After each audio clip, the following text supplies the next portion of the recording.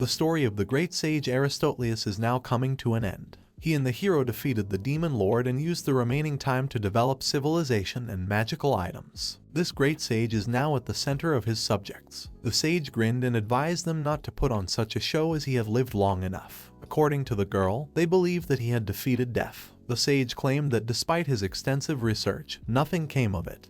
It seems that no one can escape death. I have a death wish, he said, turning to this girl, Multara. Would she be able to do it? Yes, anything, Multara said, unable to hold back her tears. If he could squeeze her beautiful melons, the sage asked. Multara slapped him because she couldn't bear it. She called him a perverted old man and warned him not to mess with her. The others in the room tried to restrain her. However, Multara kept yelling that he was the worst. He knew of her concern. Everyone started to get worried and scared. Someone asked where he was. I was satisfying my needs in this situation, the man said as he approached the sage. Then apparently began to feel his pulse. Everyone froze in anticipation. Then the man pronounced him dead. This couldn't have happened, said someone in the crowd. Was that his last stroke? But he couldn't just pass away. Everyone was in a panic. No one believed what was happening. The great sage's depravity was as strong as his desire to learn. Thus, he got what was due to him. He was killed by the force of the blow. Their family found hope in the baby they had. And Milna ripped the baby from her breast because she couldn't take it anymore. Is something wrong? Galia froze. No, everything is fine, Milna replied, but for some reason this baby makes me laugh. Galia looked at her curiously. At that moment a man came out of the room and informed them that the measuring device was ready. The family then stood up and immediately followed him into the room. Although sorcerers could use magic items to cast spells, it required mana. No matter how powerful an item is, a person cannot use it if they don't have enough mana. Therefore, the Blazel family that possessed a large number of magic items required an heir with a large amount of mana. And they were just about to measure their son's mana. The child screamed as soon as they entered this room. Galia inquired if everything was alright. Looking at his son, he assured him that he would surely have plenty of mana because he was their son. They then placed their child in this measuring device and waited. They even had to plug their ears because of the noise level of this measuring device. Galia inquired about what was going on. That sound, what is that? The man then informed them that their son's mana was equal to 3. Astonished, the husband and wife asked, is it really 3? It is simply impossible, said Galia. 5 mana is present in even the most complete idiots. The woman claimed to have witnessed 11 full turns of the needle because she could not accept it. Perhaps he had one of 103 instead of 3. That's impossible, the man said. All this in her naive mind. The great sage who created this device doesn't believe he was so stupid, so it resets to 0 after 100. According to Galia, it looks like he's right. It will take them too long to reach a decent level even if they start practicing right now. The Radel and Blazel family wouldn't put up with this garbage. He walked over to the man and ordered him to inform everyone that he had died immediately after giving birth. Was it clear to him? No one must know about this. Despite his extreme fear, the man said yes. They need to leave, Galia said, turning to his wife. At the door they were already standing. Milna then asked the man if he was sure, turning around. It was still 3, the man said. The woman slammed the door shut, stating that it was clear. The baby that shattered all expectations. This strange infant had remained in the forgotten corners of the forest. Now this child lay in his cradle in the middle of the forest. He reasoned that if he had such thoughts, he would have been abandoned as soon as he appeared in this world. Incidentally, he was once with a man who remembered his previous life. Everyone ridiculed him, saying that he was just crazy. However, since he thought reincarnation could happen, he began to research this and created a device that inserted memories and mana directly into the soul.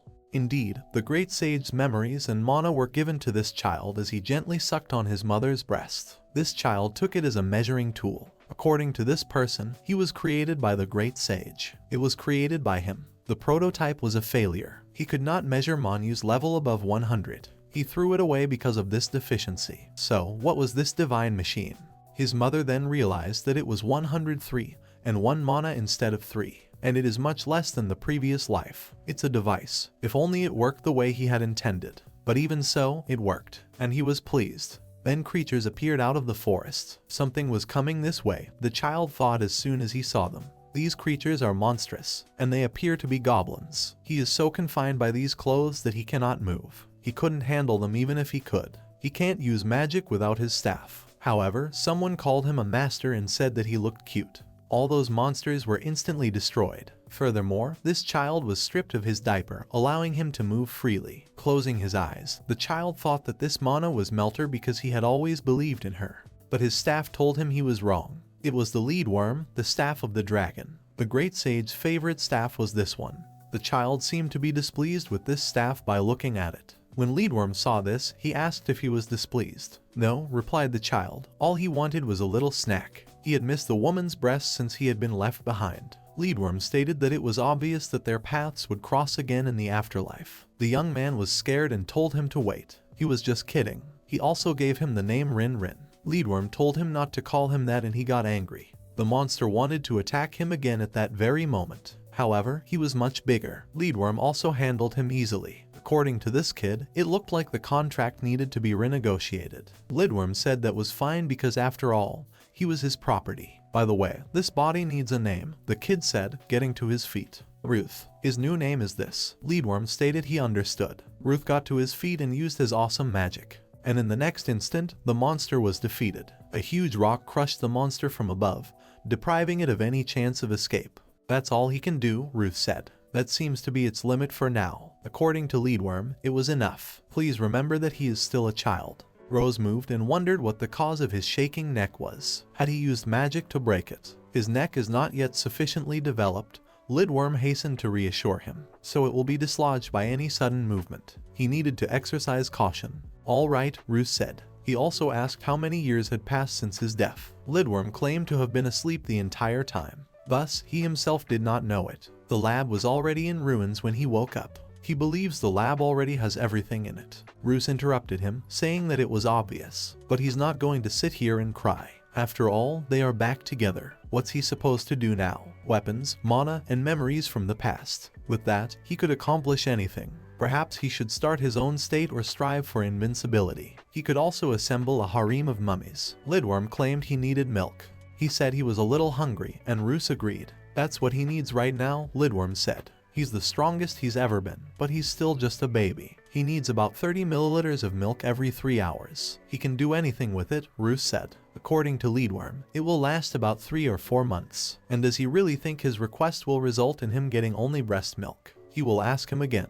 Is he sure it will be easy? Yes, Ruse said with complete certainty. Lindworm asked him to listen to him at all. Yes, Ruse replied. He would find breast milk in the forest. According to Lindworm, it won't be easy. He should just believe it and follow it, Ruse said, laughing.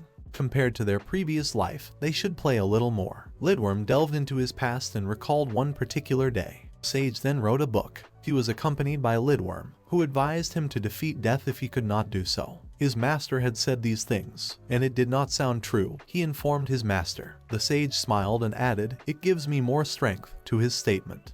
Lindworm claimed he had no idea why he was so fixated on surviving after death. Despite the short lifespan of humans, he studied everything he could. According to the sage, he was right, because he had indeed lived a full life and had no regrets. He wanted to fondle Milterna's breasts, to be honest. They're amazing. Before he passed away, he had hoped to do just that. However, no matter how much time passed, he would keep him company if he was revived. When he is revived, they should get a good night's sleep. That's what he promises him. He can become immortal in the next life if he puts in the effort. He is a great sage, so he must have faith in him. It will be easy. Lindworm spoke to the smelter after the great sage died. Are you really staying? Meltera asked. The duration of reincarnation is unknown. Lindworm argued that it did not matter. He had been promised by the master. After all, Meltera had said so, but it was only a promise. Here, such a sturdy staff would only gather dust. However, the Lindworm refused to back down and declared that he would stay. As his friend, he has a responsibility. Sleep cannot quench his curiosity, no matter how wise he may be. He died from sexual harassment, the same thing that led to his expulsion from the magical society. He tells her not to worry, that she used that blow to end his life. Either way, he would have died. He may even like that kind of death. However, he is sure she is aware of his unwavering commitment.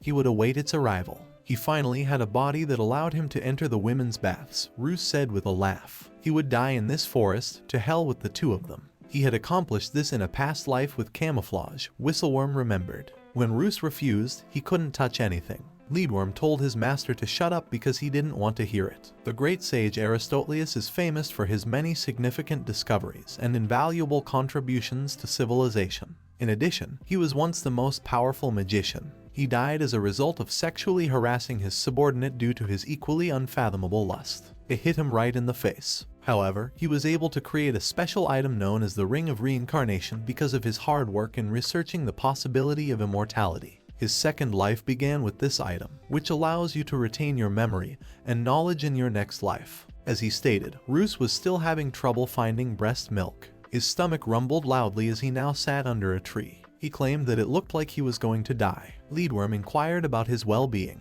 According to Ruse, he didn't seem to be doing well. He is completely empty from stomach to colon. He wouldn't want that. If he were an ordinary child, he would just cry from hunger. Let him express his gratitude. He then stated that he could use magic after he had an epiphany. He then instantly turned on his vault, believing that magic was what kept his stuff in subspace. But what was even more intriguing was that he had saved everything he had set aside in his previous life, including a huge supply of food for emergencies. That will solve problems for years to come, Ruse said with a smile. However, the Lindworm quickly flustered him by asking about the availability of milk. Ruse repeated that he was close to death. The Lindworm informed its master that it was experiencing strange bursts of magic at this very moment, and they had to do it. However, when he turned around, his master was nowhere to be seen. The monster was close, and the master suckled on the animal's chest, quenching its terrible hunger. The monster jumped to its feet and even scattered its children when it realized this. Ruse, however, held him back.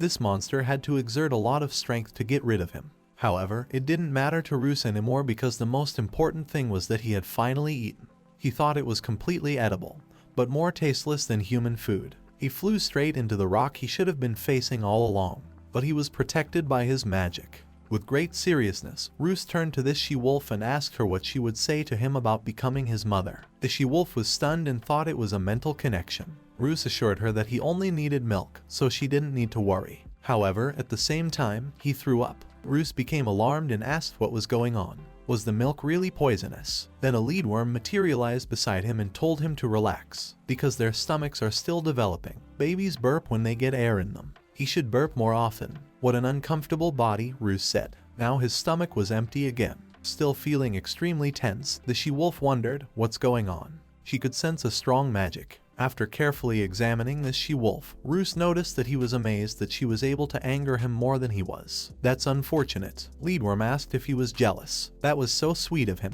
Shut up, Ruse said. That's what Lindworm said. However, he'll be able to get the milk he needs by destroying one female at a time. Right? The she-wolf got angry and warned him not to overreact. He would go as fodder himself if he even tried to lay a finger on one of her 10 adorable wolves. According to Ruse, it wouldn't matter if you added one more to the 10. How did he even come to that conclusion? The she-wolf wondered. That's what Ruse said. By the way, do I feel like there's one missing? The she-wolf immediately counted her cubs and said that one was indeed missing. According to Lindworm, nothing would change if the master joined now. According to Ruse, he discussed the same topic. According to the she-wolf, she would find her by scent. However, I then felt an excruciating pain in my nose. Is it really snot? Ruse asked. What about this sentence? She'll share her milk with him, and he'll find her wolf cub for her. Easy for him to say, the she-wolf said sharply. He has no idea how much bigger and more dangerous this forest is. He'll never be able to pinpoint a location because he doesn't have the magical wolf sense of smell.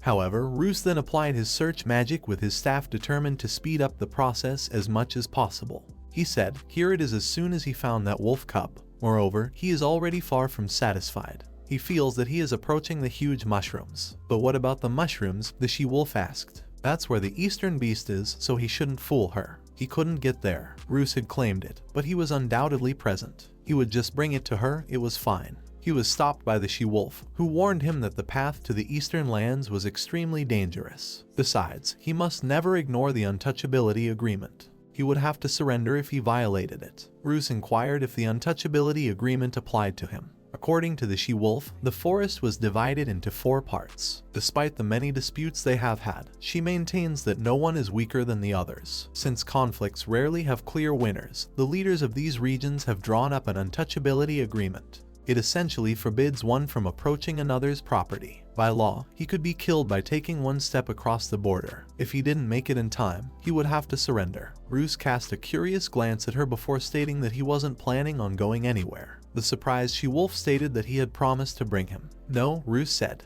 Was he the one who promised to be the one to follow? He would arrive on his own. Then he moved on to his next mania, which he called world creation, and the she-wolf felt streams of magical energy. He said it would be risky to use world creation with only a rough idea of where the desired item was located. However, he could drag the area if he knew where the intended target was. Although this can cause problems, it is enjoyable and effective. When a baby wants milk, it will do anything to get it. And this wolf cub was already by her mother's side moments later. Her order had already arrived, according to Ruse. One wolf cub returned to its mother. The she-wolf was stunned. Ruse wondered why it wasn't hers. "No, it's only hers," the she-wolf said. She believed she knew of the magic that allowed her to move with the earth. However, she didn't believe he was as big as the earth. In any case, who was this child? Ruse was immediately reminded of her hunger by the she-wolf. "What kind of horror is this?" said the she-wolf. Lindworm informed Ruse that this wolf cub had turned to face him. Ruse immediately flew up to him and asked him what they had here. There was a mushroom growing on this wolf cub's back. Ruse claimed to have felt the power of control and mind blurring,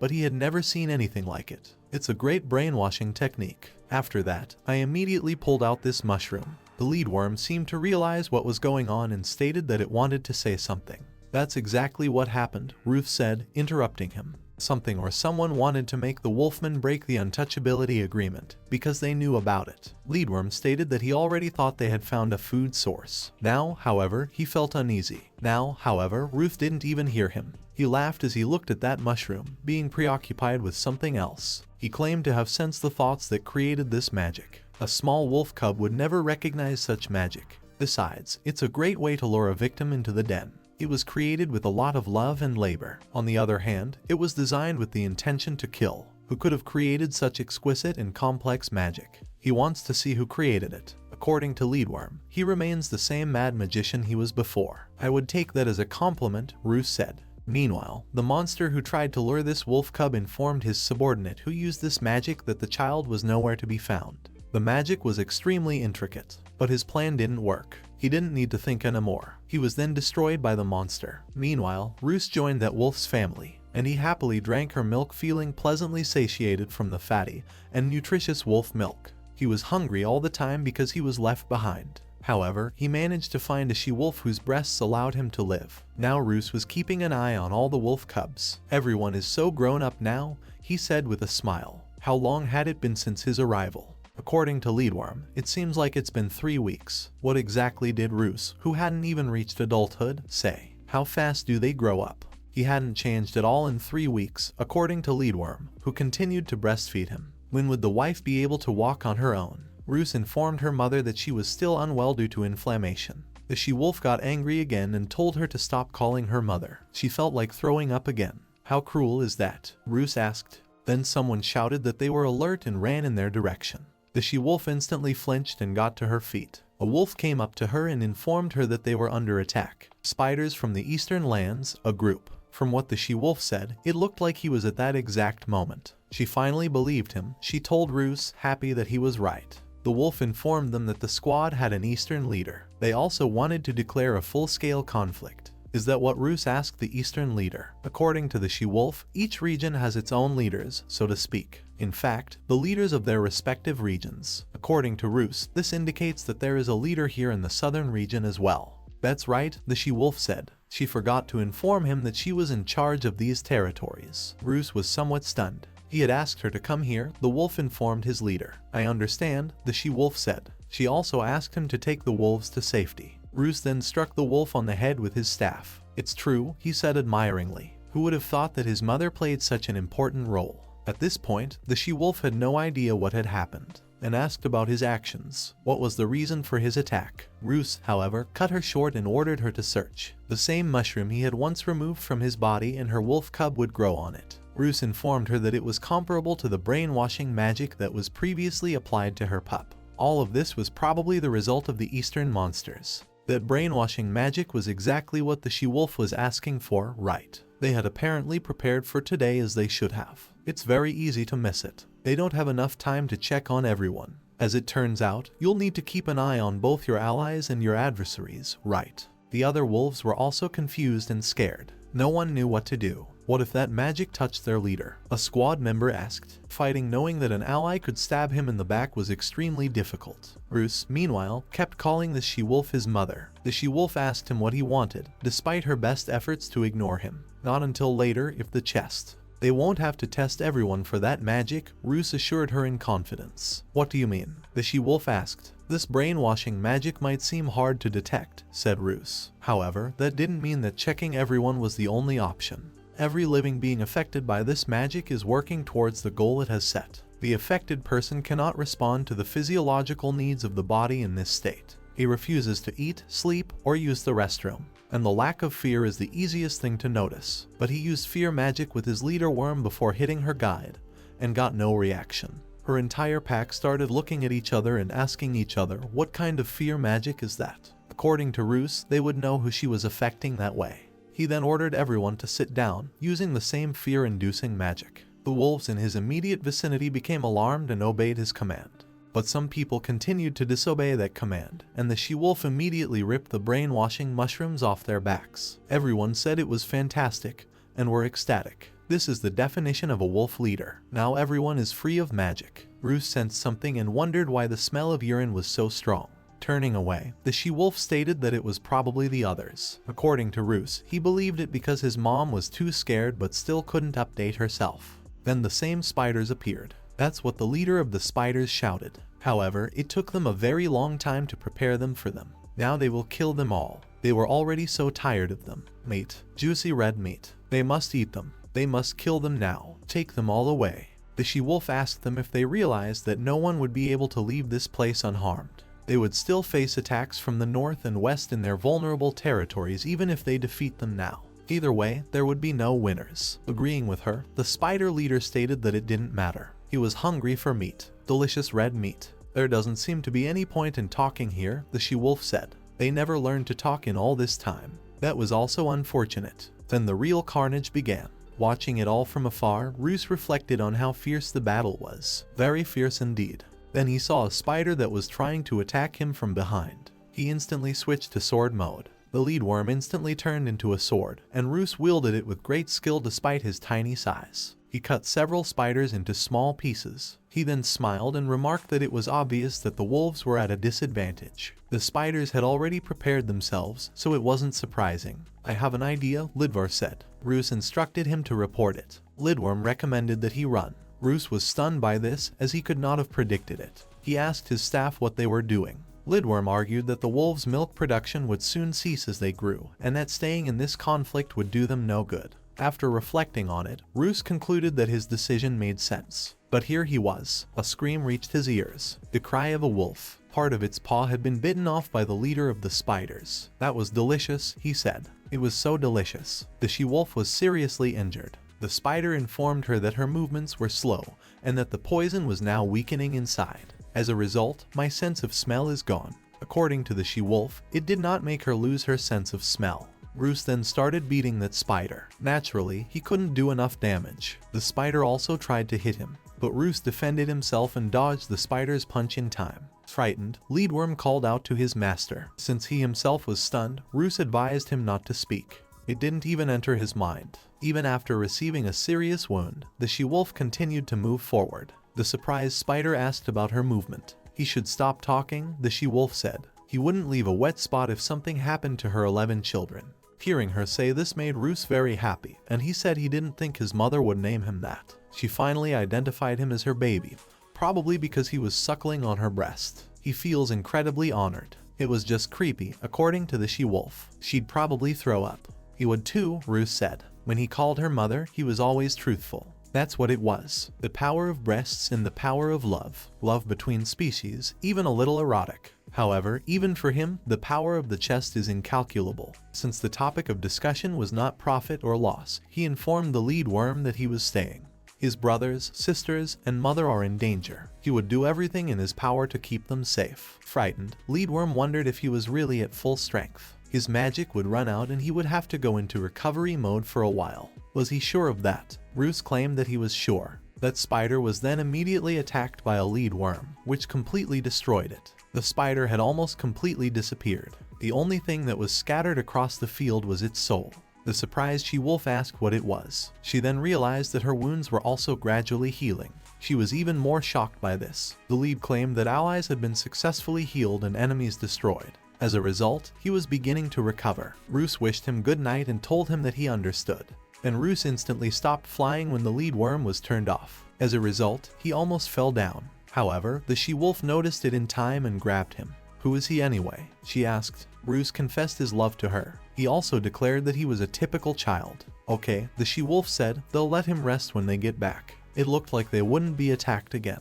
And the battle between them began after the wolf army defeated the spiders. According to one of the wolves, this young man is extremely dangerous. Either they will have to expel him from the forest, or the forest mistress will think that the pack's point of view is not important. Another wolf began to defend Ruse, asking the question, "What's really dangerous?" They would have been taken apart long ago in the stomachs of spiders if this child hadn't been born.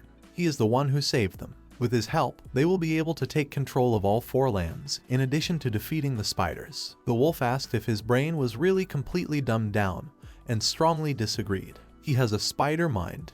Ruse had already realized his mistake after a while. He was now completely fed up and ate again. He had already declared it delicious to another she-wolf. This she-wolf smirked at him and told him that he could always come when he felt hungry. Lindworm informed his master that he was tormented by the thought of getting milk after his time spent feeding at the forest mistress was over. But they were able to get milk from the other she-wolves because of his ingenuity. This also made Ruse very happy and he said yes. Everything went smoothly. When he woke up, he was troubled by the disturbing thought of seeing him dead beside him, though Lindworm assured him that he would forgive him for his honesty. Ruse said he understood, because he was just an ordinary child when he slept. The time had come, he thought. Then he went to his she-wolf and explained his intentions to her. The surprised she-wolf asked if he was really leaving. The she-wolf claimed that he was ruining the whole wolf atmosphere in their pack, and Ruse had already assumed that many people didn't like him after the battle with the spiders. Unlike him, some people were even beginning to question her authority. Yes, the she-wolf said, disagreeing.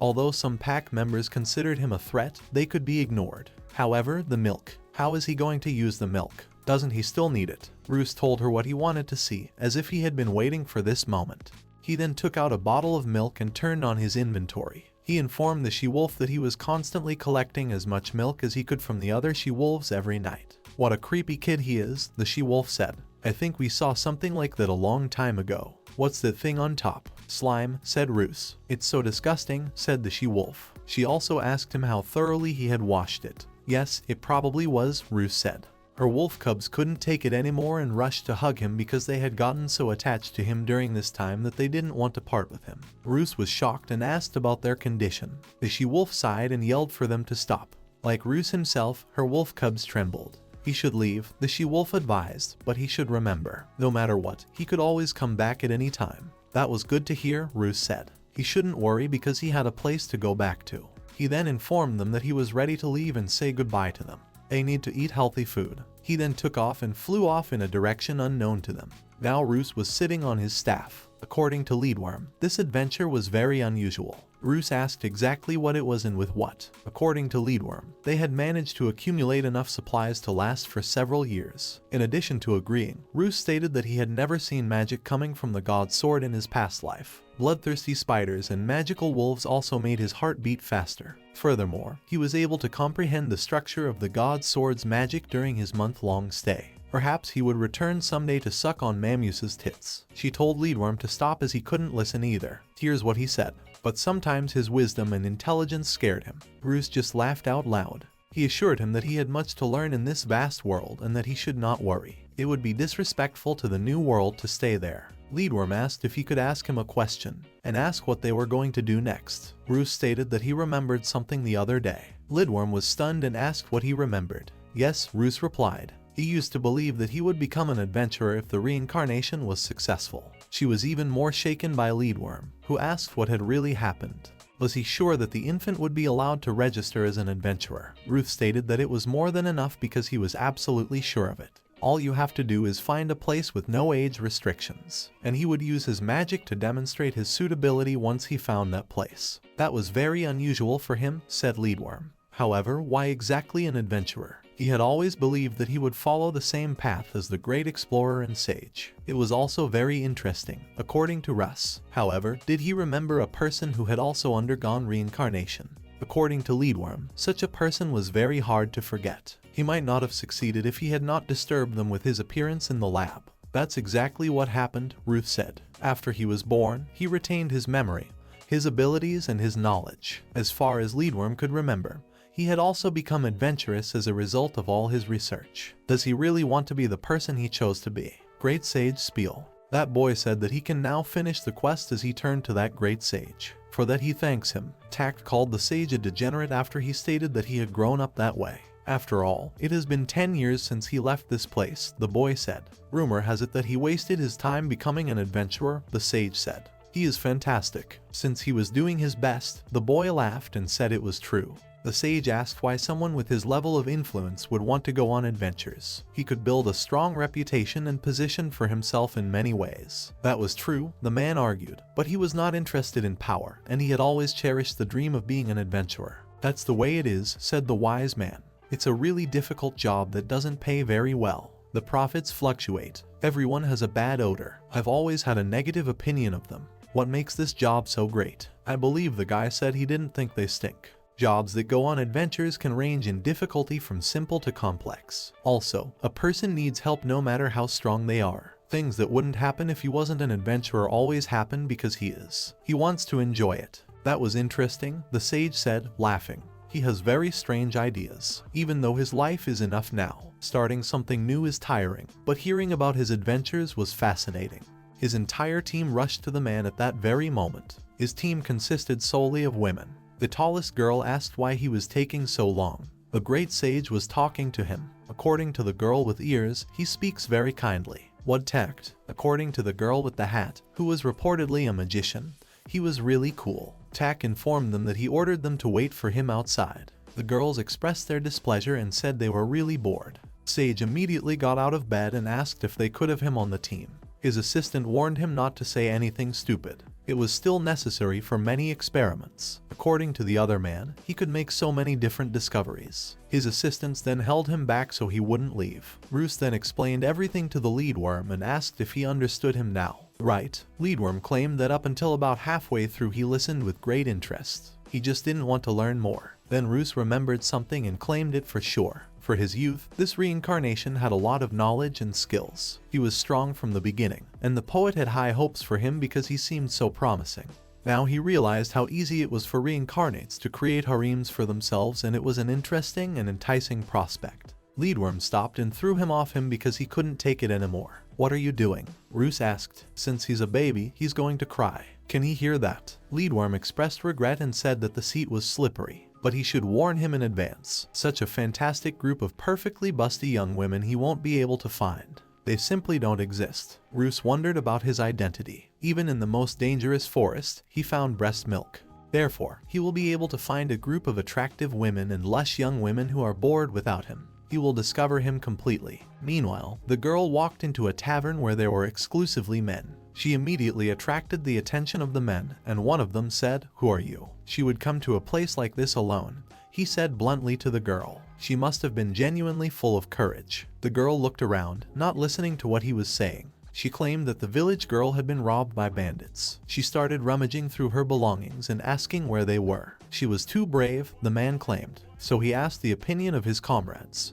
The girl said there was an urgent class quest as she rose to her feet. Retrieving the treasure, defeating the bandits, and freeing the prisoners. There's also a bonus for catching the ringleader of the trunk thieves. She held up a flyer with the same thief drawn on it. She claimed that the men's faces did not look alike. The man immediately lost his temper and demanded to know what the quest was. He also called her a trashy adventuress. What a charming adventuress for visiting such a place. Does she realize the possible consequences? Instead of answering, the girl just slapped him hard between his legs. The other guys all went silent at once, as they didn't want to feel the same way. The man called her ugly. "I'm done," another man said. A crunching sound seemed to reach his ears. After this noise, their supervisor showed up and asked about the nature of the noise they made. They were interfering with his enjoyment. Here was a lush-breasted woman. These guys informed their boss. She then put Marara down. The man asked, "What is a woman?" After looking at this girl, "This is it," said the girl, looking at the boss. The boss became alarmed and asked, "What is this really, Fauna?" "That's impossible. A guild dollar. What brought this class of adventurers here?" "Why?" the girl asked. "Why? Most likely because of boredom. For her sake, let them enjoy themselves." Pulling out her weapon, the girl prepared to fight these bandits. Ruse's parents meanwhile had another child.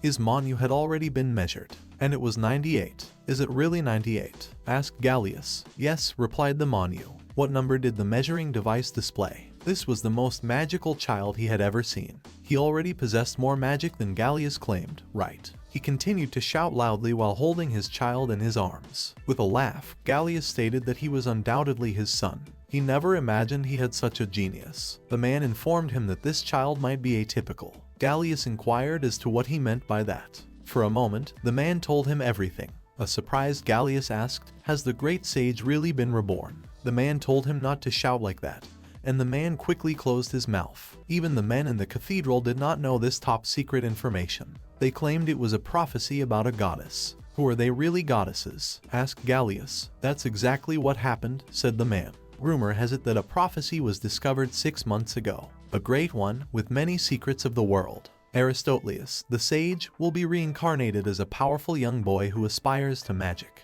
Perhaps this child is the great sage," Gallius said. Then his wife Milna came up to them and asked, "Who would have thought that this child would have up to 98 units of mana?" But unfortunately, she knows some information about her husband. She knows that the child's biological mother is a common maid and not herself. Apparently Gallius wanted to defend himself somehow, but the woman cut him short and assured him that he had nothing to worry about. They would think they were the only ones who would be associated with this child. They may have been presented with a fantastic opportunity. Ultimately, the odds are high that this is the same sage. If so, it might be worth sharing this with everyone. Their reputation could benefit greatly from it. For the Radel and Blasel families, it would be an ideal situation. Gallia was concerned about something. He said this while looking at the man. It was strange, though, because it was hard for him to realize that even he, a mage, only had 67. Besides, he thought about what would happen if the mana volume exceeded 100. One question came to mind, he thought. Perhaps the circumstances surrounding this sage's reincarnation 2 months ago were also quite similar.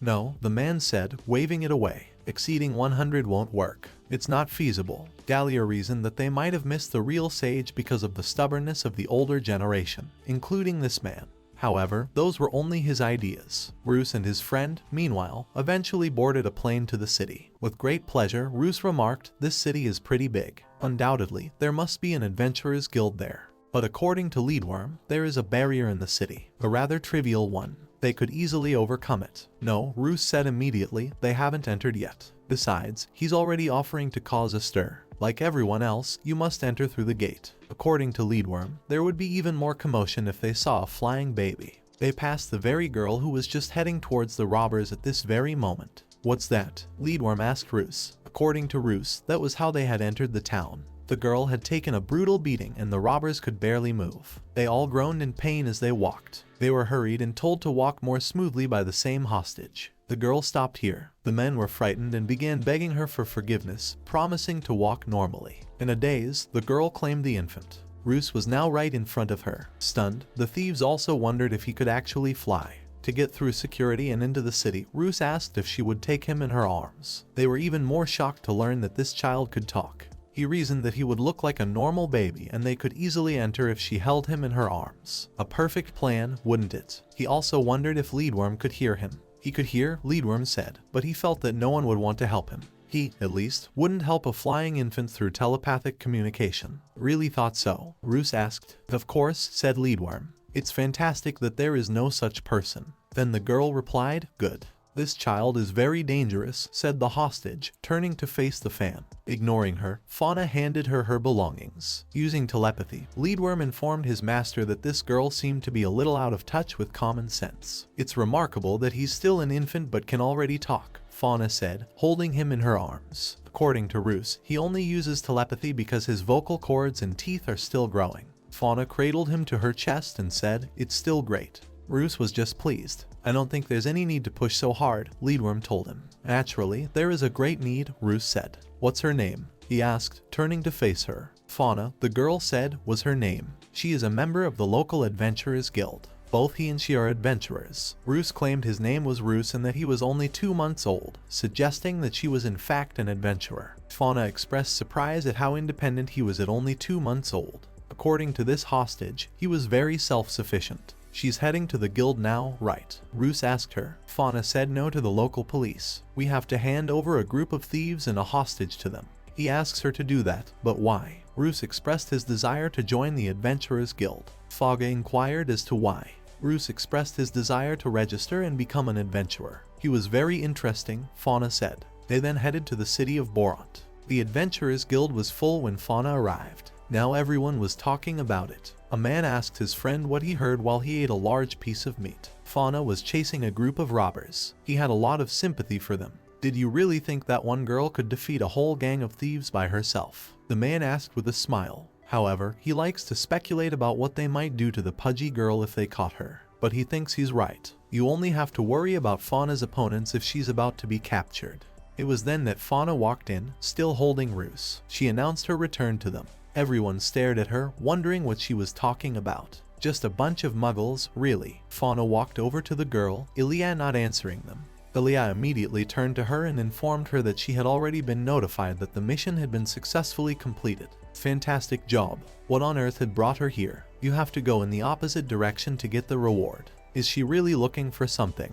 By saying, no, not me, but this child, Fauna sat Ruse down at the table. Ilya stroked his head and complimented his cuteness, and she asked Fauna about the baby's condition. Fauna stated that he aspired to become an explorer. Ilya was shocked and admitted that she didn't quite understand what she said. Using telepathy, Ruse informed her that he had come to register with the guild because he wanted to become an adventurer. Was that feasible? Maybe when he gets a little older, the girl said with a laugh. Then she realized that he had just said something to her. What is it? She asked. How could it be? Isn't it a baby? They don't know how to talk, do they? Fauna declared that wasn't interesting, because she had seen this reaction before. It feels like it should, Ilya said. While this was going on, Ruse looked over some papers on the table and said that there didn't seem to be any age restrictions, which was fantastic. Ilya, still in a state of shock, said that passing the appropriate test was a prerequisite to becoming an adventurer. Now he wondered what passing the test meant, so he can refuse it. She asked the girl. Although she had never given birth before, the girl claimed that there was no upper age limit for the test. She'd have to ask the guild head, so let her wait a bit. Ruse said he would wait and didn't mind.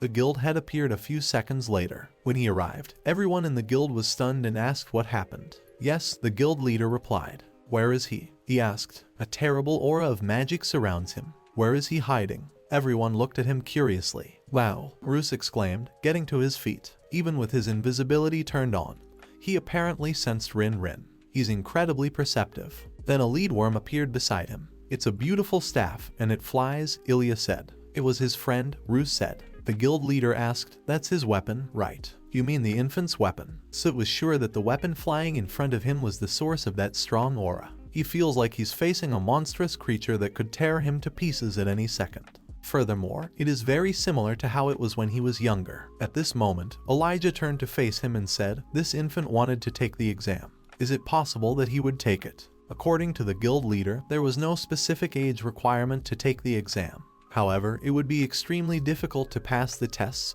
while still an infant, no matter how strong his weapons were. After he at least learns to walk, perhaps. Ruse took off at this very moment. This greatly surprised the guild leader. With lightning speed, Ruse flew around him and ended up behind him. He told the man that he thought flying would be a good way to make ends meet, so he was allowed to. That was scary for a guild leader. Scarier than himself, perhaps. He assured Ruse that he would contact him directly to be accepted. If the flying kid asked for it, it would be awkward. Fauna informed Ruse that she congratulated him. When is his exam? She asked. The day after tomorrow, according to Ruse. He'll have to sleep on the street because he has no money. So it is on the street, Fauna said. There's no way out, Ilya said in horror. He's going to look like a complete asshole. In any case, Ruse thought he had been abandoned. According to the girl, sleeping outside was extremely risky. Fauna asked him if he wanted to stay at her place for the night. Despite its small size, her house is quite spacious. Ruse thought that a typical pervert in his past wouldn't have gotten such a chance in life. But now he's an infant. Is this a unique privilege for infants? Lindworm wondered if he really needed a place to live. What is he talking about? Ruse asked. Lindworm claimed that he had survived 2 months in a forest full of various monsters from the start. He could spend the night on any bench because they were in a civilized city. That was true, Ruse said, but he would still stay the night. Give the girl credit for the suggestion. Lindworm called him an old pervert. According to Ruse, she had recommended it to him herself.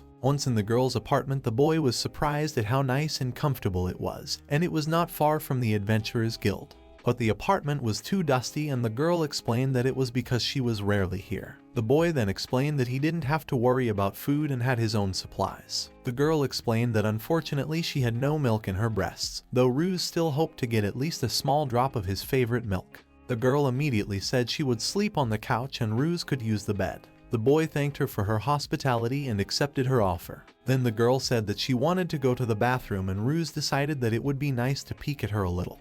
But suddenly Fauna herself offered to do it together. The little guy who had never received such an offer before and was once again glad to be reincarnated. But at that moment the magic staff shrank into the conversation and declared that he would not allow his master to do such things. Ruse once again reminded of his young age he would not be able to do what he wanted to do to this beautiful girl. But the magic staff still insisted that it was all wrong and indecent. Especially Ruse in such a young body does not yet have his powerful magic in full force and so he could be stopped and rethink his behavior. But this only caused the young lad to laugh. Ruse rushed forward claiming that he is just a little kid who doesn't understand anything and so he can do whatever he wants. But at that moment he ran into a magical barrier. The boy remained blocked and Lindworm promised to come back for him the moment the girl finished her bathroom routine. The improvised magical barrier was created very quickly and was not very durable, especially as Lindworm quickly repaired the destroyed wall. Still, it was worth the effort to break down such a magical barrier. Ruse decided to resist and reminded his magic staff that he should not argue with his master because he could pay for it. According to their contract, they could not use magic that would harm each other, Lindworm reminded him. Ruse eventually agreed and decided to just wait for the girl to finish taking a bath. But then he blocked his magic staff and decided to trick him. Lindworm advised that he was underestimating because he would be able to deal with this problem quickly. Ruse explained that he only needed to win a few seconds to draw another staff from his inventory. Soon it did and it surprised the Lindworm, who did not understand why risk his life for the sake of being a few minutes next to a beautiful girl. A few seconds later the passage rattled with an explosion which Fauna took it as a normal firework and continued to enjoy the warm water. The girl thought the child was very unusual, although from the looks of it he was an ordinary infant. But his achievements during the battle with the goblin head were incredible, and that makes him a very independent child. The Great Phantom Mountain is the main headquarters of the cathedral. The parents went to Her Holiness and explained that their son Hank showed an amazing number of 98 units in the meter. And perhaps this unique child was the reincarnated sage of prophecy. It was this child who attempted to reproduce the magic that indicates his vast potential. But the girl stated that she was certainly sorry to admit that this child was not a reincarnated great sage. The father was indignant at such words because the number of magical abilities is huge. The girl replied that the number of the great sage was 0. According to the prophecy, the time and place of reincarnation do coincide and perhaps the parents did not mention one more child. At this point, the parents pondered the girl's words. Just at that moment Ruse found himself in the bathroom and embarrassed the young girl with his soiled appearance, who stared at him intently, while Ruse sweetly fell asleep next to the beautiful girl. His parents resented and argued about the mistake they had made and left the child in the forest while he could have given them new opportunities. The quarrel was getting worse by the second and the parents blamed each other for abandoning Ruse, and now after so much time they could hardly find him. When the mother calmed down a little, she said that if they had even a small chance, they should continue the search, because that little child was a great sage. The parents decided that if the child had really survived, it was likely that he was now living in luxury and prosperity. But in the meantime, Ruse enjoyed the warm water and the intimacy with the beautiful female body. The guy was thrilled when Flora decided to leave him for a few days to fulfill the quest and explained that the guy could live in the apartment during that time. Ruse's only regret was that his childish body didn't allow him to get closer to the girl. But then he started talking to the Lindworm and told how he managed to create subspace with his powers. After that, Ruse found himself in the Adventurers Guild and everyone was surprised that such a child was taken for the exam, because all the other applicants were much older. The girl examiner said that she didn't know who would be responsible for the little child if he started crying during the exam and demanded that he be taken away immediately. But Ruse insisted on his presence because he wanted to take part in the exam. This only irritated everyone present, although the boy was not surprised by the reaction of others. The girl examiner was furious and held back her emotions. In the end, she said that soon the exam will begin and so everyone should calm down and no longer pay attention to this stupid child after all. The head of the Guild of Adventurers allowed him to participate. The first exam was written, and according to the conditions, it was to test the basic knowledge of survival and fighting with different types of opponents. Ruse began to realize that the concept of basic knowledge in his past life, and this had changed a lot. But anyway, he decided not to worry about it and concentrate on the answers. Ruse realized that he could use mind-reading magic and read the correct answers and perform this part of the assignment perfectly. It was also a surprise that the difficulty of the questions were much different from those of the other students. The girl examiner appeared at the guild head and asked why the infant was present at the exam. The guild head explained that this guy had already proven his strength and ability, but he couldn't give him special treatment and so sent him to the exam. The girl examiner was surprised because she had almost never heard the guild leader praise anyone or praise his abilities so highly, which meant that she was going to have a lot of fun. That's why she offered the guy the most difficult test. Ruse of course understood her intention and decided that he was pleased when the girl paid such attention. After all the applicants began to read their answer sheets, the examiner began to read the results of the exam and finally reported that Ruse had done his task perfectly. The boy said that the last question was very difficult and he had to think for a long time. But in the end he was able to solve everything correctly. The girl examiner promised that his telepathic connection would not help him too much in a real battle, because he would be caught off guard by panic. But Ruse did not agree with this opinion. Of course he was going to prove to the examiner his strength and ability during the next task, which was already almost. The boy behaved absolutely calmly, and that annoyed the girl even more. Ruse enjoyed his superiority and only laughed when he saw how annoyed she was. In the end, the chief examiner gave everyone the cards and explained that each applicant for admission to the guild must get to the intermediate points indicated on the map and pick up labels from them and then reach the finish line. Of course, along the way there will be monsters to deal with, but in case they cannot cope, they will have to turn to the observation fly and call for help. After that, a rescue team will go to them. The girl placed special points on the route of Ruse in such a way that he absolutely could not get to the finish line and hoped that the narcissistic guy will fail during this exam. Shortly after the exam began, 3 challengers gave up and there were only 10 people left on the route. Lot then explained that he would be acting as an assistant for the exam with his sister Lana assisting. Eventually, it was time to move on to the practical test, before which the students asked for some time to rest, but of course were refused most firmly.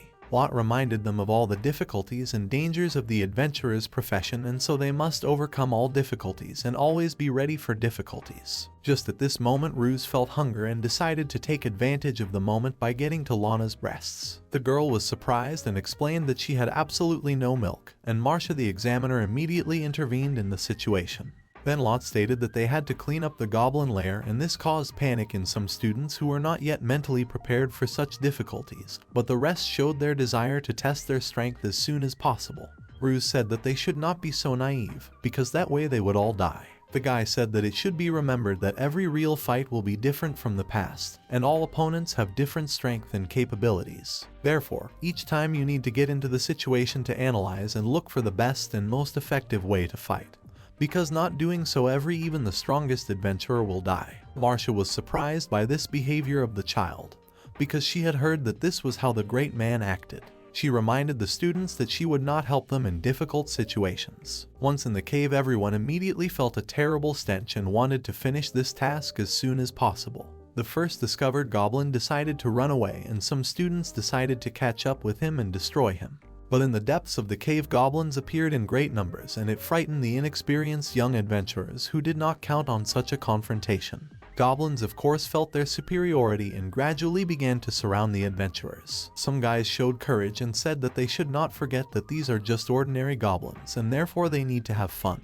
After a few seconds, the fight between Ruse and Marcia looked like a chaotic brawl. Then Marcia said that Ruse should not rush to interfere in the fight, because he was very small and could lose his life from the first blow. Ruse, of course, had guessed that Marcia had expected to find an ambush in the cave and had brought the students here on purpose. But she had been foolish to think that she could control the situation during the exam, and now she was trapped, because now a huge hobgoblin had come to them. Marcia said that there was nothing about this monster in the report, and she had not counted on such danger. Ruse asked if she would go to protect the students, and now her own life was in danger. The girl did not hesitate to rush forward, and Ruse thought that it would be terrible if the guild knew about such a stupid event, and especially about the death of 10 students. Marcia realized that Ruse was indeed right, and the goblins had learned to plan their ambushes and act in an organized manner. Just at that moment, a goblin attacked her from behind. The girl felt a powerful blow and her body was stained with blood. All the students were shocked by such a defeat of the main examiner, because she was the strongest among all of them.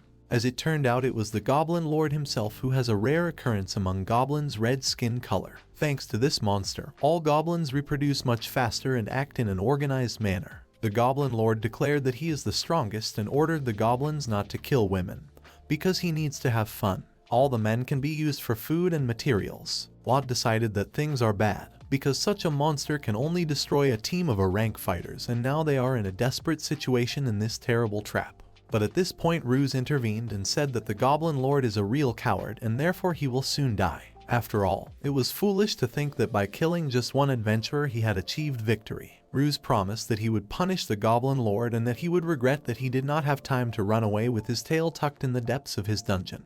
Especially to destroy a pack of stupid goblins is enough to crush their arrogant leader. Ruse said that in fact the Goblin Lord had fallen into a trap and he would soon answer for his evil deeds. The person taking the exam asked him what he was doing. He would have to back out. According to Lana, Lord Goblin would be difficult to deal with even in a class. However, Ruse did not react to them in any way. The goblins themselves were in no hurry to interfere, and he appeared before the Goblin King.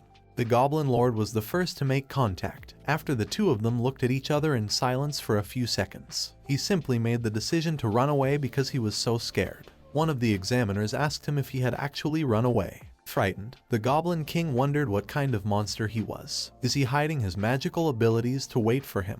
All he has to do is manage to run in. He will create his new clan. Yeah, far away, where he won't find it. But immediately, Ruse was already here. Before he could hit the Goblin King with his staff, he flew with him. The Goblin King had no time to respond. As a result, he was hit hard on the head and thrown aside. They found themselves back in the clearing where everyone else was. Once again, everyone was caught off guard. According to some of the guys, he was scared. Has the Goblin Lord returned? Another man asked. What's going on? The Goblin King was already trying to stand up when he heard a child's laughter behind him.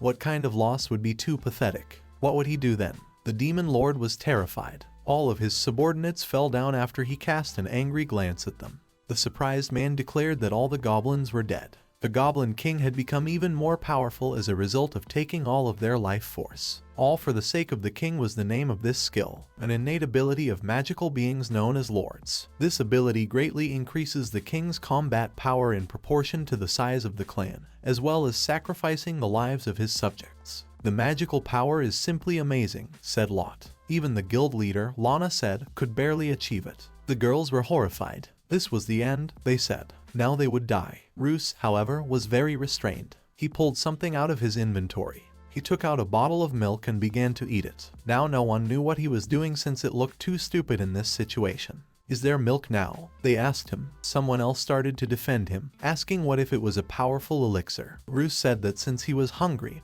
it was just breast milk. Taking advantage of this, the Goblin King pounced on Ruse. Ruse kept his composure and continued to drink his milk. He actually asked what he wanted to say, forgetting what he had planned to say. At this moment, the Goblin King was already preparing to strike him with his weapon. However, Ruse simply raised his hand and destroyed his weapon without even touching it. Compared to the ability called All for the King, the Goblin Lord with 100 million man army he fought with in his previous life, he said as he looked at the Goblin Lord. He was seriously startled by the feeling of hunger. This was delicious. Then with one move, he overthrew that king. At that moment, everyone rushed towards Marcia. Despite her severe injuries, the girl was still alive. The danger is over, someone said. Do you need a recovery spell? No, according to the other, since there is no longer such a wound. According to Marcia, it was a good ending. Most adventurers die like dogs. Before she dies, she celebrates a beautiful sight. Then she asked if he agreed. That was her truth, Lot said. Marcia asked him to tell Dolia that he would forgive her for leaving.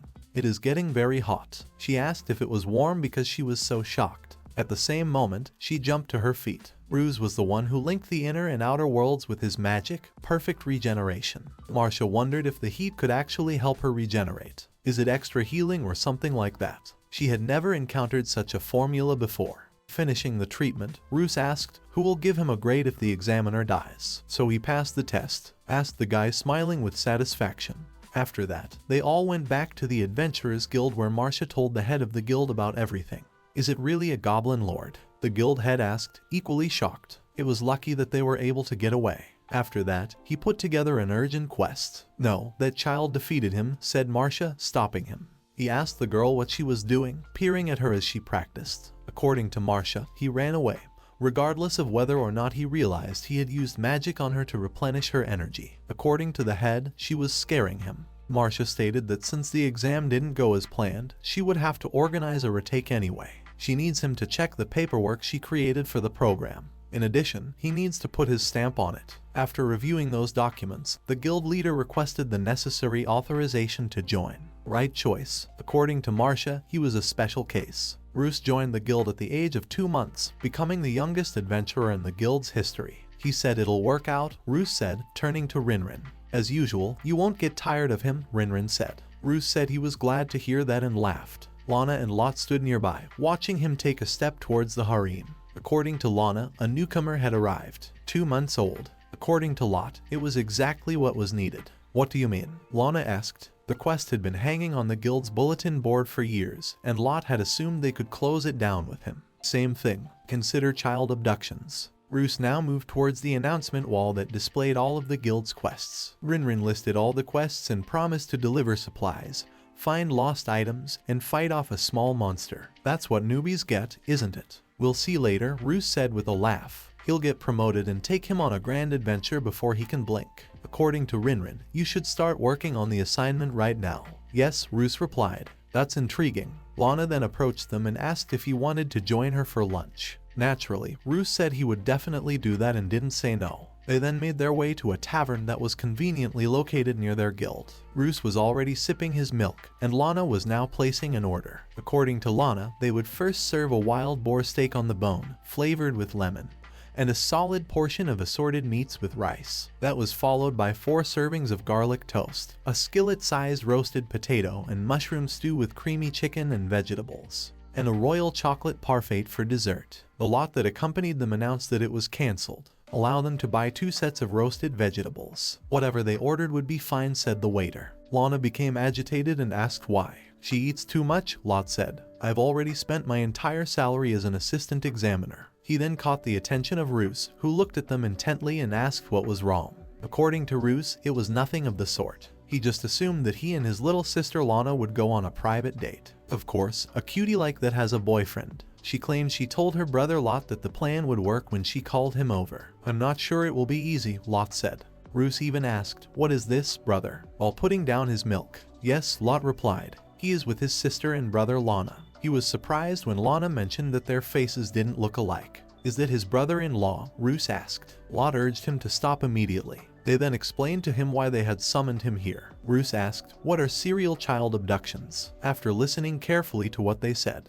According to Lot, the city is not peaceful. However, it started here a few years ago. Adventurers are looking for such criminals, right? Asked Ruse. Isn't the city guard responsible for that? According to Lot, the case wouldn't have much priority until the bodies were found. At first, they thought they'd figure out this quest quickly, according to Lana. The newcomers completed it in the first couple, followed by the class adventurers. Who's a class adventurer? Even Anne. In the end, they didn't get a single clue. The fact that no one is demanding a ransom is strange. The kidnapper's purpose is unknown.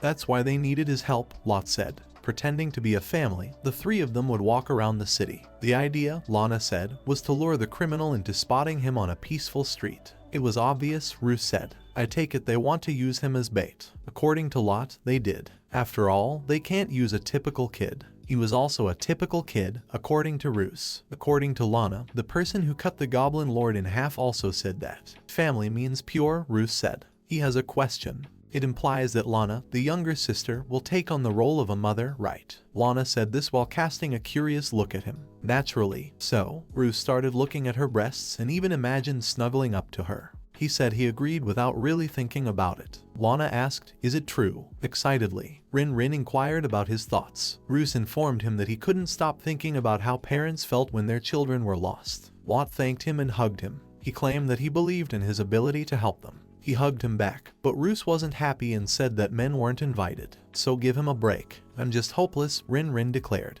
They then walked out into the peaceful street and began to act like a family. Lot informed them that they needed to get home before dark because they had already finished shopping. I agree, Lana said. They really did look like a real family to Ruse, who was now in a stroller. Would they just hold him in their arms? Lana asked what it was as she turned to face him. He was furious and thought it was a perfect example of kidnapper bait, but he still used telepathy to reach out to them and share a thought. They're both pretty strong, aren't they? He hadn't seen them in battle, but it was good to hear, Lana said. Why then? According to Ruse, the story would be long with all the details. Or, perhaps, Lot didn't understand him. At least they seemed strong enough to make money in the field, according to Ruse. According to Lot, he had no desire to follow in the footsteps of Fauna and Marcia, who were martial adventurers. All they are doing is paying back the city that saved them. After the monsters killed their parents, there was nothing left of the village, and the local explorers helped them when they had already decided they were done for. After that, they ended up in the town's shelter, according to Lana. However, it was fantastic there. They have to present it to Director Brett after the quest is over. Watt stated that they must identify the criminal immediately. Even the number of days it would take was unknown to him. They then turned their attention to Ruse, who was rewound with some ropes. They were stunned. Ruse was then pulled out of the baby carriage by these strings. This was Lot's question. What else is this? What are these threads? Lana asked. Lot drew his sword and began to cut these threads. However, they proved to be incredibly powerful. Then, unable to take it anymore, Lana used her fireball magic. However, even the spell was ineffective. What are those threads? She asked. Ruse thought that the spell known as Magic Thread had improved her. Theoretically, it couldn't be broken by magical or physical attacks if it was really her. If he changed the magical formula that created that theory, that is. That's what he did, and then he broke free. He attacked the man, pulling out his staff. When Ruse saw the man stealing children, he thought that kidnapping children was a completely minor form of violence against the weak. However, it is very much so. Lot and Lana then rushed over to him. They asked about his well-being. For a moment, Ruse turned away from his opponent and spoke those words. However, he could not find him there when he wanted to look at him again.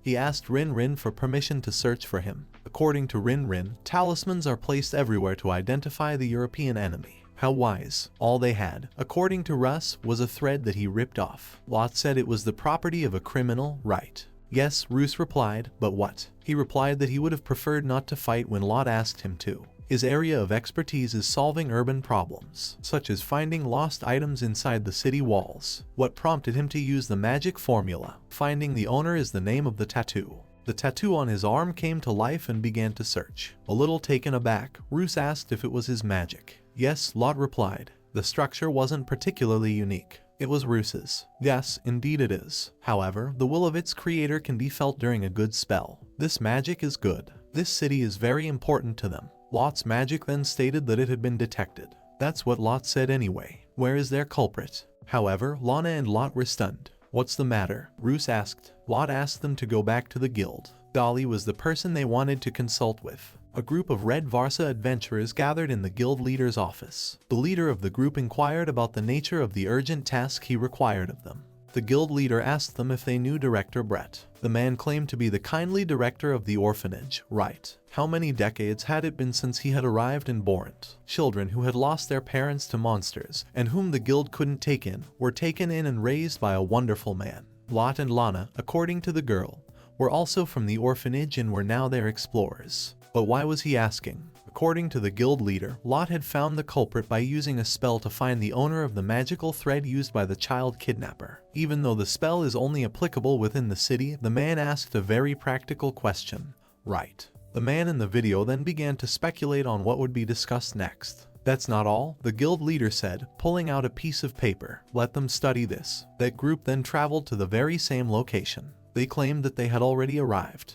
That very shelter was where they were. One of them asked if this was some kind of mistake. According to Badak, he also owed a lot to the director. He was not one of those with that ability. The shelter director then approached her. The whole team was present, he said, glancing at them. Asking Badak what business he had with him, he turned to face him. Badak stated that he understood. The children then rushed to the principal's office. The principal was instructed to look at the little boy holding the butterfly. The butterfly was indeed beautiful. It's Badak, the little girl said. As usual, moody. The principal told them to apologize. According to Badak, everything was fine. Are they really here? The girl asked. Kidnapping children. I don't know, said the man. Their parents are not allowed to accompany them. According to the principal, he asked them to come in. They refused to communicate across the threshold. Badak recalled talking to the guild leader. who informed them that there was more to it. Let them study it. Badak was shocked when he picked up that piece of paper. The guild leader claimed that when he tried to forward the thread to the Monar Research Institute, he was able to get one match of the magic imprint with the person listed in the database. You shouldn't even consider an opponent of his caliber unless you have a license. In addition, they must be prepared. This quest will require a unique strategy. He was a criminal who has been kidnapping babies and more here for years. The world is looking for him because he is a serial killer. Zelgius. They must catch him, dead or alive. The headmaster then took them to his garden and asked about the topics of their conversations, wanting to find out the details of the whole affair. Ruse was abandoned in the woods when his biological parents arrived. They had a whole search party with them. Milna asked her husband if he had really left him in that place. Yes, replied Gali, he was sure. He also instructed his men to look for any evidence. They then made an intriguing discovery. The hole was huge. It felt like a meteorite had fallen, Gali said. Then the same she-wolf that had been feeding Ruse materialized behind them. The search party was terrified. The southern lord of the Forbidden Forest, the man claimed. But why was he here when they hadn't gone deep? Then her wolf cubs appeared. Gallius had already prepared for battle with his wife. Then the she-wolf and her cubs smelled a recognizable scent. Sniffing Gallius, they found that his scent was identical to Ruse's. They then climbed up to cuddle him and began yapping happily at him. A surprised Gali asked where they were. They had lost the urge to kill. Why? Milna asked. She turned to the she-wolf, who gave her a fierce look. Then she called out to her children and believed the child ran away in desperation. I take it she followed him into this forest. Well done, mother. She announced their departure to her wolf cubs. They didn't just notice such strangers. Milna questioned if they were actually saved. The man declared that all was pointless and invited them all to return. And it might not work next time, so they had to leave. He was supported by another man who said he agreed. The child had been dead for a long time. Milna didn't like them, called them bald cretins after looking at them. She asked her husband what was wrong by looking at him. According to Gali, the other monsters in his path should have fled in their direction if the leader of these lands had emerged from the thicket. And yet this place is eerily quiet. What's going on? At the same time, the director of the shelter questioned Badak. What did he want to discuss with him? The suspicion of serial child abductions in their town was placed on Badak, who said he would speak directly to the case. What is he saying? The principal asked, laughing loudly. This is impossible for an elderly man like him. Moreover, even if there are no kidnappings, there are many orphans in the area. Why does he need to do all this? In a quiet voice, Team Badak's team member admitted the truth. This crime doesn't have to be committed by the principal. Badak then made the decision to ask him another question. He asked him if he had ever seen something like this before, pulling out the same thread.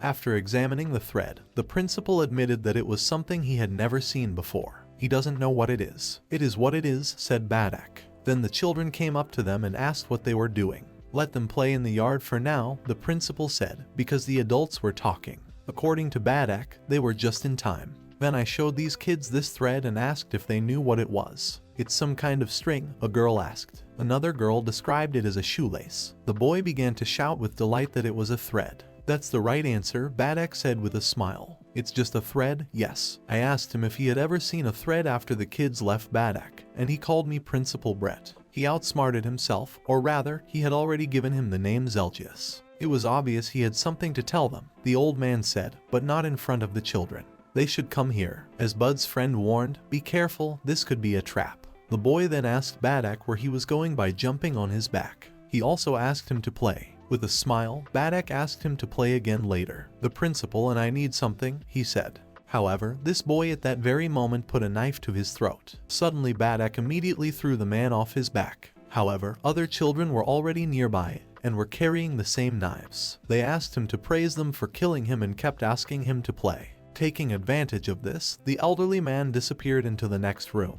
He couldn't hide, the girl told him. Subsequently, the same threads completely destroyed the wall of the building. There are no hiding places, the elderly man asked. It should have been him who spoke. They were all going to die. Badak ordered his group to try not to harm the children as he prepared for battle. He had asked the impossible, the girl informed him.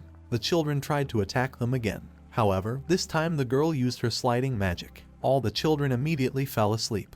The sleeping magic was excellent, the elderly man praised them. However, since he wants them to gain combat experience, it's not a problem. He thinks she should leave them now. He then wounded that girl. However, her wounds began to heal immediately. The girl thanked the man, who was also on their team, for helping her. "No problem," Hilter said. "His name is Hiller." The elderly man urged the children to remember that Hiller must be eliminated first. 2 children jumped on this Hiller at this very moment. However, Hiller raised his arms and fended off the children's blows. He also claimed to be a tank. An elderly man asked what exactly was wrong with him. Another girl attacked this elderly man at this very moment, but he was able to wound her and repel her attack with ease. Badek was all that was left. Clutching his sword, he rushed at the elderly man, intending to make a decisive strike at his opponent. However, the old man's magic prevented any of Badek's squad from moving. The girl asked what was wrong. Was she immobile? According to the older man, it was feeding time. Lot and Lana meanwhile waited for news from that squad. Lana said there was silence. "How are they doing?" Lot told her to trust them. He was going through the book now. They should also find out the intentions of Director Brett's motives. Any way you look at it, the situation is strange. The principal has been in this city for 30 years even if he is a straight Zelgius. Why did he start kidnapping children out of nowhere in the past few years? Then Laguna recognized something. She also informed her brother that the book he took had a secret. The next book was moved and a secret door opened. "Is this really a basement?" Wana asked. "What a surprise," said Lot. Downstairs they found a room that bore a striking resemblance to a laboratory. There were a variety of different flasks and strange contraptions. Lot asked what the magic formula was, noticing a drawing on the wall. "I've never seen symbols like that," Lana said. She asked what it was as she began to scrutinize everything here. Was it a monster's hand sewn together with another monster? "This is a huge room," Lot said as he opened the door to the next room. However, he was shocked to see the monster when he walked in. Lana, also horrified, asked what it was. "Is it a huge spider corpse? Could it be mushrooms?" Lot wondered what was actually under the shelter. After a little thought, he stated that we need to go back to the Red Wars. A special license is required to apprehend a dangerous criminal, but it doesn't matter anymore. Asking the director is a good idea. Grab him and question him about everything. Meanwhile, the old man grabbed a bunch of Badek. "What?" he asked with a smile. "How then?" "Don't move. He could easily kill them. They are like butterflies caught in a spider's web. But let the children do it, if that's what it is. They should know what it feels like to take a life." Then he turned to the children and said this is their first task. They must do 10 stabbings so that the last one will be the one that kills them. Badek yelled at them to stop. According to Hiller, it's pointless as they are brainwashed. The old man grinned again. However, he was yanked off his cloak by someone behind him. "Such a child should be locked up," he said. "Who else is he?" he asked Ruse as he turned around and saw him there. "That was strange," the surprised old man said. "But he must have recognized the faces of every child in the orphanage." At that moment, Ruse grabbed him even tighter and threw him over his back. The old man slammed his back against the ground. However, Ruse continued to throw him after that. Soon, he threw the old man out of the building, causing him to break through the wall. The old man was scared and puzzled. What had already happened, he wondered. Had he really been thrown out? What is the nature of this force? Who is this infant? He should pull out his magic thread, Ruse said, flying up to him. He had never used this style of combat before, so it was really weird. He should go after him with all his killing intent. Babies are very impatient, so let him move quickly. The old man immediately jumped to his feet and activated the same threads. Ruse easily avoided all of his attacks and was happy to see them again. According to the old man, there was no way he could get him. Ruse, on the other hand, fully acknowledged his attacks and said it was obvious now. He couldn't stop wondering why he used a magic thread suitable for traps as a whip. Hence, there's a slight difference in mana consumption at the ends, right? Obviously, it's a very amusing concept. Ruse almost approached the old man, though, if he continued to approach like that. Ruse instantly ran away when the old man tried to attack him. "You can also quickly wrap a thread around your arms to strengthen your body," Ruse said with a laugh. "Very creative," Ruse said. The old man called the children because he couldn't take it anymore. The children were also able to surround Ruse with these threads. The old man told the child that he could enjoy the art of killing with the thread, which was his life's work, as much as possible. All the children attacked Ruse at the same time. Ruse was able to avoid all of their attacks with ease. Furthermore, he assessed each person's attack and declared it obvious, kidnapping the children and brainwashing them to lose their forest sense of morality. I take it he's trying to teach them his deadly methods. That's exactly what the old man said. It would be an indescribable loss to lose this art along with his generation. However, many children did not receive the training needed to improve magic and ran out of energy in the middle. He resorted to kidnapping because he couldn't get enough of the orphans from the orphanage. Their daily lives would be given meaning by his unstoppable art. He understands, Ruse said. He agrees. The old man was stunned by this. However, things don't always work out the way he wants them to, Ruse said, flying up to him again. Once upon a time, there was a great sage who created incredibly powerful magical formulas and artifacts. But over the years, his knowledge and formulas had become so distorted that they had lost their original meaning. Moreover, even his failed inventions are honored as sacred. What a shame. The old man asked him what he was talking about because he didn't fully understand it. According to Ruse, he also discusses technology transfer, the creation of receivers, and how it will completely change in a few hundred or thousand years. It will be stated that those with bad movement will serve as the basis for Zelgius' divine fist. The old man became angry and warned him not to laugh at him. He then used his threads again and this time managed to catch Ruse. He was caught, the old man said, laughing. However, he was surprised when Ruse grinned and said, "Great." He had thought it through. Time to do whatever needed to be done. Rin appeared and asked what he thought was the most effective method of killing. "This staff, is it really that one?" The old man asked the children. "You have instructed them to destroy this staff." The children immediately began their threat attacks on that staff, but it didn't go as planned. It didn't move at all, according to some of the boys, and all the children fainted afterward. What's going on, the old man thought. Is the magic thread really under his control? That's what Ruse had said. Naturally, he had no experience in this field. Even though he called it the most powerful killing method, he was powerless to stop the fact that he had broken the magic thread by changing its formula. The formula of the defense spell and the individual mana binding for manipulation had to be added immediately to name the technique that had been refined since that incident. Otherwise, a strong opponent who figured out the formula would simply take away his weapon. And Ruse did just that. Although he had no other choice, the old man felt that he couldn't use it all the time. He took out and put on his mask. I think Ruse asked him to increase his magic power while being a bit stunned. But this isn't human magic. The old man grinned and explained that he activated the monster's power using the mask. A lot of magic was absorbed by the sword of the eastern ruler of the Forbidden Forest who was a god. He creates any enemy by combining that power with his deadly art. He was interrupted by Ruse who said, "Is that the eastern ruler?" He claimed to have defeated this spider when he was 2 weeks old, remembering that battle in the forest. The old man paused. "That's why I thought I had encountered it before," Ruse said with a smile. "What can I say about the previous scent? From the magic he used to indoctrinate the children. It brings back memories." "Did he really win?" the old man asked. "Does he really want to claim that he was the one who faced the monster?" According to Ruse, he should finish the day since he seems to have gotten all he could out of it.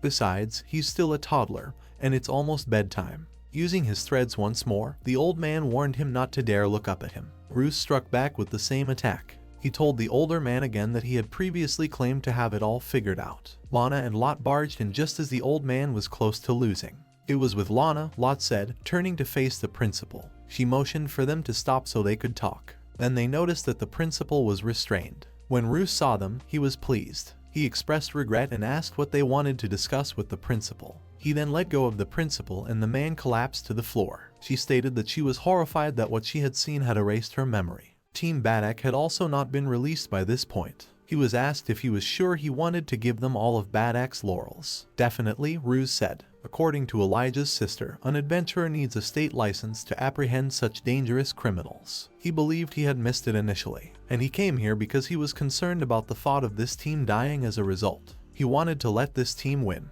Why did he also like the opportunity to observe exciting technology? Then they called him over and asked him to come upstairs for a moment. They showed him this enchanted symbol while he was in that very basement. Lot claimed that he and Lana had never seen such a magic circle before. It was possible that he knew him. Ruse claimed that this magic circle opened the gates of movement, despite Lana's opinion that it was strange to ask a 2-month-old child such a question. Only to the person who drew it was true. Besides, it was drawn about 5 or 6 years ago.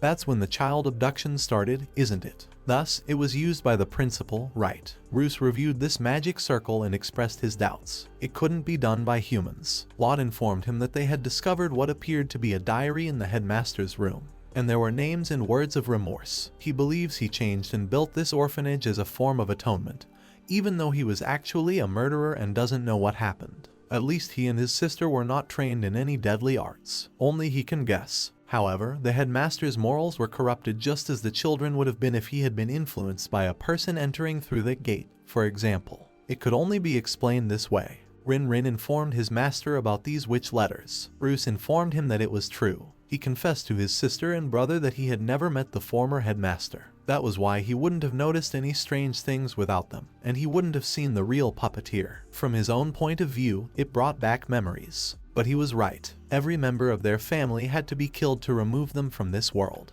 Would they be able to survive to witness this period? Demons, damn them. The girl had been captured by the monsters, and now she sat in their lair. She remembered how it all happened and was scared to death. She thought she was the epitome of bad luck. They said that all the time, but it was more likely today. Today was the worst day of her life. Nevertheless, the girl ran away and tried to hide from the monsters. However, her joy was short-lived. It all started when the cattle escaped in the morning, just before they were supposed to leave, and the whole family caught them. She ran after the cart, left without breakfast, only to find that she had forgotten her things. I was sitting in the far corner trying to deal with my sadness when I heard a strange cracking noise. The girl had gone straight to the monsters for dinner as soon as the cart split in two, and here she was in this creepy and frightening place. This is definitely the end, the girl sobbed. She's going to die here. She will undoubtedly be eaten, deep fried or threaded on a spit and roasted, or they could start at your head and eat you alive. The creature informed her that they would spread it on bread, turn it into a meat patty, and eat it. They have exquisite taste, the girl said.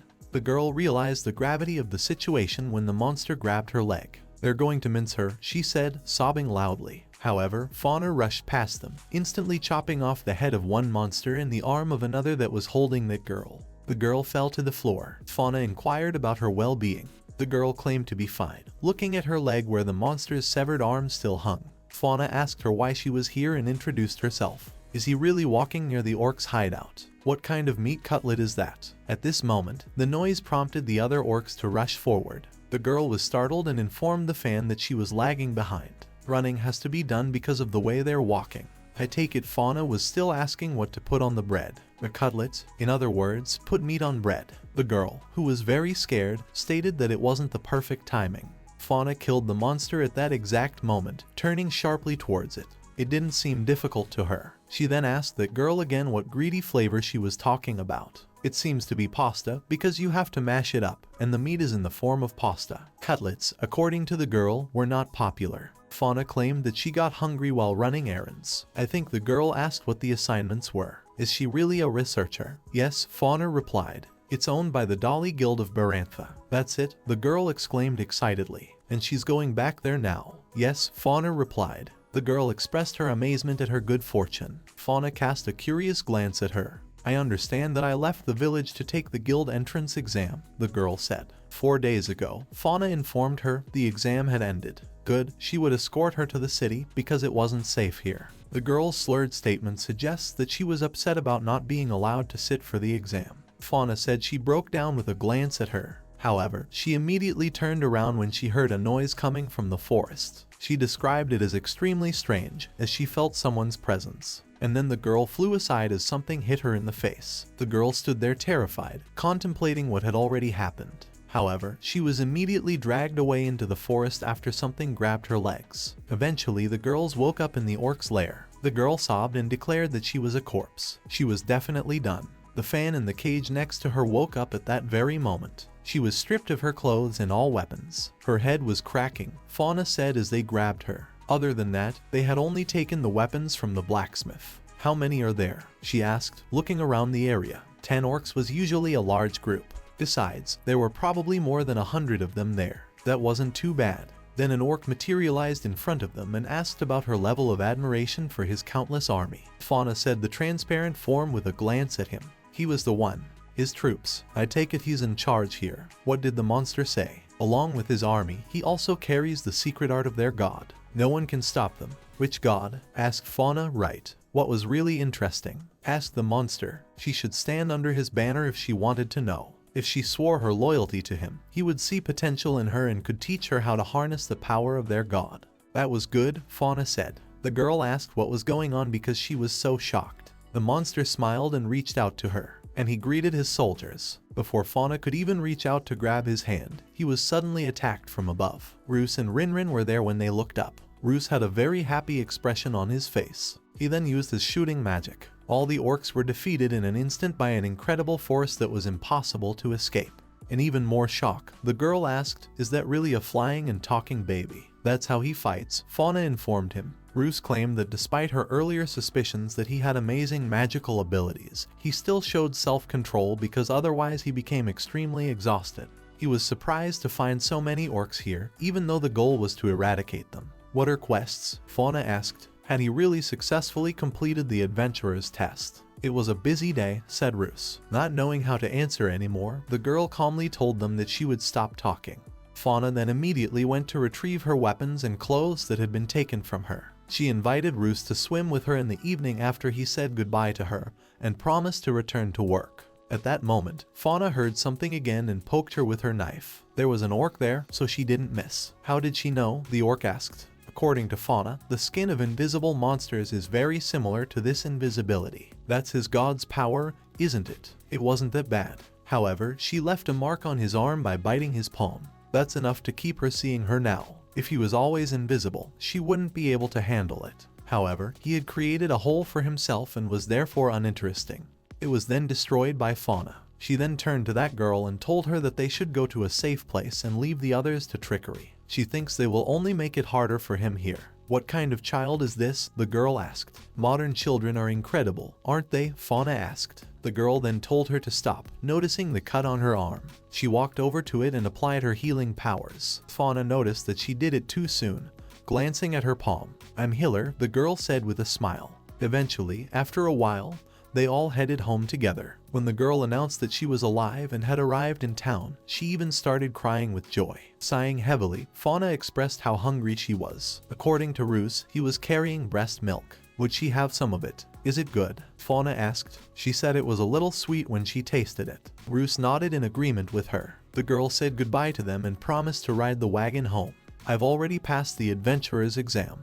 That's how they moved it, Ruse said, hurrying to please her. It's a long story. It's supposed to happen today. The girl was beyond excited and hugged him. Although she didn't know what had happened here, she maintained that her visit had not been in vain. She then hurried to the guild. Yes, today is a good day. He said that Rin could join them in the group when she became an adventurer. According to Rin, he only thinks about breasts. He was seriously wrong, Ruse said.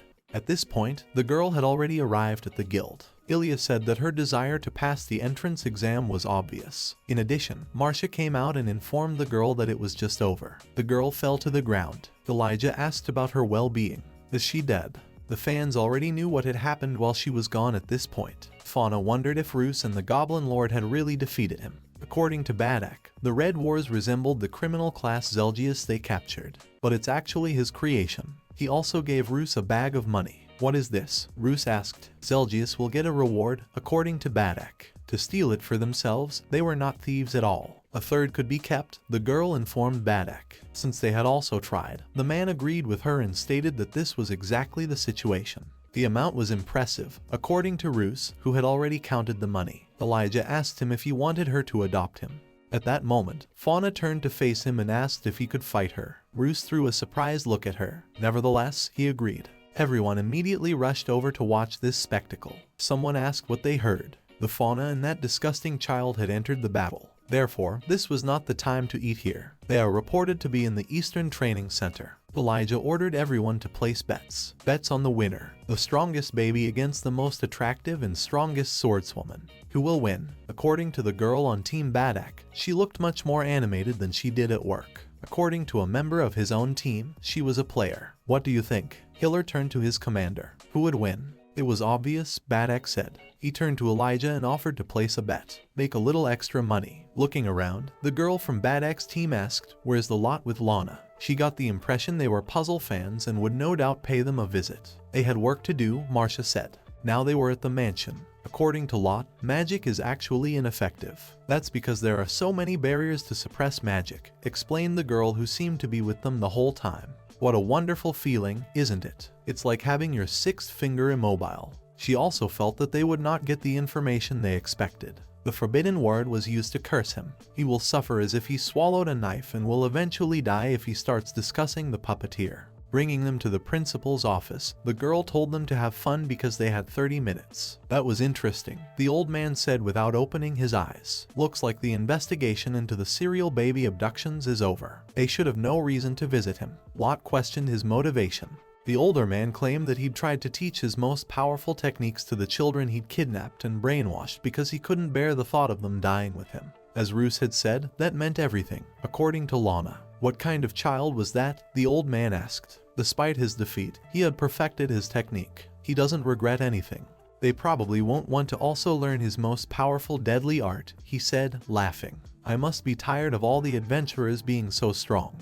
And since he's right, they should get stronger too. By this point, Ruse and Fauna had entered the fray. The girl didn't show any hesitation. She went at him with all her might. That's pretty good, Ruse said with a smile. He should fight as hard as he can, Fauna advised. He was serious, Ruse said. Fauna stated that she was up to something and called him a liar. The winner would get one wish granted by the loser. He would take the matter seriously now, wouldn't he? What kind of magic power is this? The entire audience asked in awe. Is it Ruse's power or what? It could be risky even here. I'm on my way, Ruse informed her. He should immediately launch an attack, Fauna said with a smile. Force means, Lot said, right. Indeed, Longer, Marcia and Red warbled. Ange and Fauna. And now there's this amazing baby. No matter how hard they try, they can't beat either of them. They can't learn anything from him, so just forgive him. The principal has given them all the authority they need. The surprised man asked about the principal, who he was. Lana argued that while she already knew why he ran the orphanage, at least he gave them hope and didn't give up.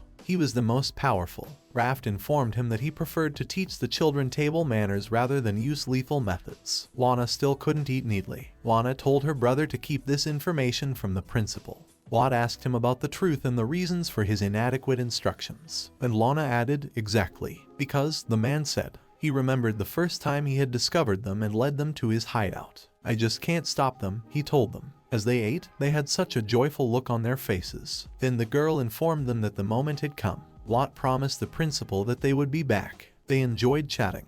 The headmaster called out that there was a huge rock west of the Crumatin Steppe just as they were ready to leave. There is a large cave south of the river from Semrose Bridge. A man is present who wants to commit mass murder. The headmaster collapsed to the ground as blood gushed out of his mouth. At this moment, the battle continued. Fauna was barely hanging on. Even though she lost to Ruse at the end, she said that it was incredible. The girl seemed quite happy about it, but Rin informed her master that there was no sympathy. She was genuinely enjoying the present. Sighing, Ruse asked if she was interested in learning magic. What is magic? Fauna asked. Yes, Ruse replied. He thinks that if she expands her magical skills, she can become even stronger. They'll just give the weapons more fire, similar to Uncle Badak. When Badak lost, he was furious and asked, how can this be? He has a month's worth of money. According to his team, he bet on Fauna that way. According to Hillier, he messed up the bet. Fauna informed Ruse that she never thought about it. They said she was talentless. 2 days later, Ruse promised to teach her. After she learned how to use magic, she would practice fighting in the real world. Fa explained the meaning of magic.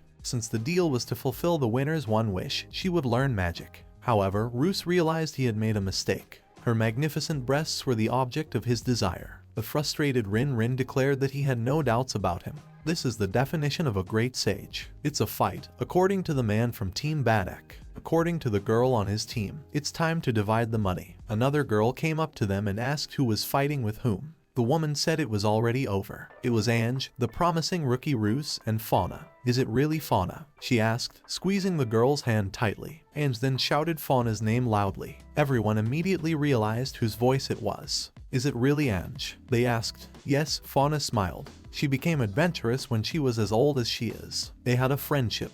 However, the girl looked extremely stern. She asked Fauna what she was doing here and kept yelling at her. As usual, Fauna replied coldly and stated that they hadn't seen each other in a long time. Are they really friends? Ruse asked. Yes, Fauna replied.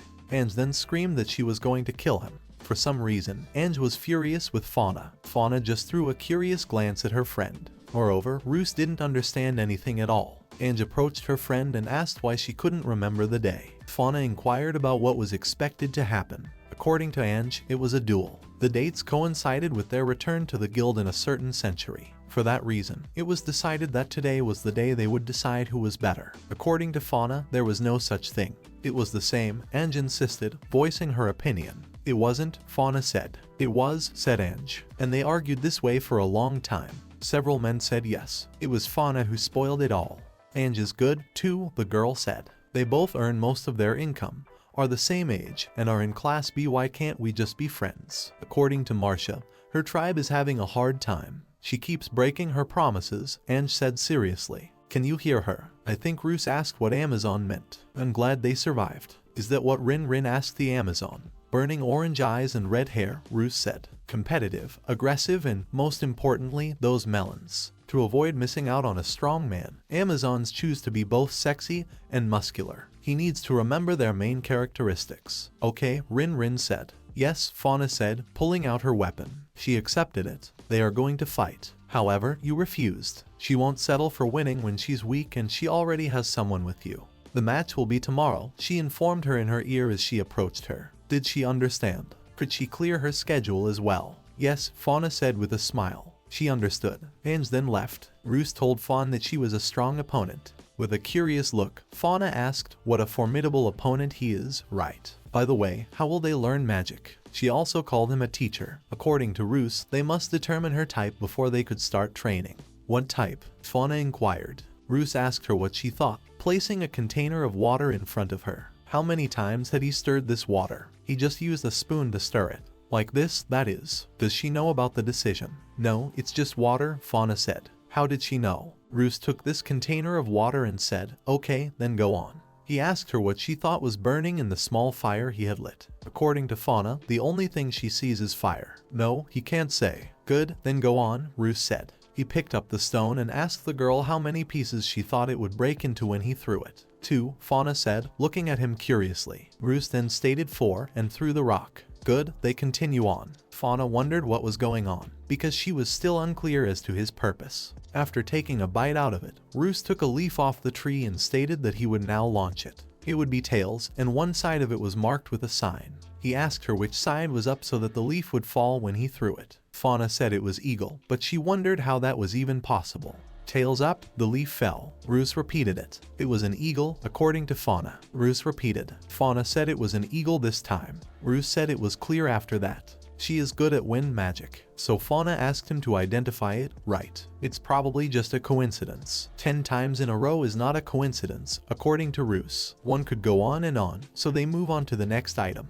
Now she has to take off her clothes. It's just necessary, but everything else is fine. According to Fauna, there is no other option if it is necessary. She then undressed completely and lay with her back on the floor. Ruse stated that he would restore the circuits in her magical power chain by stretching out her arms. This will make it easier to cast spells and increase the flow of mana. This is a medical procedure that is absolutely necessary, so don't let her worry. He then began his operation. Fauna asked him if everything was alright because she felt strange. Puzzled, Ruse inquired what was going on. He believed her mana circuit was in a complete mess. Restoration work would have been started immediately in his time. After measuring his mana, no one had bothered to check his circuit, come to think of it. Fauna had never even heard of it based on her response. Had the recognizable technology of his era disappeared? He sensed something was wrong. In terms of technology, not much had changed since his time. While he was dead, what had happened? He then returned to it and continued his process. The process was completed after a while, and Fauna was exhausted. They're done, Ruse said. Fauna stood up and noticed that while she didn't seem to be particularly tired, it was a strange sensation. Ruse said she would have an easier time learning magic because of the established mana circulation. Training the catalyst was the only thing left to do. She would also become a fantastic swordsman and mage. What was the catalyst? Fauna asked. Correct. According to Ruse, it was a two-handed sword for Badak and Rin Rin for him. The girl from Red Wars and Lana is holding a small stick. I think her name is Tilda. He'll be making things like gloves. The double swords will be the catalyst for her situation. He will need to borrow them from her. Then she will have to use formulas, and she has to listen. There was a contract between his employee Rin Rin and them, and they have a will of their own. That's why he doesn't even need to hold it in his hands to use magic. But you can't use magic if you don't have the catalyst with you. He'll become an ordinary child if Rin Rin is far away. The catalyst is necessary for magic to work. He wasn't a strong mage. I understand him, Fauna said. Then she remembered the girl she had met during her mission to destroy the orcs. She examined the hand she had healed. Ruse looked at her curiously and asked if anything was wrong. According to Fauna, nothing like that. Now they would learn spells in real combat, according to Ruse. How about one day to practice successfully completing tasks? Was she free tomorrow? Yes, Fauna replied. She is free. Meanwhile, it was already getting dark. Ange practiced on the rocks because he still couldn't relax. Ruse was still awake when he introduced himself to the fans. Rin approached him and asked if it was time for him to go to bed too. Is it really that late already? Ruse asked him, puzzled by something. Rin walked up to him and asked about it. Ruse claimed that he was thinking about how best to incorporate wind magic into Fauna's fighting style. It seemed promising. Everyone has a unique experience with magic. Since she's his first student in this era, he can't look foolish. What is it, then? In the end, magic is a lot of fun. Ruse cast a curious glance at Rin. Yes, Rin said. He shows more energy studying magic than anywhere else. Even now, honestly, he was terrified that he would take advantage of Fauna's gullibility and openly pursue her, pretending to fix the mana circuit. He was shocked to find out that he hadn't. Realizing that he had missed his chance again, Ruse was shocked. He was furious and wondered how and why he hadn't thought of it. What a twisted idea. He's losing. Rin is truly brilliant. He calls him an excellent pervert. Sighing, Rin said, let someone kill him. Ange was ready to fight her rival and thought that she would be able to defeat Fauna. She was stronger than ever. Meanwhile, Fauna was fighting the huge bear as fast as she could and trying to hit it as hard as she could. Ruse watched the battle carefully and advised her not to forget about magic. Fauna took all this advice seriously and tried to realize new possibilities in the battle. After a few minutes, the girl activated the spell Wind and began to create huge streams of air that distracted the bear and allowed her to make decisive blows with her blade. Ruse was delighted with the result of the fight and praised the girl for her excellent work. After that, Fauna decided to rest, and Ruse woke her up after cooking dinner on the fire. The girl admitted that using magic during battle is too tiring, but the guy explained that it just takes some getting used to. It's because she thinks too much about using magic during combat, but later she will do it automatically and it will be easier. Fauna thought about her combat potential, but the guy advised to eat and then rest. After all, tomorrow they will practice from the morning and it will take strength. Really early in the morning, everything was ready for the exercise of magical abilities, and Ruse carefully laid out on the stone different kinds of spells that the girl gradually tried to master. Eventually, it was possible to create a small flying dragon that instantly flew upwards. Ruse explained that if a monster of this type escaped, it was unlikely to be caught. But Fauna was of a different opinion and decided to change things with magic. With a powerful stream of magical wind, the girl was able to attract the flying monster to her, and then inflicted fatal wounds on it and destroyed it. Ruse was delighted with this decision and expressed his admiration in every possible way. Fauna asked the young teacher did she really do something so unusual. After that, they went to the guild where Ruse decided to provide proof of the hunt. The evidence included a destroyed mountain bear, a dwarf wyvern, and 2 killwolves. Thus these quests could be closed. The admin girl was delighted with this result, and Fauna decided to continue her journey and wanted to take new quests. But suddenly at that moment the front doors were kicked in by Ange, who suddenly appeared.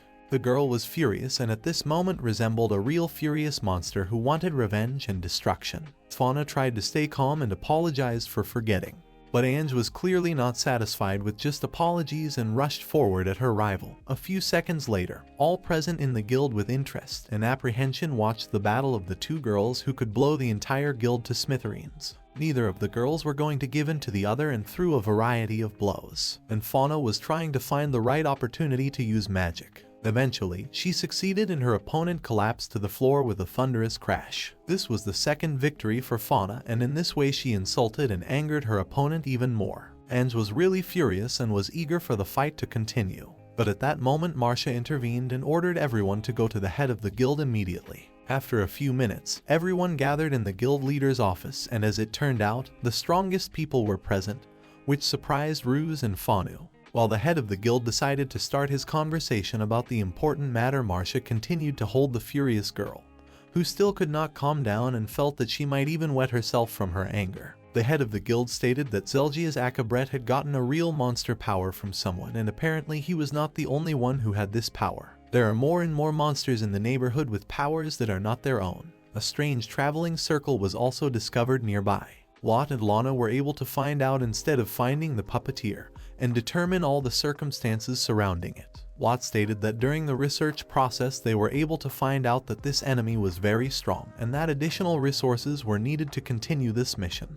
The guild leader promised that all those who would participate in this task would be eligible to participate in the exam for promotion to a class. Ruse was interested in such a proposal and asked, is it really so rare? As it turned out, obtaining the A rank was a very difficult process, and for this you had to get permission from the head of the guild. And at the moment, there were very few adventurers with a rank. Ange was delighted with this prospect and said that she had been waiting for this opportunity for a long time, and therefore she is ready to destroy the ugly puppeteer and get a promotion. Fauna calmly watched what was going on. Arius asked what really happened between the girls. As it turned out, it was the usual female rivalry that has been going on since the beginning of their entry into the Adventurers Guild.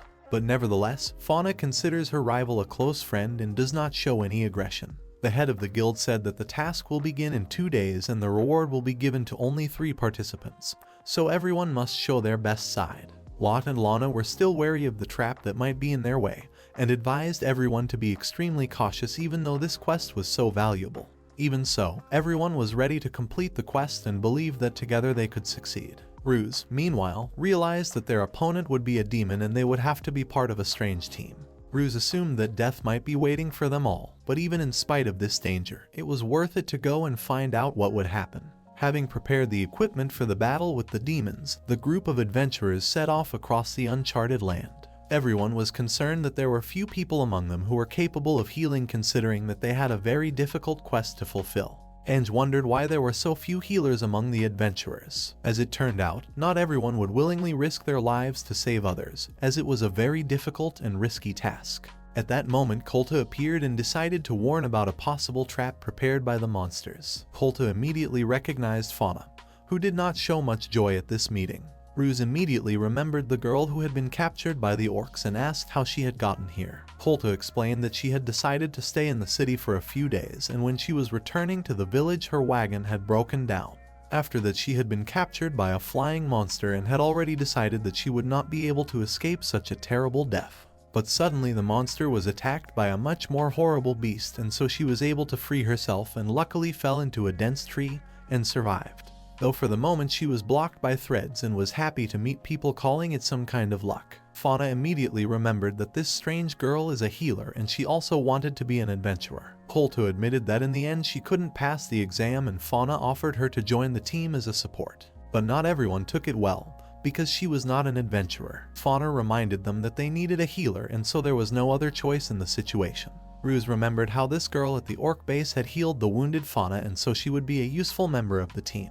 Healing magic is a state of mind that comes from a calm full of compassionate heart, otherwise nothing will work. But don't forget that healers on the front lines are a prime target for the enemy. Ange now realized why healers were so scarce. Ruse suggested hiring Colta as a rear healer who would stay in a safe zone, and this suggestion interested the partners. The essence of the strategy is that she will shoot wounds for as long as possible, and then will retreat, thus increasing her chances of survival. And if Colta is sent to the city, she will never reach the development of her abilities. Colta promised to do her best, because she really wanted to become an adventurous healer. It was immediately reminded that Marcia was with them and had been taking the exams for years, so she could decide whether to enroll the girl as an adventurer. Marcia was skeptical about the idea, because it would be much easier to become a healer, and not get involved with the dangerous profession of adventurer, because even ordinary people always need healers. Colta said that it was very exciting when her abilities would be evaluated by someone and she wanted to develop. Everyone watched her reaction with surprise and also noticed Colta's strange aura that radiated sexuality. The next day, the group of adventurers reached a steep cliff whose landscape was very strange and unfamiliar. Ruse said that there was no further way, and the adventurers assumed that there had been some mistake, because Director Brett had told them about the river grotto in the cliff. But in spite of all the calculations, the right place was not found even after the adventurers had explored the whole area. Unexpectedly, the adventurers discovered magical symbols on the rock, and it was a real discovery for the adventurers. He stated that it was a sealed door under a cloaking spell so that no one could notice it.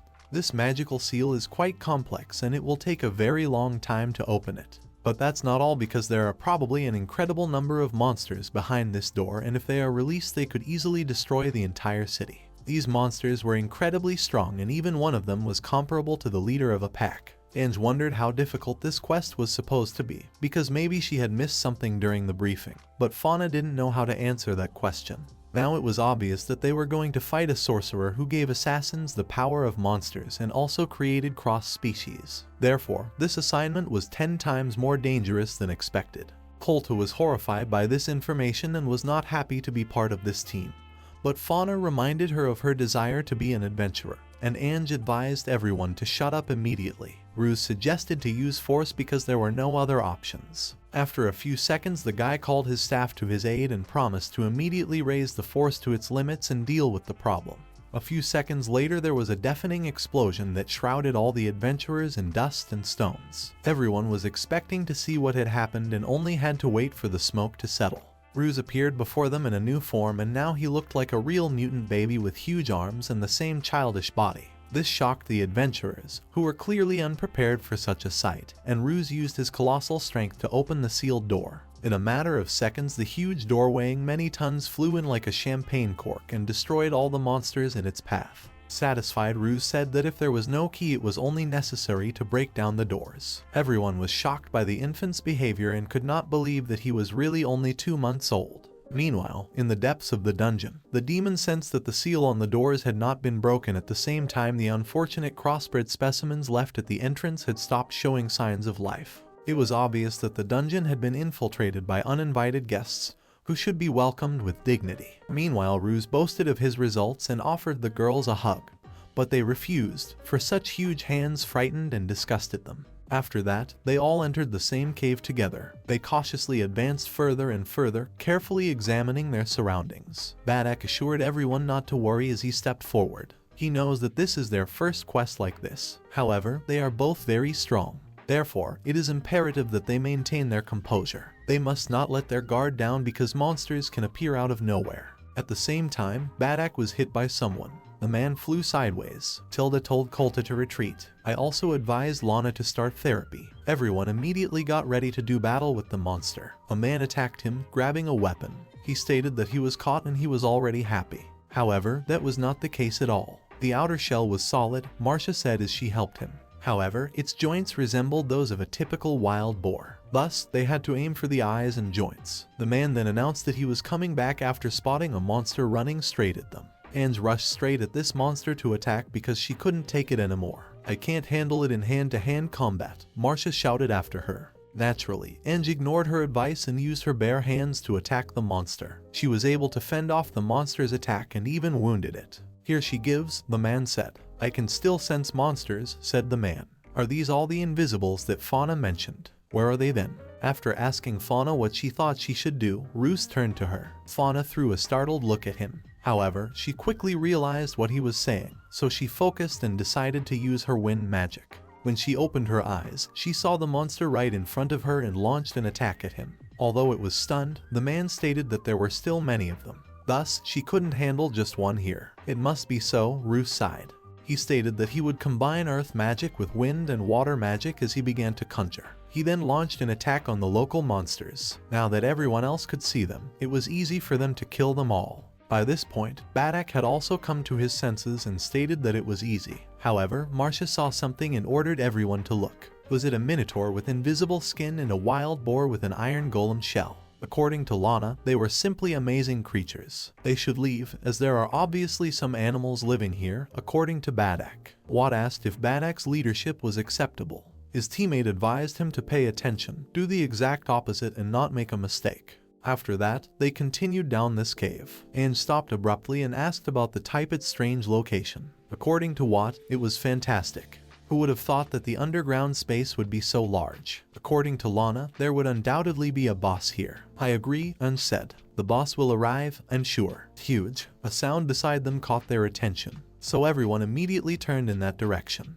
What kind of organization is this? A man asked. Even that, the man said, should not be taken lightly. It's a cross creature, after all. A whole swarm of monsters then rushed towards them. Everyone was shocked, because no one had expected this, and they were clearly unprepared. What kind of mob was that? Lana asked. There were as many of them as goblins, according to Watt. Ruse said that was obvious, and remained as composed as ever. Or had the orcs acquired the ability to breed like goblins by combining different monsters? An intriguing idea. What's so interesting about that? Marcia asked. Badak wondered if they would talk about any of their flaws. However, they were out of time as the monsters were approaching, so they entered the battle. Badak and one of these orcs began to fight, and the saliva of this orc got on his sword and began to corrode it. If this is poison, Badak asked, is there poison in it? After attacking another monster with his magic, Tilda wondered about the magic barrier. Does this orc really reflect spells? The problem wasn't just the number of them. Ange was still using her bare hands to fight the monsters. Fauna stood with her back to her and used her sword to fight the goblins. They were competing to see who could take out more orcs. Ange informed her. It's okay, Fauna said. Using his staff, Rin fought those monsters and kept up with them. Rin questioned him about their plans. To unleash their full power on them, perhaps. Ruse said yes, just like the battle with the spiders. Victory was simple. The level at which the demon awaited them at the end was simply unknown. Right now, it couldn't afford to waste its energy. However, Rin stated that if nothing was done, everyone would die. After thinking for a bit, Ruse informed Rin that he remembered something because of him. Rin cast a curious glance at him. The battle with the spiders, Ruse said. Tilda was shocked when she looked at him at that very moment. Was that really a summoning circle? She asked. Could he summon as well? It was time to enlist a powerful ally, Ruse said. Rin asked him if he was sure of that. But in this day and age, he had contracts with many magical beings. Really? Ruse then used his magic to summon a wolf. The wolf immediately attacked the opponents at a tremendous speed. Everyone was terrified of this wolf and wondered if it was really a night megamich. It had been a long time since they had seen each other, Ruse said as he flew up to it. The wolf glared at him and declared that it was his fault. Yes, Ruse replied. As long as he sucked on her breast, he had a chance to seal the deal. She didn't realize the wolf had said that. Anyway, she asked these monsters what they would do with her baby. Is Ruse's mother a wolf or something? Fauna inquired. However, she didn't seem too surprised by that fact either. It didn't surprise Ange either, who said his strangeness wasn't surprising. Are you serious? Lana asked. Is that really their ally? The man asked. According to Fauna, it was Ruse's mother. You mean that? Larsha asked. Meanwhile, her cubs were all around Ruse. These cubs surrounded him and hugged him because they were so happy to see him. Ruse asked them if they had come too, and he was glad to see them. But he didn't remember ever signing with them. The cubs informed him that they had come through the gate following their mother. After a brief period of silence, Ruse stated that they had talked. No one would be shocked, the cubs assured him. It was obvious, Ruse said. They seemed to be telepathic until recently, and now they were so grown up. The cub informed him that they would fight again. They then joined the battle in the same manner as their mother. Meanwhile, a man from outside was watching them. He claimed that his army and his crossed monsters were disappearing. But these emotions have magical power. Is this really Nutmegarm? When he came for Eric Neri's body, was he the one who attacked him after smelling him? Then he stepped back to retrieve the spider's body. But here's how. It's right in front of him. He wants to recruit it into his army and return the demons to their position at the top of the food chain where they belong. By now, the wolf had defeated all the monsters that posed a threat to Ruse and his group. It was a great power, Lot said. In fact, it's Russ's mother. That's how Fauna described them. This one was even too strong, according to Marcia. Frightened, the remaining monsters they hadn't killed yet hurried towards the drain. Not a single creature went, the wolf said. So I instructed the children to follow the monsters. Fauna declared that she had escaped. She was a very temperamental woman, according to Lana. Ruse turned around, sensing someone behind him. The demon who had been watching them for a long time had appeared there. They all understood that this little person was the person in charge of this dungeon and the master of the Crusader beasts. Everyone knew that the principal's fate was caused by this little man. Everyone understood that this little man needed to defeat his opponent to obtain a class. However, the breath of death was felt by everyone. Ruse was the only one who breathed a sigh of relief and asked in an indifferent voice, "What is a demon?" and stopped there. The entire team threw a horrified look at him. He shouldn't have bothered, Ruse said. He should have gotten here by now, he said, turning to face this demon. He's going to have a fight with the baby. What is a demon? The demon asked. What kind of demon is it? He is the lowest form of life, and focused his power on him. It's the lowest form of life, Ruse added, still smirking. What's with the sentimentality? Rin agreed with him, stating that it was accurate. To Ruse, everyone was horrified. Much honor for an insignificant creature, the demon said. Now it was their turn. Then an elderly man appeared behind the demon, who had asked him what, and whose superior race had these most insignificant beings then nearly destroyed. Tried to find out from the demon. Ruse struck the demon with his staff just as he turned around. He was a small child, the demon said, standing up. He's going to crush him. Then he used eruption, his magic. A startled Tilda asked if it was really eruption. Did you cast a spell or use higher magic? It's a demon. Sighing, Ruse used the waterfall's dragon magic. Even more shocked than ever, Tilda asked, what is the dragon of waterfalls? Ruse is using magic and without a spell. The demon then asked what was wrong with it. Then he used tornado, a type of magic. This didn't surprise Ruse at all like the rest of the demon's attempts. Tilda, on the other hand, was left shocked and wondered if he really mixed eruption with cyclone. That's crazy. She must be having a great time, the guy said. Ruse should get his combination of first-class spells, the demon informed him. Can he do it on his own? Of course he can, Ruse said, casting him a curious look. He also used the magic known as permafrost. This surprised the demon, who asked, what the hell? He was shocked that he had lost the spell-related battle. According to Ruse, the vice of all demons has manifested. The battle is still ongoing. However, the defeat has already made him extremely vulnerable and put him into a coma. Please forgive me for being so annoying. But they're not done yet. The demon knew that it was useless to try to surpass him, so he made the decision to flee and advised to use magic to do so. Ruse immediately guessed what he was doing. Therefore, he ordered Rin to switch to spear mode. He then threw that spear directly at the demon, piercing it through. Flying towards it, Ruse told him that he could tell that he was trying to demon his level. Startled, Ange wondered if he was really that strong. Yes, Fauna said with a smile. The instructor is strong. Ruse asked the demon what it could have been, because he couldn't take it anymore. Stop acting like you're already dead. Like everyone else, the mess was stunned. You just pierced your heart, didn't you? He asked. Ruse interrupted him by saying that there wasn't always only one heart to avoid discussing demons. Demons were very different from humans on the inside, despite their outward similarities. Time to get up, he said, turning to face this demon. Examining the demon, the guy noticed that it appeared to be dead. Ruse continued to talk to this demon, telling it that it was so nice that it had stopped the circulation of blood, mana, and currents, keeping its spiritual consciousness intact while it waited for the perfect opportunity. Too bad he was discovered. However, Ruse couldn't stand it and asked that maybe he needed to pee on the demon. Just not that. That was the last thing the demon said before it flew away. The realization that Ruse was right took everyone by surprise. Did you see anything? Ruse asked with a smile. How dare he humiliate him like that? Exclaimed the enraged demon. He refuses to forgive him. He forced it on him, even though he was saving it for the end of humanity. The demon then unleashed his power. In addition to having wings, it grew larger and now looked like a true monster crossed with a horrible demon.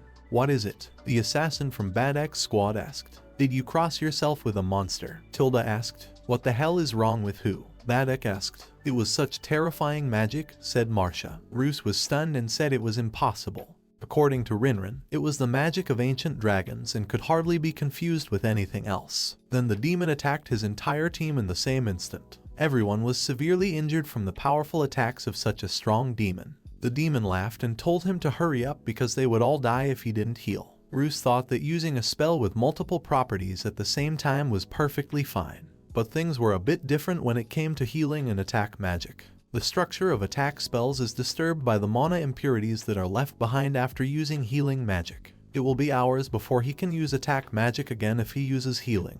With the body and mana of an infant, he won't even have time to finish it before everyone dies. Use healing magic to restore them. Raise the healers. Concentrate. No, only he can penetrate the ancient dragon's scales. There must be a way, so he would have to think about it. Let him give in to despair already, the demon said, because friends are both people's strength and their weakness, and that dooms many to perdition.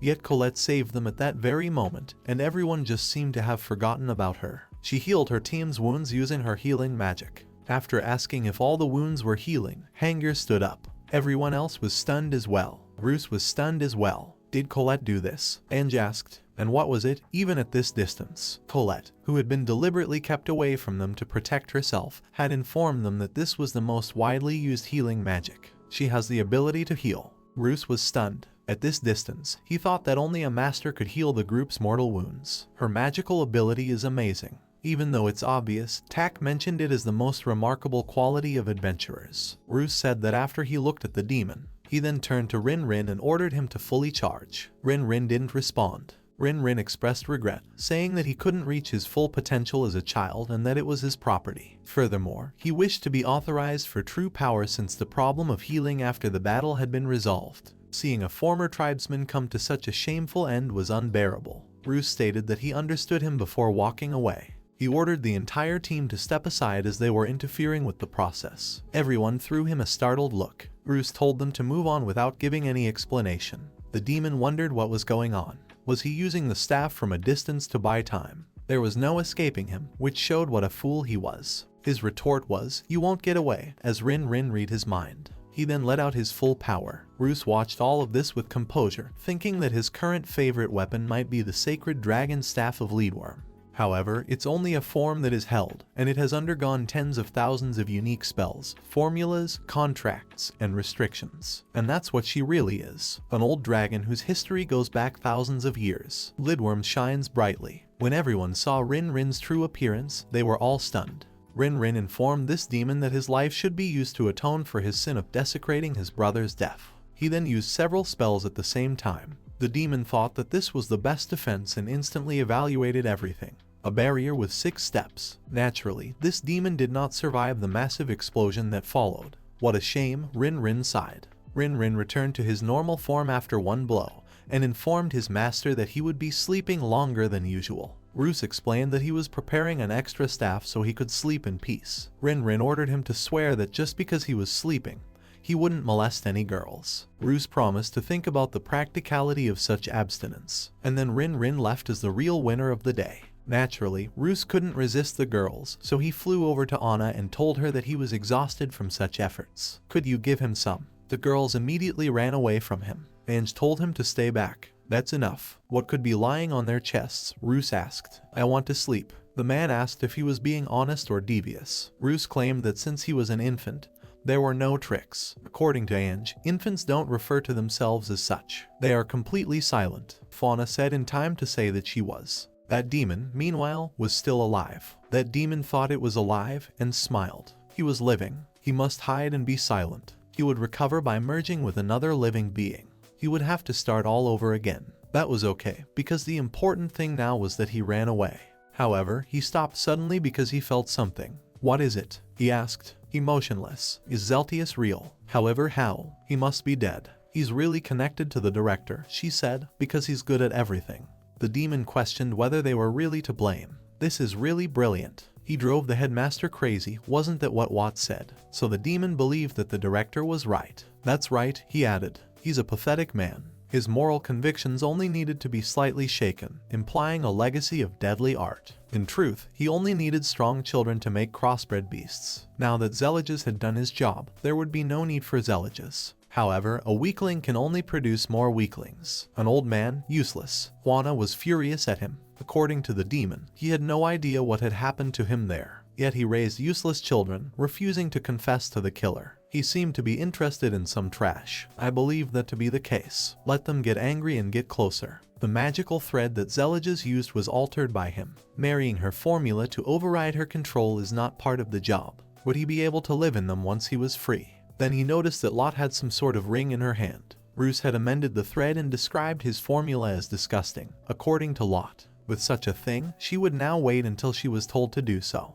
According to Juana, demons are just incredibly hardy creatures. They can also survive for centuries without food or water. This is something that weak and frail humans can only envy. In front of this demon, Lot broke this ring and wished it a long life. The frightened demon stated that he should have untied it after he broke it. The brother and sister, of course, stopped paying attention to him and refused to listen to him. The demon made an attempt to get to them. However, they were already gone from there, so it was all in vain. Ruse, meanwhile, held the cubs. They licked every part of him. She felt a terrible magical power. The she-wolf asked him, is it true that he dealt with his enemy with the staff? Yes, Ruse answered easily. How is he feeling in the city? The wolf asked. Are the strangers bothering him? Does he have any breast milk left? He seemed to have lost a few pounds. That's impossible because he's getting older. He needs to eat healthy and get enough sleep. I understand, Ruth said. She was busy, of course. Were the fugitives really that agile? The wolf said no, and they quickly disposed of them. Simply put, they escaped because there were many more of these equally hideous hybrid animals. One was bigger than her. He claimed to be as strong as their demon master and that he was the perfect specimen. A stunned Ruth wondered if he really was. There are none left, the wolf said. Ruse said, well, she gives to his mother. A couple of Blazels would have fainted, the male claimed, having been raised by Nightgarm. What did they have to do with it? Ruse asked. According to the man, they were the ones who acted as protectors, keeping the creatures away from human territory with the magic sword of the god of the Forbidden Forests. Is he familiar with them? It's a long history, Ruth said. Was it a long time ago? Marcia asked. It's been 2 months now. The she-wolf asked Ruse if she had ever met people like that. She didn't think so, the wolf said. But then I remembered that, although there was only one pair, 2 people had visited the forest and made that statement. A woman and a man who weren't afraid of her. Could it be them? But it was the 2 who smelled of him. Men and women who smelled like him, Ruse thought. Perhaps, according to the wolf, they seemed to be looking for someone or something. He might go back to them after all. Ruse stated that he would return to her if he did. Stop talking and ask why. It's because he is, Ruse said.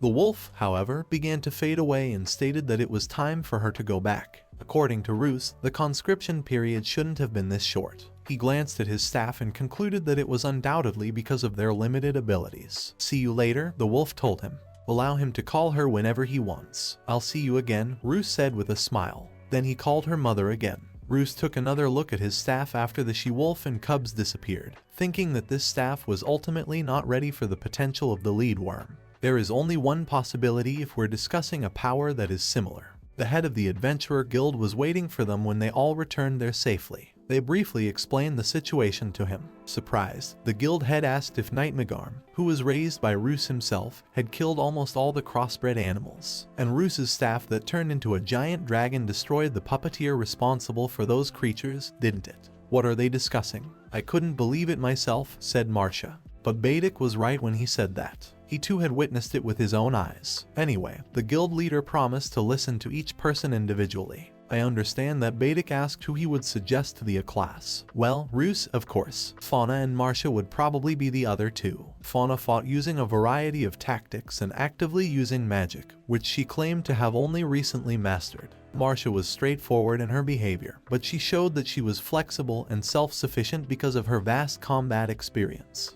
The guild leader then listened to Marcia's claim that Ange and Ruse were fans. She thinks that everything about Ruse is obvious. Ange didn't mind following Fauna's stamina even though she wasn't tired at all. According to Fauna, it was Ruse, Ange, and Tilda, the teacher, not interfering with melee attacks. Tilda was throwing debuffs at enemies from a distance. Ruse, Hemalua, and Hilthorn, the man said. They had a significant advantage thanks to Hemalua's terrain reconnaissance, which was brilliant as always, and Hilton had killed about 50 orcs with his usual coolness. They were Marcia, Fauna, and Shello, according to Ange. He would kill her if he revealed who she had offered. Ruse, and eventually they were all released, according to Hemalua. Was Fauna asking if she should go home today? The guild leader looked puzzled. According to Ruse, Fauna claimed that she couldn't just count the fragments because the difficulty level fluctuated a lot due to the different skills of the crossbred monsters. Normal orcs would have made it much easier. He would undoubtedly be chosen in her opinion, but the other 2 candidates were still available for selection.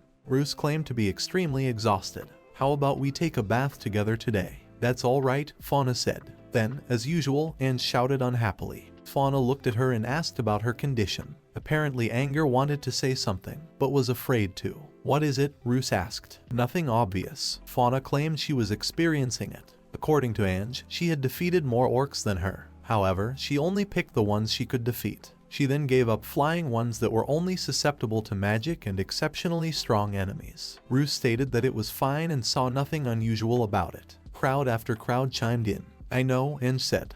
But she remembered a battle Fauna had fought in the past and felt she had been abandoned again as before. She asked that they show her how to build up her strength. At what point did Fauna become proficient in magic? Would she be able to follow her example? Right now, she can't use her spells to catch up to Fauna. However, she asks a lot because she will stop at nothing to become stronger and is willing to work constantly to do so. Ruse and Fauna stare at her in shock at the thought of such determination. What was wrong with their faces? Ange asked. Fauna informed Ruse that fighting with them is much more enjoyable because of the opportunities that magic offers. She also wants her friend to experience the same. Ruse then began to treat the girl the same way he had treated Fauna. Please undress, he said to Angela. Ange was weak. She expressed her joy and said it would strengthen her. Were they lying to her? Fauna assured her that she would become stronger and that she should not be afraid. She herself had turned into one of them. Even if that was true, Ange objected. Why strip in front of the target? The girl was still ashamed. Ruse was growing impatient with her. He then instructed Fauna's sister to help. Fauna came up behind her friend and grabbed her from behind. It didn't hurt, so she told her to relax. Ange, on the other hand, became even more tense and asked what was the opposite. She's scared, so she has to answer. How does it feel? Ruse thought, glancing at the girls. In such sour circumstances, and no one is ashamed of it. In fact, he informed Anna, it would be much more effective to use his tongue to directly touch the skin to restore the mana circuit. Is it really serious? Ange asked. If he's lying, she swore. Ruse quickly assured her that he wasn't lying. However, there was an explosion, and someone burst into their room before Ruse could finish plotting the girl's supposed ability boost. Ruse asked the creature, what is he doing here? In shock. He also named him Bahamut, and it came as a complete surprise. Ruse threatened to kill the girls if they didn't shut up. He then turned to face the creature and said how long it had been since they had last seen each other. Bahamut claimed to have felt his call, but how to make sense of it all? Girls, half naked and naked, under the same roof. Ruse, who knew him well, rushed to stop him and accused him of doing everything wrong.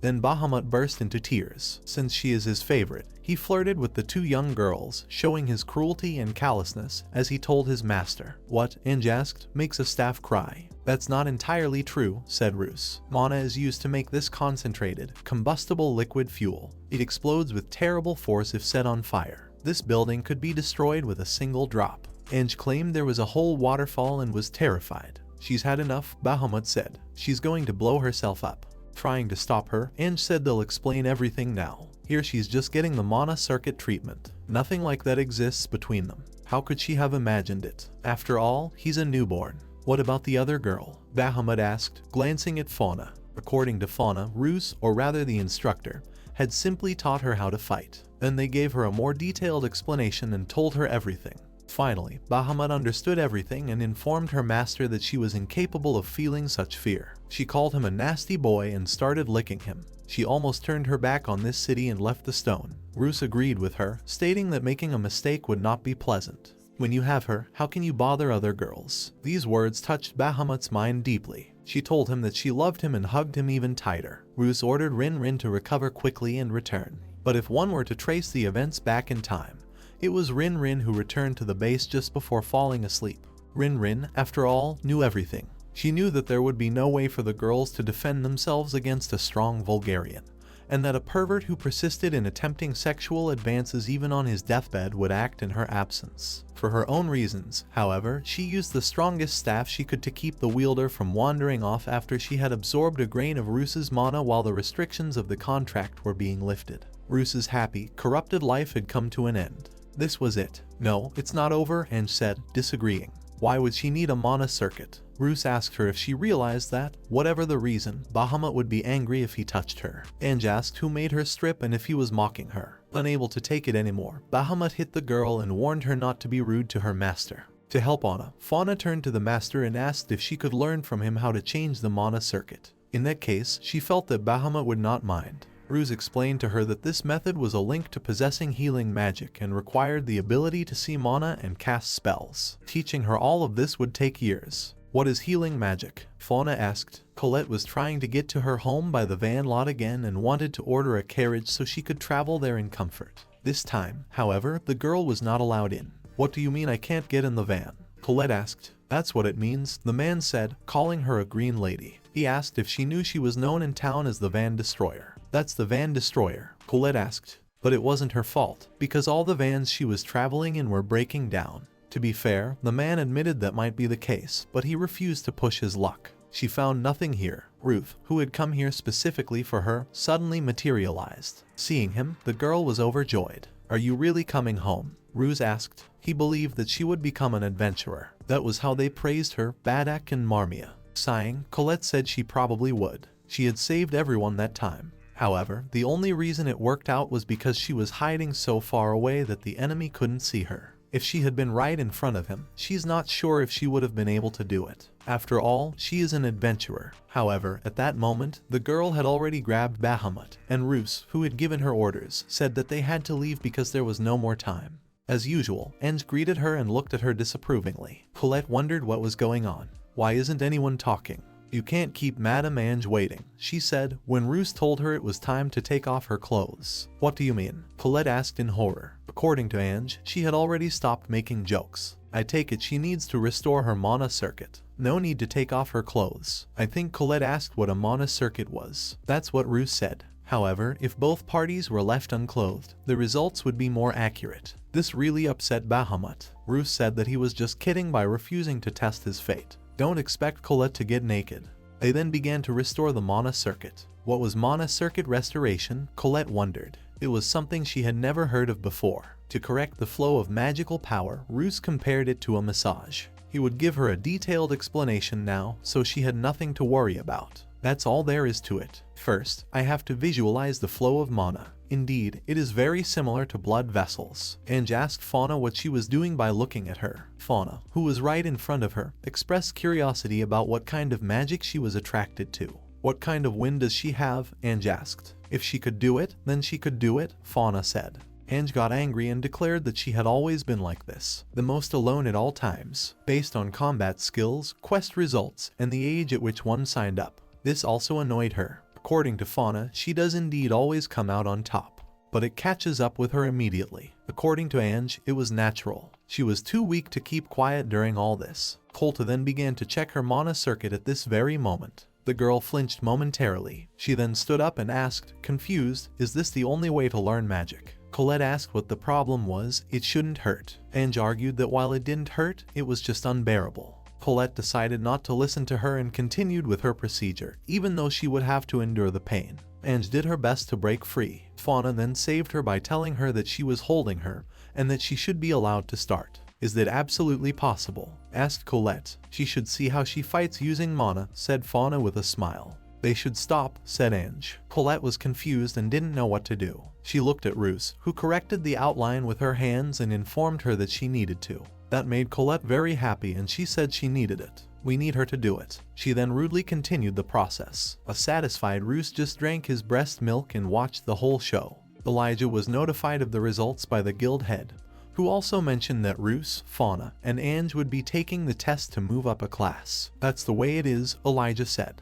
According to the guild head, Marcia was also considered, but she declined because she preferred to support an aspiring artist. When they started the official assignment, Elijah stated that it was her style, but the guild head interrupted her, saying that there was another way. He would personally test their abilities because this was a very unusual quest. Elijah said this because he was so stunned by it. But after he almost killed the opponent in a moment of rage, the Adventurers Association banned him. Since she knows that the situation is out of the ordinary right now, the guild leader advised her to stop starting. Fauna and Ange didn't qualify for Class A last year, but he doesn't have any questions for Ruse. So does that mean they became uncontested in 1 year or something? Give it to Fauna and Ange, he said, laughing. In a week's time, have them arrive at the guild in peak form.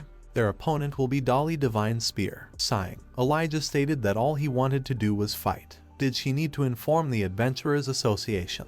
They didn't need to say anything, the guild leader said with a laugh. Colette eventually finished Tilda's mana diagram. Ruse, who had been watching them for a long time, expressed his satisfaction with them, saying that they were flawless. Excellent use of the mana circuit. She is truly talented. Colette asked, is it true? With great joy. She was really glad. She never thought she would hear something like this in her life. Who taught her magic? Ruse inquired. It was a long time ago, Colta said. However, Tilda made the decision to test her magic at that very moment and use it to pierce the ceiling of the room. That wasn't bad, Ruse said. What the hell? Tilda asked. It was a fireball at the moment, but it was too strong. According to Ruse, they also do strengthening massages. The word strengthening is not appropriate, according to Tilda. If such a massage results in a significant increase in magical power. She asked them that, and I assume others can do the same. Yes, of course, Colette replied. The more practice she has, the better, Ruse said. Tilda wondered if it would be okay if she brought other members of her group with her. The girls were waiting for the head of the guild, who had already arrived in a special room in the main education center of this city for further training. A Dolier is a spear of the heavens. The giant ogre that materialized in the dungeon during the anomaly dealt one blow with the spear to a famous researcher 50 years ago. Moreover, its strength is still excessive despite its advanced age. The guild leader informed them that the rules are simple, but they must be able to hit him. He warns that he doesn't promise safety because he is very serious. He looked at the girls and realized that they were quite serious at that moment. Ruse assured Colette that his presence was not necessary. Having endured a full week of his unique super training, the Fan and Injura sisters were now fully prepared for battle. Dahlia's grandfather would be his biggest concern. The guild leader also became a little tense and inquired about the girl's well-being. "Is everyone alright? This has been the longest week of my life," Ange said. She believed she was going to die, but perhaps dying would be easier. "Master knows no pity," Fauna said. This alone was already traumatizing to the psyche, but theoretically it was okay. The guild leader claimed that he wasn't quite sure what they were discussing. However, the test had already begun. They seemed to have prepared well, but he's also not a fool. Fauna then slipped out of his sight. Then she was next to him in the next second, almost up close. The man noticed it in time and jumped back just as she was about to hit him. He was taken aback and decided to let her go. What was going on? In 1 second, the test was almost over. Fauna kept pushing. The guild leader tried to hold her back so she wouldn't hit him. Ange also didn't wait long before using her Arsuova magic. The ground shook beneath their feet. The guild leader was stunned and asked himself, "Is this earth magic? Did Ange do this?" Fauna wasn't far behind either and used her magic known as Cyclone Blade to attack him after making a correct guess. Her attack was stopped by the guild leader, but it was difficult for him. He was attacked by girls from both sides who didn't even give him a moment's peace. In addition, the guild leader's weapon broke in his hands at some point. "That was great," he said with a smile after enjoying such a great fight. He knows who they are and recognizes their accomplishments in the fight. However, the girls seemed to ignore him and continued to fight him. Frightened, the guild leader declared that it was enough. They had already finished. At the same time, the girls asked if they were done. He was wrong, Fauna said. "As long as the enemy doesn't let go of the ghost, you have to beat him." According to Ange, some enemies will attack even if their heads are all that's left, and they don't want to take it anymore. According to the guild leader, they were too prepared. He decided to just run away from them since he couldn't fight them. However, he also failed miserably. He shouted that they were killing him and ran away as fast as he could. They had already passed the test, so he began to call for help. Ruth and Colette were standing near the place. "Is that the three of them?" Rust asked. "What are they doing?" Colette asked. "Does he think Angie and the fans have really weird facial expressions? Are they too ruthless?" What nostalgia, Rust thought as he looked at them. The adventurers of his era were so lively and ruthless. "It was very expensive to see," he said with a smile. Colette wondered where it was located. According to Rust, Grandpa Dahlia would really die at this rate. It looked like they had gone too far, and he was to blame. He then called Bahamut. Bahamut was immediately at his side. "A triple bite is not a double bite," he informed her. Bahamut attacked the girls as soon as he caught up with them. The girls immediately collapsed to the floor. According to Fauna, the bodies are heavy. Ruse walked up to them and smiled as he asked, "Well, how do you like their strength?" It was obvious that the girls had changed considerably. They could carry this over to next week if that wasn't enough. He would continue to improve their training during that period. Dolly said that it was already obvious and that it was enough for him by looking at the girls. So after all three of them get in a grade, let them go. Marcia asks Colette if she wants a massage while she chases after her. Besides being enjoyable, it will strengthen her. Marcia stated she was afraid and tried to run away from her. "Stay where you are." The great sage was also a great teacher. After that, Ruse met Lot at the Adventurers Guild. Lot inquired if the 2-month-old infant was competing for an A-grade promotion. "There is no other such person in the entire world. It was nothing to me," Reyes said with a smile. According to Watt, it was a topic for pleasant conversation. Stories about him would thrill bar patrons for years to come. 20 years later, Ruse smiled and invited him to have a drink with her. He would add additional material. Watt grinned. "He got his magic tattoo back, right?" Ruse said, glancing at his arm. "Yes," replied Watt. Concentrating on the fight, he removed it. However, he no longer wished to take part in such quests. The director would once again assist the citizens with their requests now that his situation was resolved. Lana, however, immediately went into combat training. She and Ange had always gotten along, and it was for good reason. Ruse stated that he would protect him as long as he protected the city, and that he supported his decision. Either way, he could apply. Watt seemed to see the older man, not Ruse. Ruse winked at him. Watt was sweating so much that he even asked him what he would say honestly. However, he was actually older than him, wasn't he? He was definitely a chubby, sassy kid, Ruse said with a laugh. Angier had called him at that very moment, telling him that since everything was ready, they needed to leave. The cart had already been set up for them and the girl was standing beside it. In addition, there was Fan and Badak's team. Badak said that he thought they would make great adventurers and wished them luck. Hemalua said that the guild's reputation would soar if they were all promoted at the same time. "By the way, where's Colette?" someone asked. They assumed she would also come to say goodbye to them. "She is," Lana said with a sigh. In fact, many of Colette's guests now wanted her to look at their mana outline.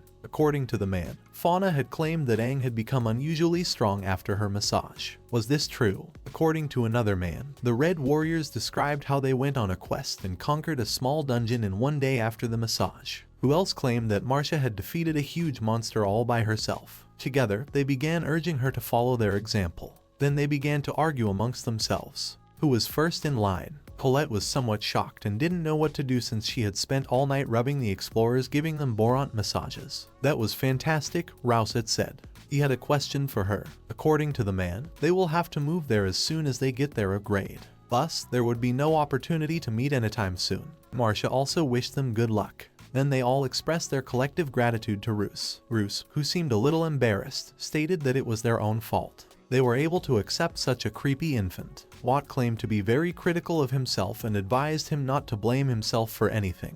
During their week-long journey, they learned how to use magic in battle and ate a lot at all the inns they stayed at. In their carriage, they traveled at a leisurely pace. Nevertheless, there were occasional gang attacks. Naturally, however, they had no problem dealing with them. All of the bandits scattered in fear. Overall, their trip was relatively peaceful. As a result, Ruse told the girls to look over here while they stared at him intently. The girls were stunned. Were you impressed? Ruse asked with a smile. Right, now he could raise his head. According to Fauna, it was really cool. As usual, Bahamut said he was excellent. Startled, Ange asked if he still wasn't able to do it. Yes, Ruse replied. With the help of magic, he maintained his balance all the way through. It would finally be possible to focus on the battles. Ange asked if he had been distracted by anything before. Their charioteer claimed he could already see the right place. It always leaves you speechless. The Temple of All Adventurers. Everyone immediately turned to look at it outside the window. Fauna was overwhelmed with joy. It was huge, Ange said, pushing her away from the window so she could see it too.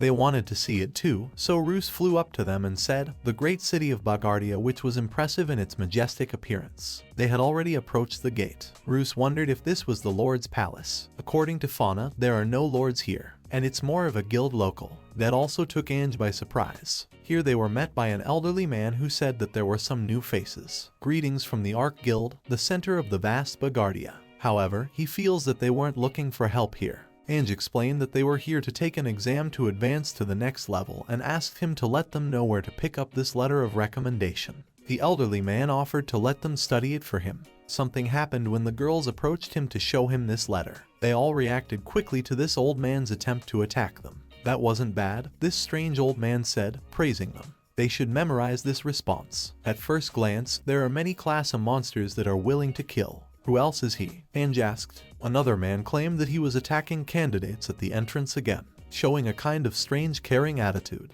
Those who can't even avoid it will never pass the exam, the older man said. But he was right, the man said, agreeing with him. The man had already spoken to them directly and apologized. His name is Mordia. He is the deputy head of this guild. And the leader of this city's adventurer guild is this man whose name is Ark. Ark now studied their letter of recommendation and asked why Dolly had suggested them. Right, Ange, a martial artist, and little Ruse are among the Fauna holding paired swords. You should know the measure of jokes, he said. It's true, Ruse assured them. He also passes the test. Then, in a state of shock, the two men asked, how is it possible that there is a talking baby in front of them? Yes, Fauna replied. It's okay. Everyone will react like that again. Ange said, rolling her eyes. It was now safe to say that they were in a new place, according to Ruse. Despite Mordia being an elf, the girls continued to stare at him. With a smile, Mordia asked if they had ever seen long ears. Ange apologized for the way they were staring because she was a little uncomfortable. Mordia grinned and remained silent. However, the girls continued to stare as well. Fauna eventually asked to touch something because she couldn't take it anymore. According to Mordia, he couldn't allow it.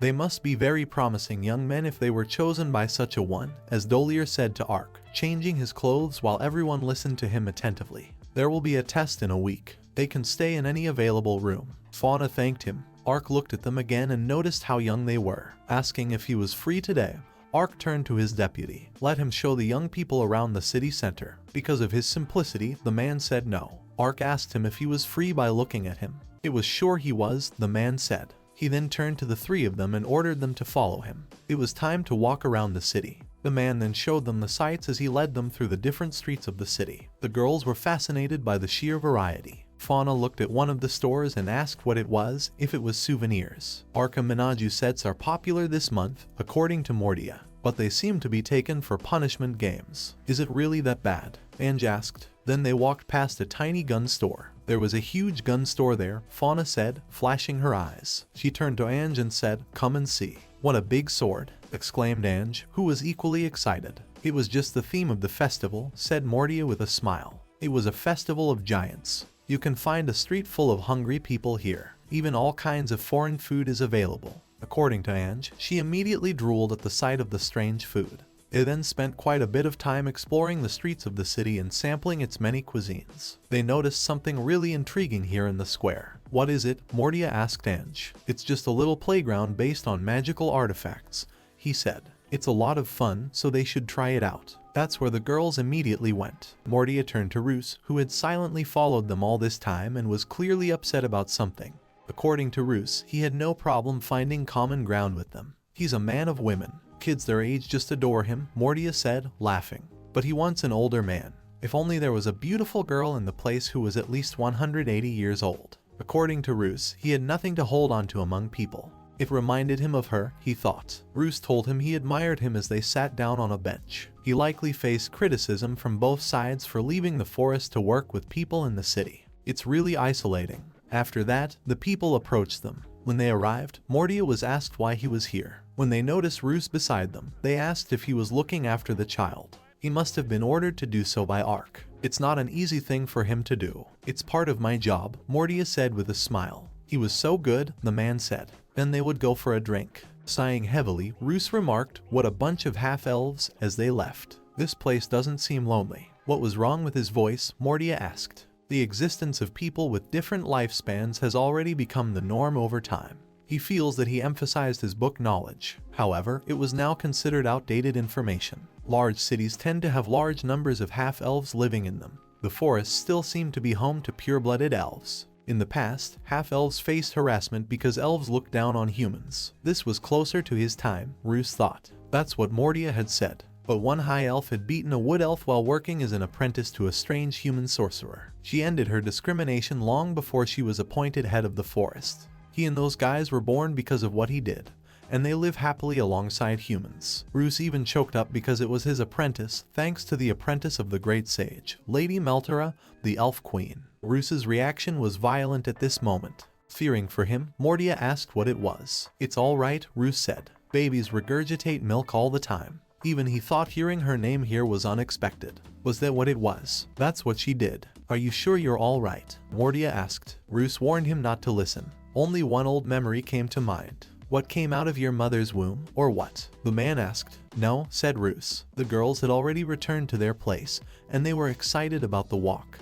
According to Ange, this place was really cool. "There is everything here." Fauna told them to take the cotton candy she was giving them. It is a delicious treat known as cotton candy. Then she remembered that the instructor only eats milk. Then she hers. "They must be having a great time," Ruse said. "There is some unique flow of magic in the huge dungeon of this city, because every month new kinds of monsters and magical stones are found there. Crowds of merchants come here for high-quality materials. New communities arise as their families follow the traders. This city is slowly becoming a city with everything because these communities create jobs that attract even more people." "That's exactly what it is," Mortia said. "Aside from the adventurers, there are plenty of jobs here." That's what he wanted them to realize. When the girls threw him a curious look, Ange got angry again and asked if he wanted them to give up adventurers or something. Why was this happening now? "Follow me," Mortia said, lowering his head. Something must be visible to them. Then he led them into a room with a large book that contained a list of the dead.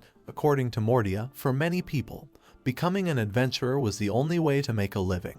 In addition, many people who started this path at a young age had the misfortune of rising to the rank. They then met a horrible end in the dungeon. This book had a picture of someone on it. It was Klein, the man said. He was an exceptionally good swordsman. However, the steel army of ants had left only bones from him. Rufus, the great young mage. He was thrown into a well, had his arms and legs broken and his tongue ripped out by the orcs of the dungeon. Lena is this girl. She got caught in a web of trouble during her degree exam. Unfortunately, she survived, in the form of a worm breeding ground. 20 years later, she was found. They will be safe if they stay in their current location and complete quests that are below their level. Haste, attending classes, and accessing difficult missions are not required. Besides, in their younger years, this city offers better jobs. Are they still interested in taking this test? They all expressed their desires in unison, completely unafraid of the stories of long-dead adventurers. Did you really think you could intimidate them? Ange asked. She wanted to fight the most formidable monsters, that's why she became an adventurer. Besides, the class was only at the middle level. She will immediately move up to S class. According to Fauna, she likes her job.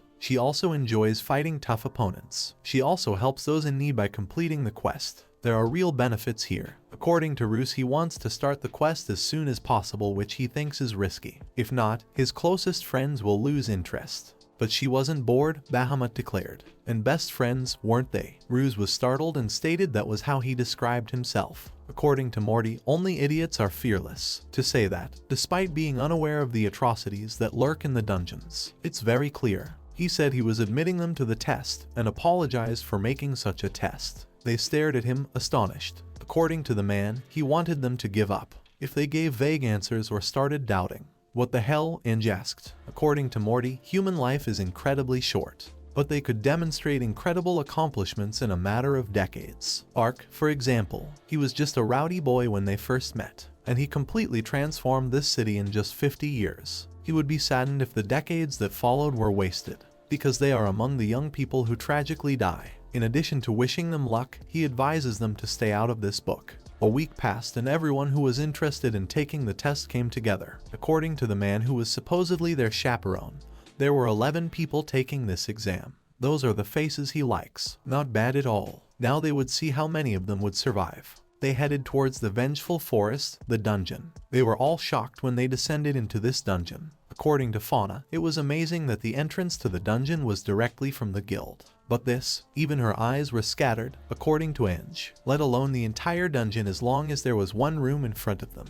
Regardless of perspective, the ceiling was significantly higher than the depth they had reached. How could it be? Even they don't have an answer to that question, so who knows, the man said. They descend the stairs to get here. However, it is still unclear whether this place is actually under the guild. Either way, everything here is governed by its own set of rules. If they don't give up, that's fine. Don't let them die, please, wish the attendant. This is getting really interesting at some century, Ruse said with a smile. The dungeon of this city is a terrifying labyrinth full of secrets. However, what Ruse's group does not know is that this huge dungeon is not the only terrifying place in the city, and therefore should not be relaxed in any way. Somewhere not far from the dungeon, a man appeared who could barely move and only mumbled something completely unintelligible. He threw some kind of bottle on the stairs and walked down them. At this moment, Ark was reading a book while sitting in his office. He asked for a new section of the dungeon to be opened. Right. More documents would be added. And where was the source of all this enthusiasm? Morsha had advised him to be proud of it, as he was admired by everyone.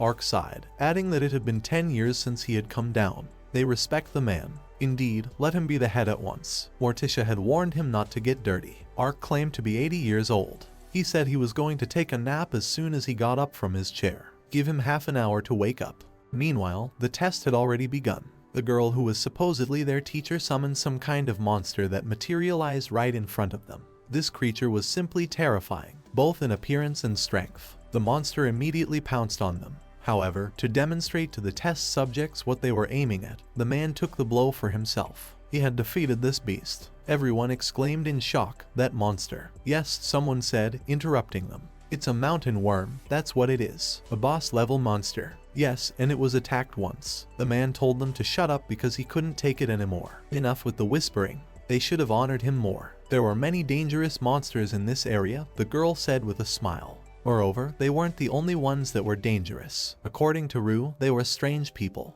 Whoever said that, Ange said with a glance at him. Now about their mission, the man said. It's very simple. There is a monster they must catch. Within the hour they must figure out how to escape the lizard. The great exam begins with this phase. Each petitioner looked at him. What is lizard escape? Someone asked. Besides, lizards aren't the type of monsters that can become invisible. To find him in a place like this and within an hour. The man then gave them the order to start. Everyone quickly followed his instructions and rushed down to find the monster. They ran, the girl said with a smile. Well, I wish them luck. One man thought that this knowledge was all he needed to pass the test. This monster has advanced mimicry skills and belongs to the reptile class. It feeds on flying insects and likes high humidity, based on the airy kind of landscape that probably fulfills the needs of this place. This was exactly the monster he found when he looked there. The man was delighted and thought he had arrived. Moreover, no one had noticed him yet. Most likely, there are many hiding places here. Just in case, he'll use an acceleration spell and disguise himself. Besides, what kind of grade exam is this? That's all it was. However, that wasn't true. It was obvious that the man had overestimated himself. He ran towards that monster. He was then devoured by another monster that came out from under the ground. He was swallowed by this monster and went underground again.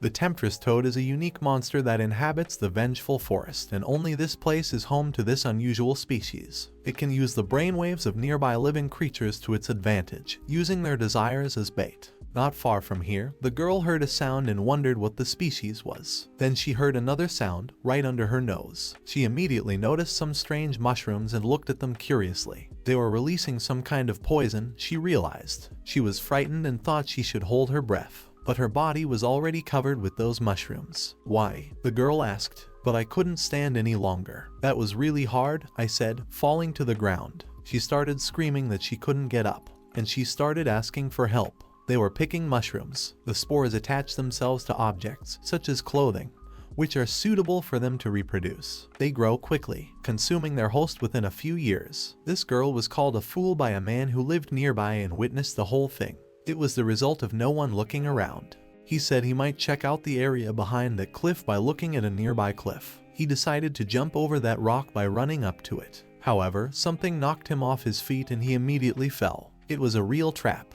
A transparent, highly unusual, mysterious material. Nothing else makes it stand out. However, many adventurers die as a result of it for some reason. The man smiled. It's already -3, the girl added. Which guilds allowed them to participate? The man advised Emily to hold back. Mordia will just make sad eyes again. Emily said. Yes, the man replied. He's their melancholy hero. It's like a world of misery. What shall I do, then? Let's hope for a fantastic grade exam. It was at this moment that the gut eater snuck under the mushroom-covered girl. This worm penetrates the victim's body and devours only the internal organs. It waits for the mushroom eaters to render the victim immobile by staying close to them in the dungeon. Can survive without food for up to 5 years. The girl started yelling at him to stay away because she was so scared. She already thought she was going to die.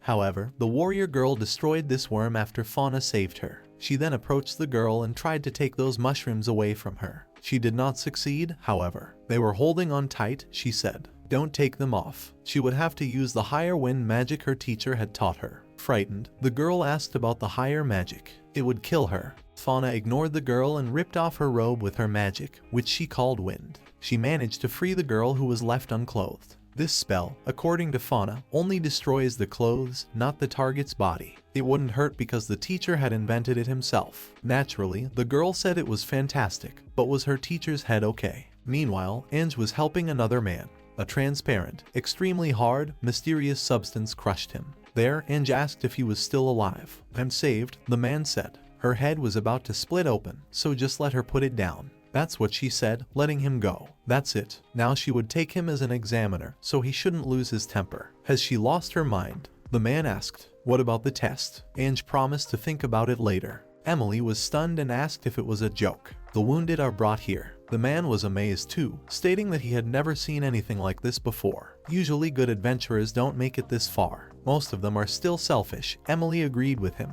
Ruse, meanwhile, was trying to save the flower, sitting nearby under a large rock. He claimed that in this shade, the magical grass, which could only grow in warm conditions, was gradually withering away.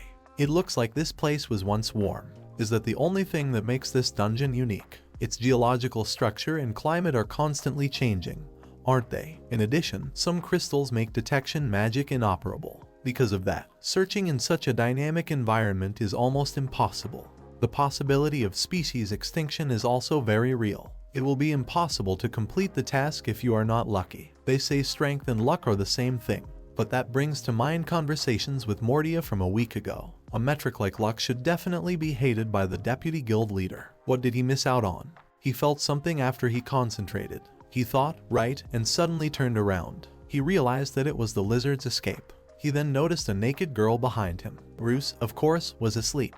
He was excited and immediately rushed towards this girl. However, it turned out that it was a fake girl, and the girl disappeared the moment he flew up to her, and he was eaten by the monster frog. However, he had no trouble destroying that frog from the inside. He freed himself by blasting that frog without much difficulty. The examiners were so stunned that they didn't know how to react or what to say since they had never seen something like this before. Having told an untruth to someone like him, Ruse smiled. What a strange beast. The last one would have fallen into the same trap. Besides, Ruse had saved the person who was previously in the arms of this frog. Throwing a quick glance at him, he advised him to take the man to the examiners. First of all, he would die here. Bahamut asked him about his confidence. There is still time. She need not worry, Ruse assured her. He already knows where to look. Eventually, the three of them dragged the wounded to the examiners. Fauna advised them to keep an eye on them. They said yes, but the examiners were still in a daze. They need to leave, Fauna said, turning to Ange. Ange got angry again and ordered her to keep it a secret. Then, since he knew where Lizard Escape was, Ruse flew over to them and ordered the girls to wait for him. The girls threw him a startled look. Is he serious? Ange asked. She then inquired about him and where he was, asking that those big shields of his are made of ore that makes it hard to find. Ruse turned to Jane's examiner. It's a weapon used against humans. They don't use them in dungeons like this. And the tiny crack that was left after defeating that worm served as proof of that. Its level here is nothing, they said. Now they moved on. She put a barrier here, he said, glancing at Emily. At first he thought it was to create a safe zone that would be impenetrable to outside enemies. But when the gang is close by and can defeat a monster that shouldn't even be attacked with weapons, there's no need for a barrier. In addition, they have a barrier-protected zone where search magic is forbidden. However, they are not threatened by external enemies. Fauna used her magic, which is known as reading air currents. She informed Anya that she was behind her, spotting someone. The girl's first reaction was to use her quake magic. The underground monsters died. This one bit, reported Ruse to Bahamut. Bahamut recognized it and used that ability. By Ruse's count, there were 11 monsters. As the participants, Ange expressed her amazement at the fact that they had arrived at the starting point. Asked Ruse after glancing at the examiners. So they passed the test. Emily and Jane smirked. That was the point, according to Jane. They passed the first round. At this point, another girl came up to them and stated that it was required. How many lizards were there? How unexpected. She also made a concerted effort to surprise everyone, continuing to show her confidence and great mood. This girl claimed the unsubs were at the entrance after glancing at them. It took her by surprise. She had worked so hard to find them. So you found them? Jane asked. That wasn't what the examiner had to say. However, he was excited. Let her remind you of her name. According to the girl, her name was Jane. What and how did you find them? Ruse asked. Outside knowledge and detection magic are useless here. He wanted to know if she was okay with it. Jane said she was here with a smile. At this very moment, they informed her of this. I think Ruse asked who they were. The adventurers who died in this dungeon, according to Jane. How was it? Ange asked. Is she implying that she can hear ghostly voices? She's really creepy. According to Jane, she wasn't weird. That's awesome. I take it Ruse believed he could hear the dead. He wouldn't have spent so much time studying death in his past life if it was possible. According to Jane, the stage is over because an hour has already passed. Failure will result in a teleportation stone being delivered to the guild. The hillmen are already waiting for them there, so don't let them worry. For those who haven't returned yet, it's time to send the teleportation signal. Jane stated that since they were all dead, it wouldn't be necessary. Emily and Jane tensed up. Even though Jane had asked about the experience, he would still send the signal because she was suddenly wrong. Jane stated that she really and truly didn't mind. They then moved deeper into the hotter regions. This place was really hot. Ange could barely move at all. Ruth was not separating from the girly eye's breasts. Ange stated that it was absurd that something like this was happening right under the forest. Didn't Ruth ask, which was interesting. What is this place? Ange asked. It's already very tiring to be here alone, Fauna said. During the battle, one would have to take into account such a significant expenditure of stamina. Why are they so calm or something? Ange asked, glancing at them. Aren't they attractive? According to Fauna, the teacher exudes an amazing coolness. According to Ruse, he turns the mana surrounding his body into an element of ice, which greatly reduces the heat. Ange got angry and asked her what she should say. Give me that baby, she said, turning to Fauna. She's too hot to handle. No, said Fauna. She never holds the teacher in her arms, however. Trying to take it away at this time is unfair. Jane smirked and noted their enthusiasm. Ange clung to Ruse because she still couldn't stand it. That was really cool, she said. She had come back to life. That's incredible. Fauna nodded in agreement with her. That's incredible, Ruse said in agreement as he was held close to her chest. That's incredible. Fauna asked Jane if she was Jane after looking at her. Would she like to visit? Cool. Jane said she wasn't particularly attractive anyway. Fauna wondered if she was turning Mana into ice. According to Ruse, he didn't think so. Some kind of monster appeared in front of them. According to Emily, Stage 2 is essentially a practical assessment of combat abilities. Jane suggested destroying the fire golem over there. The exam would be over if they could deal with it. Whoever threw the final blow wouldn't matter. By watching the battle unfold, they would determine whether they won or lost. The exam will be over, Ange said with a smile. What could be better than a monster hunt? She rushed forward and asked. And no annoying riddles, like finding an invisible person. Anuj runs, Fauna said calmly. Ange lunged at this golem and hit it hard. Half of its body was ripped off by her. She then threw another punch. With a sly smile, as if she wanted to upset the examiners, the girl asked if that was all, and said that they would need to work on preparing for the assignment. Jane rushed to immediately annoy the girl by saying that the exam was still on. After all, it was only a fragment of a fire golem. Ange was stunned, but soon realized everything. After all, at this moment, they were all standing on a real golem. That golem then rose up and threw the girl aside. To keep Ange from getting hurt too badly, Ruse used his magic to grab her. He asked about her well-being. Ange was so furious that she told him to shut up because she was already sure of her success and now she was hit hard. Jane then made the decision to continue and attack the creature. The crystal in the core of this monster was destroyed by her. However, Ruse saw something and ordered Jane to leave immediately. Jane did not immediately respond. Then the creature struck her in the chest, causing her real suffering and terrible pain. After that, several more of these small fire golems appeared. This is what a chunk means, according to Ange. Ruse claimed that a large body mass provided strength, high regeneration and self-reproduction. Would it be correct to say that their opponent is extremely strong? I wonder what Ange and Fauna will do. Bahamut asked him why he shouldn't participate. Yes, according to Ruse, for one thing. However, the girls should be able to handle this opponent alone. He demonstrated to the demon that he can't fight and defend himself at the same time with his current body. This implies that he must support the students. Ange and Fauna meanwhile prepared themselves for the battle with the monster. Moreover, they didn't mind that Ruse didn't interfere with their quarrel, and Jane was lying on the ground, wounded. The chubby little toddler smiled at the girls. He told them that until the golem was finally finished, his minions would become more and more numerous. The hero knew that the heat was wearing them down and the situation was only getting hotter. The black dragon replied to his master that he had made a good point. The girl standing nearby didn't understand why Bahamut was standing still and offered to participate in the battle as well. A huge golem was about to swat a group of girls with its large stone arm, but they bounced back from the impact. Angie was angry and realized that they weren't going to get anywhere this way, and didn't know what to do. The golem could be defeated by smashing the core it needed as a source of propulsion. At least that's what their teacher had said. They had to do it before they became exhausted from the heat. The girls turned their attention to the crystal that was bothering their eyes. Furthermore, this crystal was sticking straight out of the golem's chest. Angie didn't think that its heart could be so exposed. Fauna decided to check it out, but the girl asked her to stop. The protagonist thought that Fauna was acting too recklessly, but the girl wasn't going to listen to anyone and used the windbreak skill. A powerful explosion was heard, causing Fauna to be engulfed by the blast wave and throwing the girl aside. Fauna barely landed on the ground, but a huge golem stood behind her. Before she could do anything, she was hit in the back by the golem's powerful blast and threw her aside again.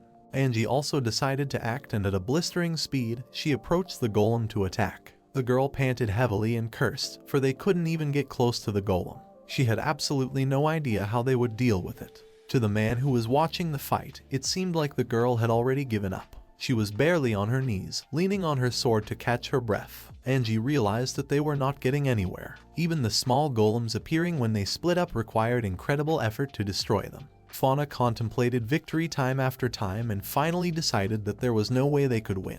Her heightened battle sense plunged her into despair and into the impenetrable darkness of defeat. When that happened, it meant the end. The man decided that was why the fan would not rise again.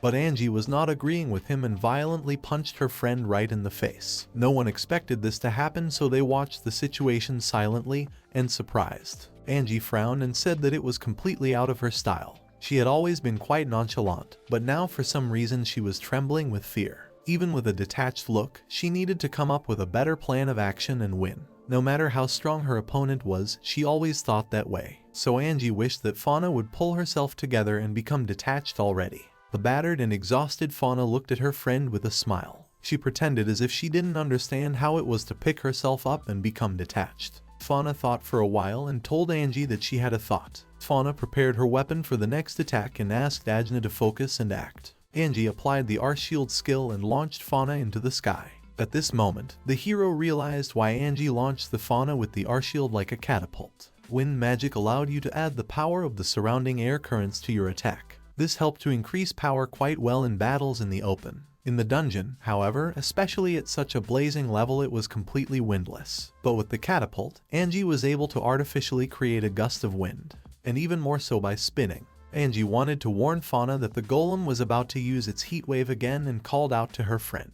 Fauna's figure disappeared behind the blinding light of the attack. As Fauna reached her target, she tried to remember her teacher's magic. He didn't create cold air around him with a spell, but turned the mana covering his body into an ice element. Her teacher had always told her that Fauna should have included her imagination. She shouldn't have surrounded herself with wind, but become it. Fauna imagined herself as a hurricane coming in sharply and visualized it in her head. In a gust of air, she swung her sword and used the wind slash skill. Her sword at tremendous speed easily shattered the crystal golem like butter. In the air, Angie caught the severed piece of crystal and felt the purest power of the earth element from it. It now belonged to her, and a satisfied smirk appeared on Angie's face. Fauna continued to attack the huge golem and used the arsenal skill Murmur. A multitude of attacks rained down on the enemy and its pieces began to disintegrate in different directions. Angie slumped to the ground from exhaustion, and Fauna crouched down beside her. Angie could barely breathe from the terrible heat that stood here. The man rounded his eyes and couldn't believe his eyes that they had slain a huge fire golem.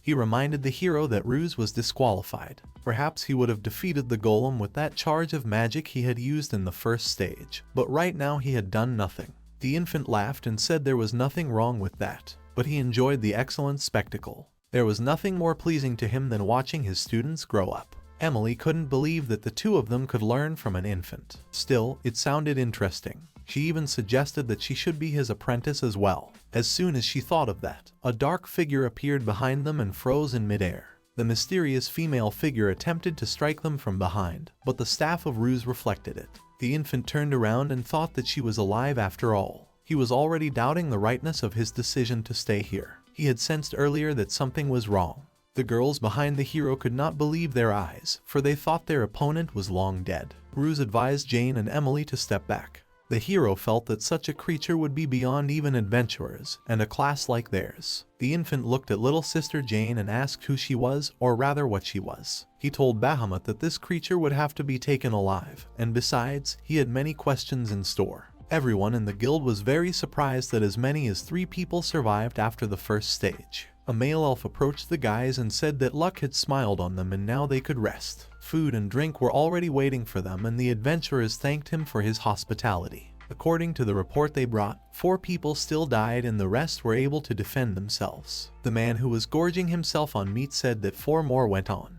but in that case their figures did not add up. If the correct count is to be believed, there should be 10 participants in all. The baby hovering above the ground took one look at the girl and asked little sister Jane what she was. In response, only Jane got a smirk. Putting her foot down, she asked the toddler for forgiveness, for she had to kill Jane and Emily during the exam along with all the students. The toddler asked for a reason and Jane smiled again. She calmly replied that if he could kill her, she would tell him everything. Without further ado, Ruse attacked the girl and agreed to her terms. Gain opened his mouth in surprise, for the infant had attacked her so swiftly. Gain caught his head kick, but quickly recovered her body and ran at the Ruse. While running, her foot hit a small crack and she stumbled. At that moment, the infant used his wind/magic and fire erupted. A streak of fire swiftly cut through the girl's eyes. She barely had time to regenerate before the hero's staff appeared behind her and struck her 100 blows at the command of her master Ruse. A smile shone on the girl's face for some reason and the infant smirked. The staff replied to its master that this girl was not susceptible to his predation, and that made a difference. The group of guys behind the infant wanted to make sure the little guy was okay, but the hero asked not to worry about him. Instead, he asked to help Sister Fauna and Sister Angie. Fauna, who was badly burned, especially needed to be helped. They hardly had time to answer him before the infant said that there was no time for their entreaties and bid his staff to leave this place. Ruse dealt his opponent a crushing blow that should have killed the girl instantly, but the girl only answered him again with her silent smirk. It was as if she really was immortal. Ruse felt as if he was mad and decided that things were getting interesting here. Perhaps she had answers that even he couldn't get to. Seeing his scary face, the girl admitted that he was a pretty creepy kid. The two simultaneously went at each other in a frontal attack, with the infant deciding she couldn't be finished. This victory could not go to her or him. In that case, his opponent simply turned her back on Ruse and said she was leaving. Right now, they couldn't handle him no matter how hard they tried. She wished she could have prepared a more opportune moment to kill him, though he clearly had more caution than Jane had with Emily. The girl decided only to ask one last thing. Ruse had been looking at her with suspicion the whole time, even when she died. The death was very plausible, but he was doubtful for some reason. A smile appeared on Ruse's face and he replied that something seemed strange to him from the beginning.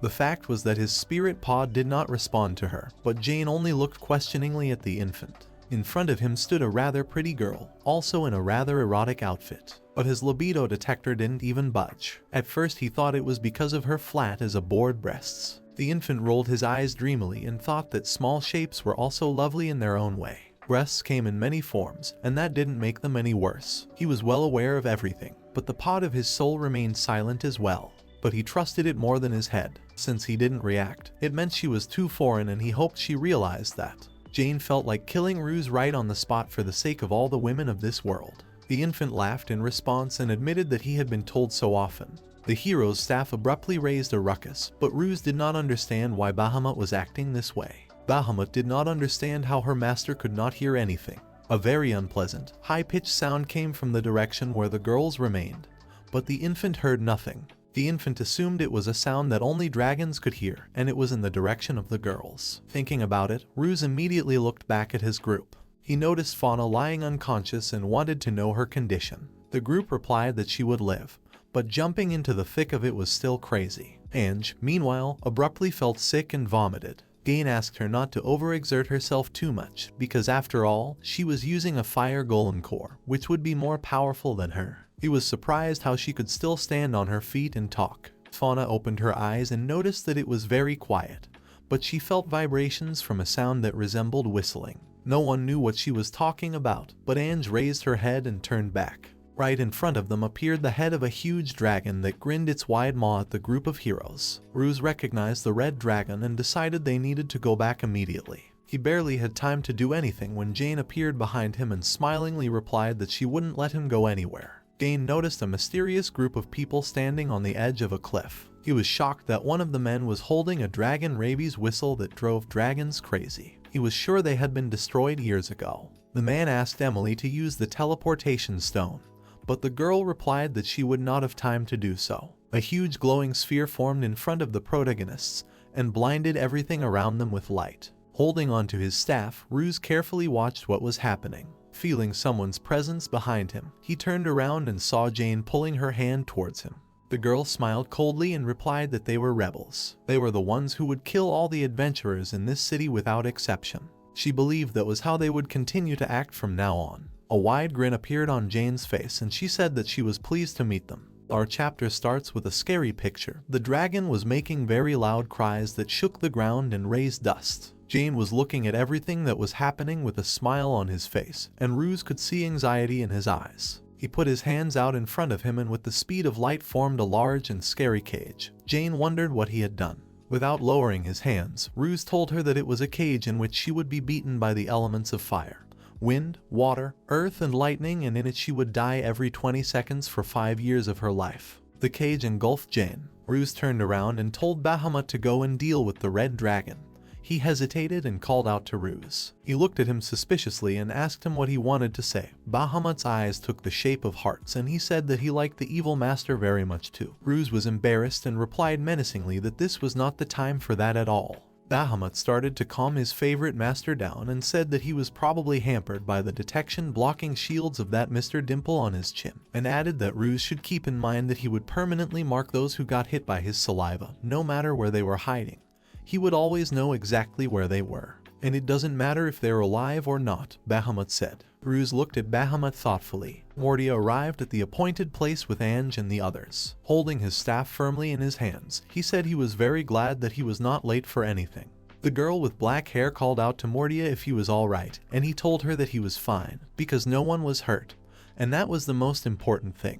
Mordia said in a calm voice that they had a small emergency, so the exam would have to be cancelled for the time being. The man who had come with them shouted and began to resent the cancelling of the exam, because this had never happened before, and there had been cases of red dragon-level monsters interfering. Mordia closed his eyes and said that this had never happened before, and this time would be the first time. He added that they should hurry back to the guild anyway. The red dragon had already been dealt with. Emily was indignant that this was not true and they would soon be hit by a second wave before the teleportation stone could activate. Mordia told her not to worry. From far away came the sound of an approaching dragon that Ark was supposed to be bringing on. Looking around a bit, the boys saw Ark with a katana on the dragon. The man had a terrible scar on his face. You could see he had been through a lot. After looking over to the dragon, the old man decided to jump off the dragon. Once on the ground, he began to resent the fact that he had a bad lower backache. After all, he had come down to the dungeons for once, and he had sent him straight to the hot lands. The old man continued to resent Mordia for not realizing that he was no longer the man he had been in his youth. After all, he was already a long-lived man, and Mordia replied that he should be patient. At that moment, something unthinkable happened behind Ark's back. Something split the dragon into several pieces. Blood flew in all directions. Everyone was very frightened. Only the old man still didn't notice what had happened to his dragon behind his back. He put his strong palm on his shoulder and said that his whole body would be aching tomorrow. You can't belittle an old man's problems like that. When the rebels saw that the powerful old man Ark was standing with the boys, they were frightened and decided that they had to run away immediately, because there was no way they could cope with him. In an instant, the seemingly old man came running toward them. He frowned and said that they should play. After all, he had traveled a long way to get here. He swung and plunged his katana into something soft. The rebel's heart sank into his heels. It appeared that Ark had pierced Jane's leg with his weapon. He was furious, and the girl was grinning in his face like a madwoman. Mordia stood puzzled as to how this girl was here. Ruse was stunned, for he remembered putting Jane in a cage, and that cage was now in place. It showed no signs of tampering. How did this girl get free? Ark looked at Jane suspiciously and grinned. This must be some kind of joke. Otherwise, how did she end up here? Jane shouted to the rebels to activate the teleporter immediately. They told her that they had already activated it and had a couple seconds left. The old man got really angry and grabbed her mangled leg so she couldn't escape anywhere. The girl smiled and sharply ripped off the part of her leg that Ark had almost cut off with his katana. Blood gushed onto the ground. Her satisfied look during all these actions was mind-breaking. The old man was shocked at what he saw. Jane threw a piece of her leg to the rebels, and in that very second she along with that part of her leg was in the hands of her subordinates. Ark did not expect such a turn of events, and did not know what to do, and while he was in shock, the girl said goodbye to him and disappeared. The old man was a little disappointed that he couldn't catch her. At that moment, Mordia ran up to Ark and started asking if he was alright. The old man put his palm on his forehead and said that things were bad. Exhaling, he said that the monster had returned, becoming an even bigger monster. Mordia and Ark looked off into the distance, thinking about everything that had happened. Ruse looked at the old man and laughed, for in his era he would surely have made a mark in the Demon Rebellion. Bahamut envied Ark, for he had gotten recognition from Ruse. Ruse furrowed his brows and squinted his eyes, saying that he agreed with the words about old age being inexorable. The action moved to the Ark Guild. The guys were in the first medical ward. Ange was shouting loudly and resenting the fact that the exam was cancelled. After all, they were able to defeat the golem. Her rage had no limit. The pumped-up man asked her to calm down because they themselves were also confused. After all, this was the first time in all their years of working with examiners. He added that he had never seen Ark make such a big fuss before. He had even called a meeting of the elders.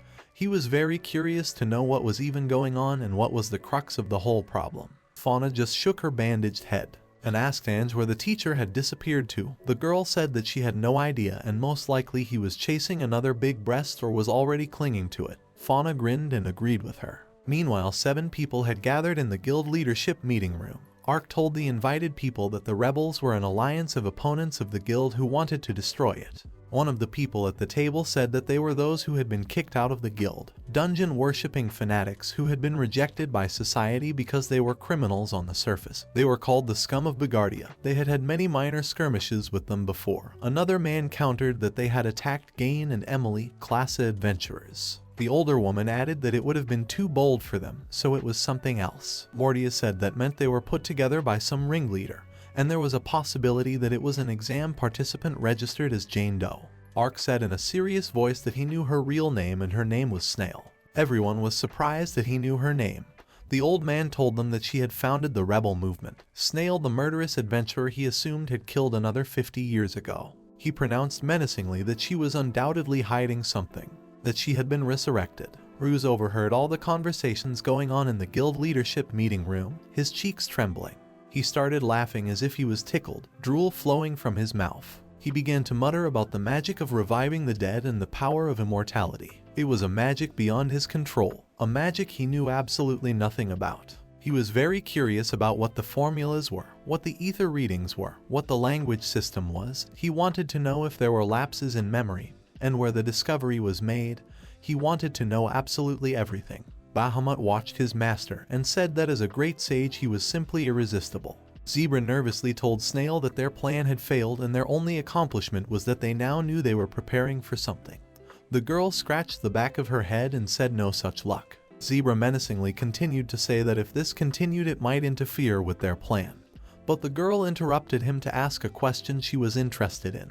She wanted to know from him if he knew the strange baby that was there. The guy told her he had no idea who she was talking about. Maybe it was just the baby of one of the contestants. He asked, to which Snail told him that this baby had killed her about 10 times. Zebra was surprised, but immediately said that he would never believe that there was a baby capable of killing her. Snail started describing to him all the things this baby had done to her. He'd blown her head off, skinned her, the blows had broken her bones, and she wasn't kidding in the slightest. And adding that he was even worse than Ark in his prime. The girl walked over to the rebels and called out to them. She ordered them to find out absolutely everything about this strange infant, to know what he does and where he goes, in one voice, while the girl said she wished she never saw him again. Ruse said he wished he could see her again soon. Our chapter began with Fan telling us that Bahamut predation takes a lot of life energy, ignoring any barriers and armor, but that energy is restored over time.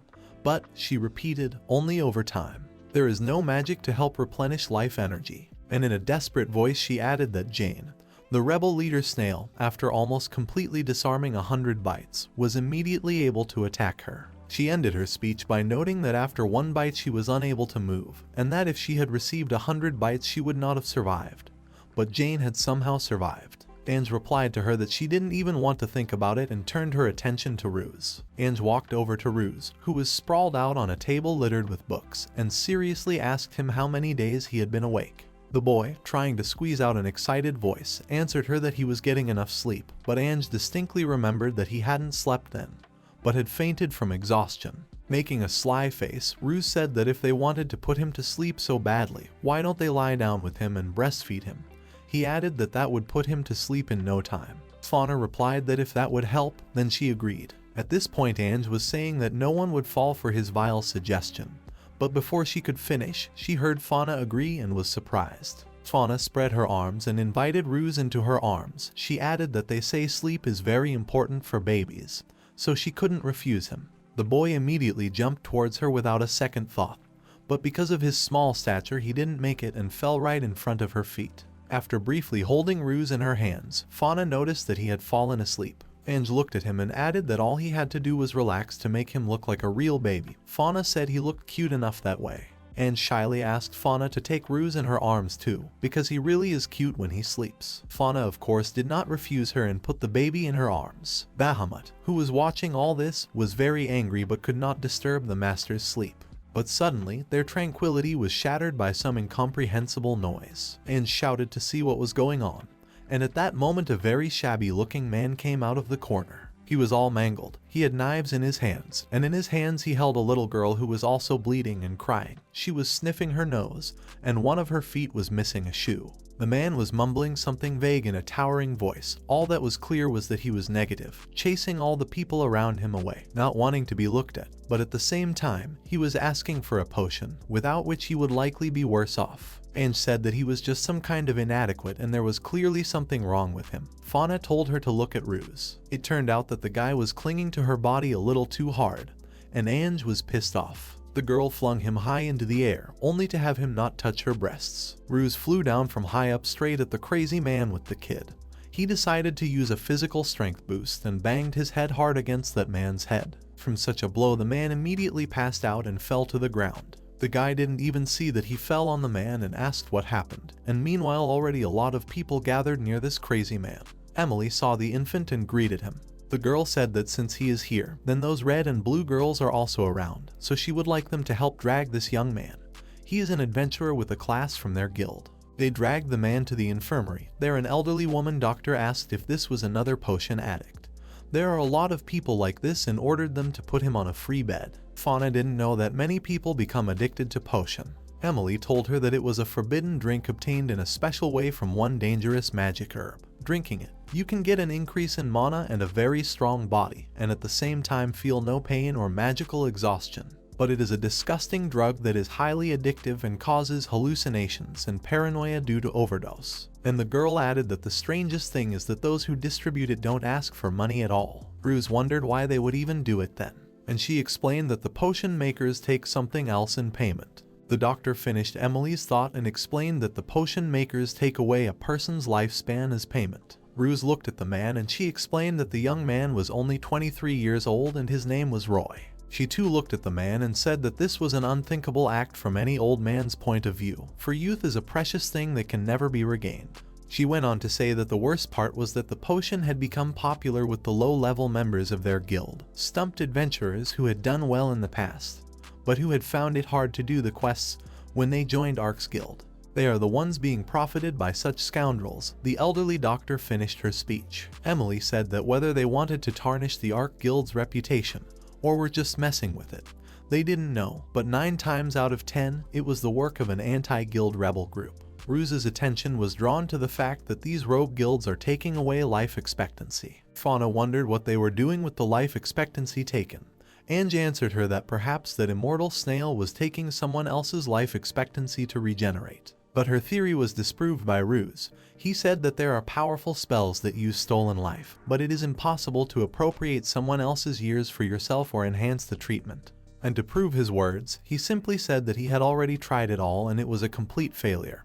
He just aged people so much and it was a mistake. Ruse started to leave the girls and said at the end that he thanked them for the useful information. But in these healing schemes it was better to change the signs and the points of mana circulation from Lothars to learn, because they interfere with the activation. The girls didn't know what he was talking about. The guy walked down the long corridor and reasoned that after everything that had happened, the mysteries of resurrection and immortality were still not clear, so it is necessary to meet again with this immortal girl and study everything properly. Meanwhile, Zebra stood on one of the balconies in the city, resenting Snail for sending him to watch over the infant, because he didn't believe he was really that strong. He grumbled that he saw no point in studying it, and no matter how much he dug, he found nothing beyond 3 months. The same thing kept running through his mind, the infant sage Ruse. Snail had told him that this infant had suddenly appeared in the city of Borante, whose adventurers had been mysteriously gaining great power lately. And if rumors were to be believed, he had single-handedly slain the Goblin Lord himself, captured Zelgius, a maniac known even in Bigardia, and also dealt with a demon, so this infant was a real beast. Zebra thought for a long time that it was as if he had already seen the face of this infant somewhere,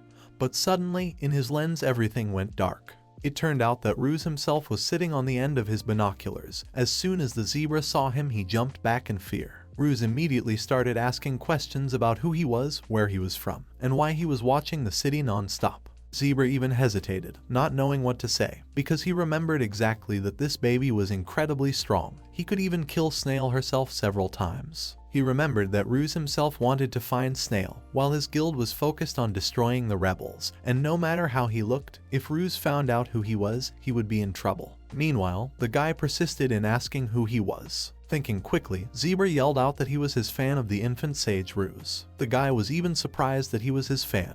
Zebra kept shouting about how rumors of his exploits had reached Bigardia, and he was considered a brilliant mage, a fighting machine, and no one was his rival. In an attempt to placate Ruse, Zebra talked about how his facial features were very beautiful, and he truly admired him. To be believable, Zebra started bowing and saying that as his biggest fan he just couldn't get closer, and was only looking at him from afar, so since they had met, he would really like to ask for his autograph. The toddler really liked hearing the praise. Ruse answered him that at first he thought it was an enemy following him, but since it was a fan, it was fine. Sputtering in pleasure, Ruse laughed loudly and praised Zebra for being a good judge of character. Ruse immediately approached Zebra and told him that he was going to destroy the evil lurking in this city, and asked if he wanted to see the hero in action, because he doesn't skimp on fanservice.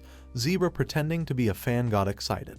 On the way they met Fan and Ange. They were looking for the teacher for a long time and finally found him. Ange asked who it was with him. At this point Zebra became angry that there were even more of them around him. Ruse explained to the girls that his fan was with him and he was very embarrassed because he didn't want to stand out. Fauna remarked that Zebra was a good judge of character. Ange immediately jumped up to Zebra and told him that there was no reason for him to be a fan of such a nasty little kid if he could be her fan. The guy was getting really nervous and sweat was running down his face. He couldn't figure out if they were really going to go looking for the rebels right like this. He thought for a second. He was afraid that if they did find something now, he might be a traitor and Snail would kill him. But if it was revealed that he was a rebel, his life was over. Ruse, as the most important, walked ahead of everyone and shouted that now it was time to go forward. They must find the root of the rebel evil. They would defeat their evil boss and bring peace and tranquility back to this city. Everyone supported him. But in the meantime, Zebra realized that he had to get away before he was discovered. Suddenly, one of Ruse's comrades saw Zebra and called out to him. When he saw the man, Zebra realized that his life had come to an end. That guy started yelling that the Zebra was from the rebels. Everyone was shocked by this news, because all this time he was giving the appearance of a loyal fan. Ruse despaired. He was bitterly resentful for lying. He hoped it was really his fan. He realized that all this time Zebra was just fooling around with him. The infant chased after the rebel and the rebel started to run away from him. Ruse stopped and decided it was about time to activate 1,000 bites on this rebel. At that very moment Zebra started biting everything he could. Every nerve in his body was transmitting pain signals to his brain. It seemed like there wasn't even a living spot on him anymore. The baby sage rose above him and began to sneer at his words about being a fan and wanting an autograph. With a sly smile, Ruse asked where the base of all the rebels was and he would leave his autograph right on the wall of their lair. The action in this chapter begins in the torture room that Ruse brought Zebra to. The room was very shabby, with leaking pipes and rusty metal objects. When Zebra woke up, he screamed at the top of his voice, for he was chained to the chair by his arms, legs, and waist. And a moment later he felt that he had no hair left missing from his head. The rebel looked around and saw 3 people in front of him, each with a bag over his head as a disguise. A girl in a white dress held a baton and said that Zebra was a villain. In the middle was a very small man, and next to him stood a girl in a provocative dress who put her hands on his waist. Zebra immediately mouthed out the names, for it was immediately clear that they were Ruse, Fauna, and Ange. Ange shouted that their plan didn't work out and they were immediately recognized, while Fauna replied that it was clear from the beginning. Ruse greeted Zebra and said he had 2 serious questions for him. The rebel was very nervous. He was dousing himself with sweat as he did so. Squinting his eyes, Ruse began questioning the rebel. And the first question he wanted to know the answer to was where the rebel base was. The guy wanted not only to destroy all the opponents of the guild, but also to properly study the immortal girl Snail. Zebra answered him that he wasn't going to tell him anything and explained why. Because the other rebels already knew that he had been captured anyway, and right after that they wanted to show up at their base. There wouldn't even be any doubt that he had decided to become a traitor, and they would kill him without delay. Ange hesitated and after a moment said in a sly voice that if they eliminate every rebel, then they won't be able to kill him either. Zebra grinned at her and asked if she realized that this was an alliance of guild opponents. Zebra told her that there are bases he himself doesn't know about, and even if they let him go after destroying just one base, other rebels will carry out the sentence. And he doesn't want to be a traitor as he happened to be present at the execution of such rebels. Zebra angrily shouted that his mouth would be shut and he wouldn't say anything. After these words, Ruse removed the bag from his head. The girls were surprised at this, but followed him and also removed them from their heads. Ruse said firmly that they had no more choice and asked Fan and Ange to leave the room for a while. The girls immediately realized that something terrible was about to happen. The girls started to go out, and while they were walking, Ange told Fan that they should leave as soon as possible, because she had a bad feeling about it, and he definitely agreed with her. And so Ruse with Bahamut was left alone with Zebra. He became even more nervous than before. The infant ordered the vault to be opened. As he rummaged around in the vault with one hand, Ruse told Zebra to calm down, because he was actually a very kind man, and would not kill him even if he begged him to do so. Zebra didn't understand what the infant was saying. Then Ruse took out a small stick with a strange end from the vault. It itself looked like a cotton bud. With an intimidating look, the infant said that he was going to shove this stick up his ass. Ruse was eager to get revenge on Zebra for lying to him. He was still hurt that he pretended to be his fan and fooled around with him. Zebra was still stone-faced as he looked at the stick in the infant's hands. He didn't expect any threat from the child. He only asked with a chuckle if it was just a cotton wand. Then Ruse ordered it to work. At that very second, the two wings on the tip of the stick opened up. More than 10 huge tentacles came out of the opening. All of them were different shapes. Some were wavy, others were sharp like knives. One of them had teeth. Zebra shrieked. He didn't want to think that they could be inside him. Ruse began to talk about the invention and said that the great thing about it was that the fine-tuning and life support system made it impossible to die. While he was saying all this, the slimy sound of the tentacles coming into contact with each other was in the background. Ruse ordered to stop the process, and at the same second all the tentacles hid this terrible stick and the wings closed. The infant explained that when stopped, a highly concentrated healing spell is triggered and all damage is completely healed. And this allows you to enjoy a new experience every time. Zebra was going crazy with fear. Trying to make a cute baby face, Ruse drew to him in his hand, which had a wand in it, and said that he would really like them to try it at least once. Zebra immediately yelled that he wouldn't do anything and would tell him where the base was, just so he would stop. Ruse said that to tell the truth, he never got a chance to use this invention as the people around him were always strongly against it. The infant asked Zebra not to worry and promised that he would only do it with the tip. Zebra started screaming that everything was exactly coming out of the tip, so he was ready to beg, just so it wouldn't get inside his body. Before he could even utter a word, Ruse ordered the process to begin, and horrible screams started coming from the room. They didn't even sound like human screams, it was like an unearthly creature screaming. After a while, the room became quiet again. There was a sheet on the table, and on it was a rough drawing of how to get to the rebel base in the dungeon. The way was not short, but it was reliable. Emily was surprised that anyone would even think of making a road leading from the sewers to the dungeons. Mordia had nothing to say. He just looked at the sheet of paper carefully and memorized it. He only said quietly that even they were not aware of such a road. Gain laughed and told Zebra that they had very cleverly designed the base inside the dungeon. The exhausted boy could only stare at it. Gain asked Ruse what he had done to him, for he couldn't even see any wounds or signs of torture. The infant only replied that nothing had actually happened to him, that he had just been pampered a little. Chained to a chair, Zebra sat unable to raise his head. Patting his little hands together, Ruse turned his attention back to the half-dead Zebra and asked him the following question. If Snail was his boss, and if so, who she was, that was what he wanted to know the most. Zebra remembered Snail telling him about baby Ruse and what a scary person he was. The chain guy didn't answer anything and only frowned his eyebrows at the baby. Ruse decided to threaten him with a new torture, and then Zebra at once began to tell about the girl. He said that this powerful girl had suddenly appeared at the base and killed their previous boss in the blink of an eye, and then said that she was now the founder of all the rebels. That story wasn't all that important to the infant. He tried to ask Zebra if he knew anything about her immortality, but the chain guy replied that he really didn't know anything about it. He only told him that things were starting to go downhill from the moment she appeared. Now Ruse was more interested in his story. Zebra said that at first she was just a relentless girl and didn't listen to anyone at all. She was her own god. Ruse asked him if she had been different at first. The other boys looked at the rebel suspiciously, and he said in a haggard voice that she had been different, as if she had not been human at all. In an even more stricken voice, the rebel said he remembered something about her. That at first all she had said was that she was the founder of the rebels, but there was something that confused everyone else. Before he could finish his thought, Zebra let out his last exhale. At first Ruse didn't realize what had happened or why the rebel had gone silent, but as he got closer he realized he was dead. Zebra's exhausted body hung from the bindings that held him so he wouldn't run away. The infant quietly told the others that he was dead. Everyone was dumbfounded by this news, for Ruse himself had not killed him and this death was someone else's fault. Ange told about what she had learned from Lan, that when you try to tell an important secret, you die. Ruse started to speak. He said that she was right, but there was something more effective, a stronger curse. Ange asked Ruse if Snail had put a stronger curse on Zebra than a demon. The infant thought for a moment and then said that she didn't seem like such a skillful mage to him,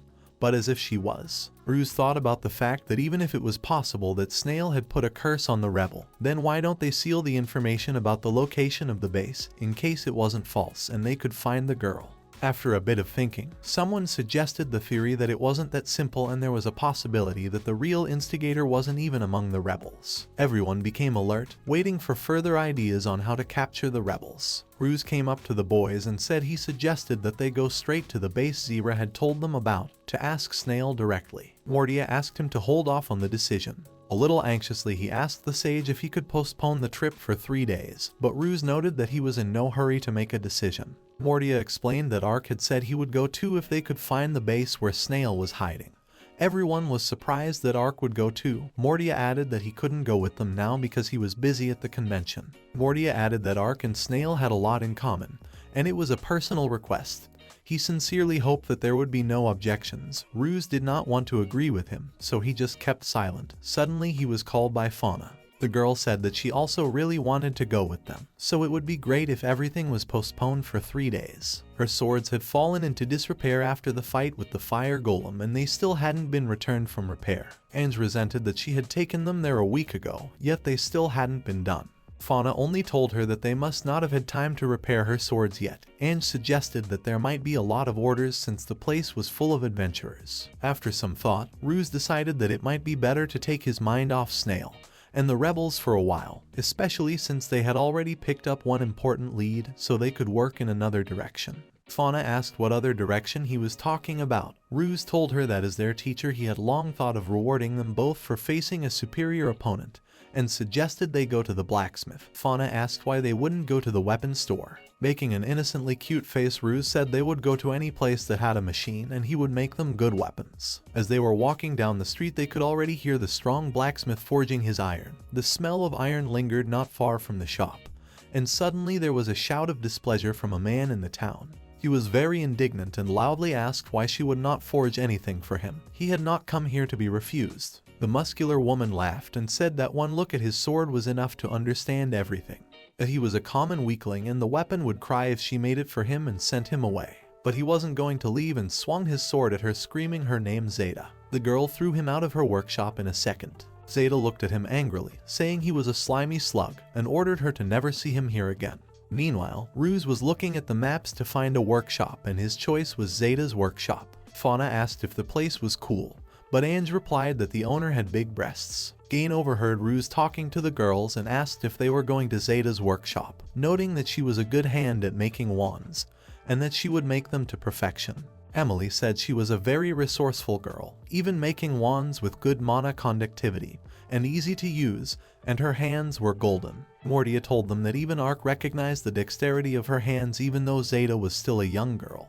Even Ark's current sword was forged by her too. She has a strong hand. Ruse was pleased that they all spoke well of her and said that she seemed to know how to work with her hands, and that was the most important thing. Ange was embarrassed and said that she thought there was an implication in their words. Ruse said that if the map was right, they should go this way, and then that way, and so they got closer to the workshop. They came out of the corner and saw a formation that looked like Zeta's workshop and started to approach it. Suddenly a city boy with a mohawk flew out of the door of the workshop. Just as a man once did, Zeta stepped through the doorway with heavy steps and glared at him angrily. She shouted at him that he was just awful with guns, like a real ignoramus, and that he should leave before she broke every single one of his fingers. By this time, Ruse and the girls were approaching the workshop, and when he saw Zeta, he said it was a pleasure to meet her.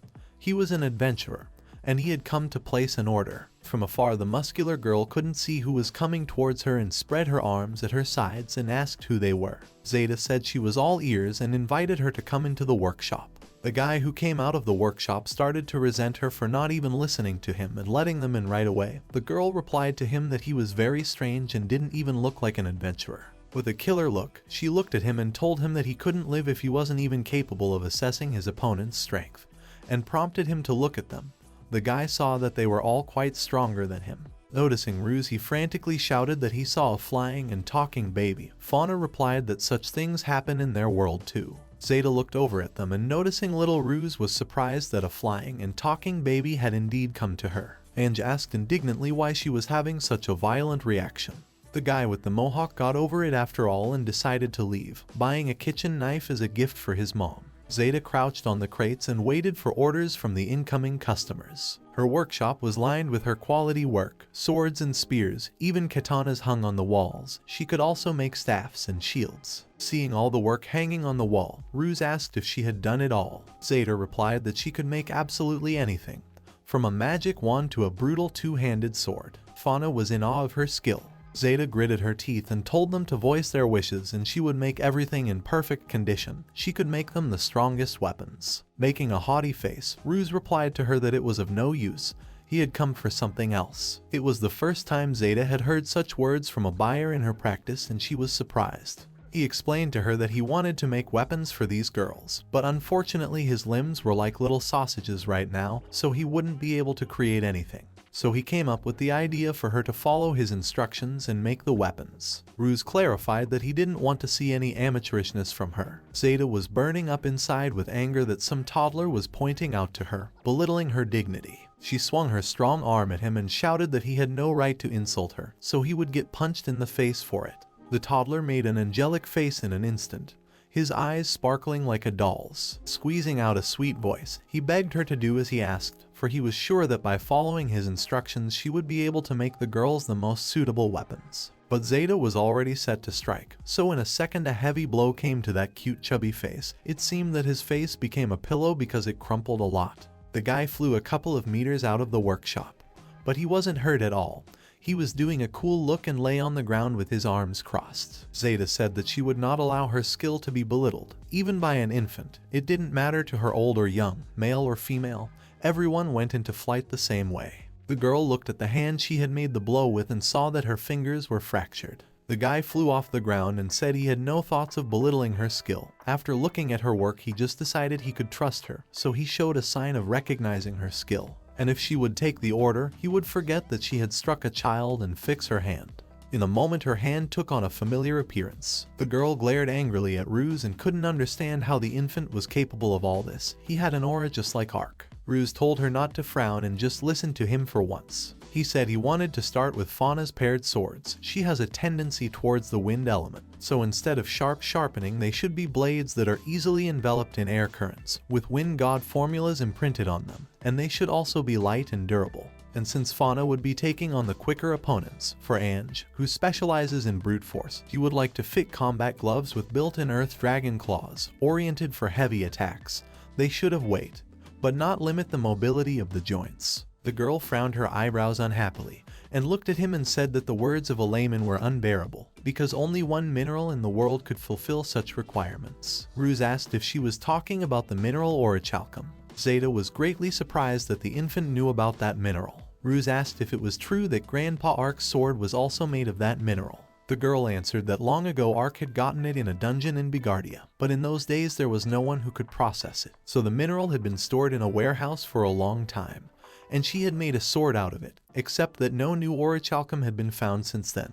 Looking around the room, Ruse saw a framed mineral shard on the wall and asked if it was orichalcum. The girl replied that it was, but that it was incredibly valuable, although such a piece would not even be enough for a knife. Ruse immediately ordered Bahamut to do something. He ordered Bahamut to lick this shard to know what the mineral tasted like. Zeta was amazed that this staff was alive and resented him licking the stone. Bahamut said he had memorized the taste of orichalcum. Ruse eagerly sat down on his staff and said that they would step back for a bit to find the orichalcum, but in the meantime they could all chat about something. Zeta tried to stop them, but they moved on anyway. Fauna asked what her favorite color was, but Zeta replied that she clearly wasn't good at starting conversations. Ruse remarked that if you think about it that way, it was the first time he was going into a dungeon alone like that. Bahamut said that it turned out his first time would be with him and he liked it a lot. Ruse laughed at his words. The child said that now he was going to the dungeon not as an adventurer, but as a teacher who wanted to reward his students and nothing would distract him.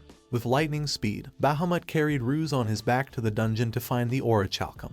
Zeta said with an annoyed look that they wouldn't be able to go get the orichalcum. Fauna told her that common sense didn't work with their teacher. Zeta laughed and said that if the teacher was dumb, the students would be even dumber, and what could be taken from those who went to apprentice to a baby. The girl rudely turned to the students of Ruse and said that the deposits of orichalcum dungeon, but it cannot just find it and dig it out, because this mineral can change the dungeon in order to protect itself. She said that the orichalcum is like a fortress that gets rid of invaders. It fills the dungeon with traps. Meanwhile, Ruse na Bahamut passed all the difficulties along the way with ease. Zeta also revealed that each of his traps was more difficult than the previous one in the already deadly terrain. She went on to say that near orichalcum golems were born, and even one such golem would make an adventurer of a class sweat. But Ruse didn't give it any difficulty. Zeta said that at the very end they will be waiting for the Omega Golem monster, with which, as they say, even Ark himself had a hard time, and the only way to get to the goal is to somehow miraculously avoid meeting him. But, the girl said, even if they could overcome the Omega Golem monster, it would take weeks just to extract what had become one with the dungeon. In the meantime, Ruse was able to handle everything and had already found the mineral. Ruse began to break the wall with his spear and told Bahamut that it was already time to get the stone out of there. The baby even felt sad that time had passed so quickly. With his sharp teeth, Bahamut took the mineral out of the wall, and that was the end of their adventure. The infant opened the vault and threw the mineral in there. Ruse also said that it was even more fun than he expected, but it was already time to go back to Zeta's workshop. Ruse turned around and saw a huge hole in the wall. Together with Bahamut, they were greatly surprised that there was such an unexpected outcome. Ruse returned to the workshop and placed the mineral on the table. Zeta was simply shocked. She was stunned and couldn't believe her eyes that they had gotten the mineral in a matter of hours. Ruse made a haughty face and asked why she was so surprised, and it was already time to move on to making weapons. Fauna and Ange clapped their hands and told them that they had won a bet. Ruse asked what bet they were talking about. Ange replied that they had bet on whether a kid like him could get orichalcum in one day, and if he couldn't, they would work for free in her workshop for a month. And if he could, Ruse would be allowed to do whatever he wanted with Zeta's breasts for 20 minutes. The toddler immediately turned around and with a satisfied smile asked if he had heard the terms of the bet correctly. Zeta bowed her head quietly and replied that he had heard correctly. She reluctantly raised her head and straightened her back, placing her arms at her sides. She was ready to accept defeat. Ruse immediately pounced on the girl, grabbing her tightly in a hug. He cried out happily, taking pleasure. Almost not opening her mouth, Zeta cursed the infant for doing all this, for all that was going on was too stupid. Ange slyly said, apologizing, but they were stupid students of a stupid teacher after all. That's why they came up with such a stupid bet. Being under a great euphoria, Ruse said that he would create the best weapons in the world for Fan and Ange. The toddler shouted loudly that he was insanely lucky to have his apprentices. Even though Ange thought about how vile he was, Ruse was indeed lucky to have apprentices. 3 days later, on the day of the rebel capture, in the underground gutter of Bigardia, the team consisted of the head of the guild, 4 Class A adventurers, and 12 Class B adventurers. The head asked the team if everyone was ready because they had reached the dungeon. Everyone shouted that they were ready. One of the warriors turned to another with words for the latter to look at the lineup. The lineup included both Ark and Gain and Emily in battle gear. He noticed that there were 2 S-class candidates with them. The other asked what that meant, that they could relax now. The first replied that the job wouldn't be difficult, but they were joined by another warrior who wasn't so sure of the other's words. He said that it would probably be the other way around. This young man added that, in that case, didn't that mean that Snail would be just as strong? He asked them what they had heard that she had managed to fend off Ark's attack. The first one asked if he was joking. The young man replied that it was said at the gathering that she could resurrect immediately after death, and was able to regenerate even from a piece of flesh. The warriors did not believe what they heard. An irritated Gain interjected into their conversation. He told the young man in a raised tone of voice not to stir up dismorality. The frightened young man apologized. Gain wanted to add something, but a thoughtful Emily approached them. Gain asked what the girl was thinking about. Emily looked a little embarrassed. After a pause, she replied that she felt like something was wrong. They moved forward through the passages of the dungeon. Bigardia's dungeon was considered a museum of vanity and falsity. Suddenly, monsters appeared in front of them. One of the warriors didn't understand where so many monsters came from. Another asked if there shouldn't be a rebel route here. Ruse replied that he believed there used to be a barrier here to protect against unwanted invasion. He continued by saying that the rebels had torn down the barricades so that the monsters themselves would be their defense against the team. The monsters were advancing. Ange exclaimed that this meant that the plan of operation had been revealed. She suggested that they were probably long gone by now. They were attacked by a monster that resembled a mermaid. The mermaid's attack was repelled by Gain. He replied that if they wanted to escape, they wouldn't have bothered so much. Gain suggested that the enemy's plan was to weaken them on their way to the base. Meanwhile, the adversaries were waiting for them. Gain added that their opponents huddled there and waited for them. The monsters weren't getting smaller, and they weren't retreating. Fauna drew her sword and started attacking the monsters. Her friends were not expecting this. The blade of the sword was so thin that it was translucent. The girl marveled at the beauty of the sword. She muttered under her breath that the blade was translucent. Zeta replied that they were dragonfly air swords. She added that these swords were thin, light and strong. They were finally available thanks to Orihulk's power. The girl continued her explanation. She said that these swords were weightless, like a wind mage's wand with a bird feather at its base. They allowed for easy manipulation of air currents. She added that it was something that took some getting used to first. Fauna wanted to attack those monsters. She was able to summon air currents, thanks to which she confused the monsters. The girl thought that using wind magic had become so easy that even in the dungeon, she could throw wind blades between normal attacks. Ange defeated one of the monsters with a single blow. The monster flew off and with its body drilled a passage between the corridors. The warriors didn't realize what the attack was. It appeared that one fist strike progressed like 3 blows. Ange's main weapons were gauntlets that could amplify normal attacks. The girl skillfully used her skills. With one strike, she defeated a monster that was enormous. Her gloves were named as the Stone King's fists. Ange called these gauntlets as a double weapon, which attracted stones belonging to the earth element during the fight and added them to the main attack at the moment of impact, strengthening it several times. Zeta said that one weapon was super technical and the other was super coarse. The girl asked if that condition met the impossible requirements of the small weirdo. Ruse was pleased with the job done. He replied that he was even more so. Ruse said that he didn't think she could accomplish everything he asked of her at such a young age. The girl interjected that at such a young age. Ruse paused. He turned to Zeta saying that he wished there was something else he wanted her to do. Ruse took off into the air. A team of warriors fought the monsters. Ark stood still and prepared his attack. The team reached the rebel base. There was devastation all around. Tables were overturned, bottles were lying everywhere, and most of the chairs were broken. Ruse said that this place was a rebel base. Ange replied that the choice of base was not a good one. The sound of falling glass was heard. They turned around to the direction from where the sound was coming from.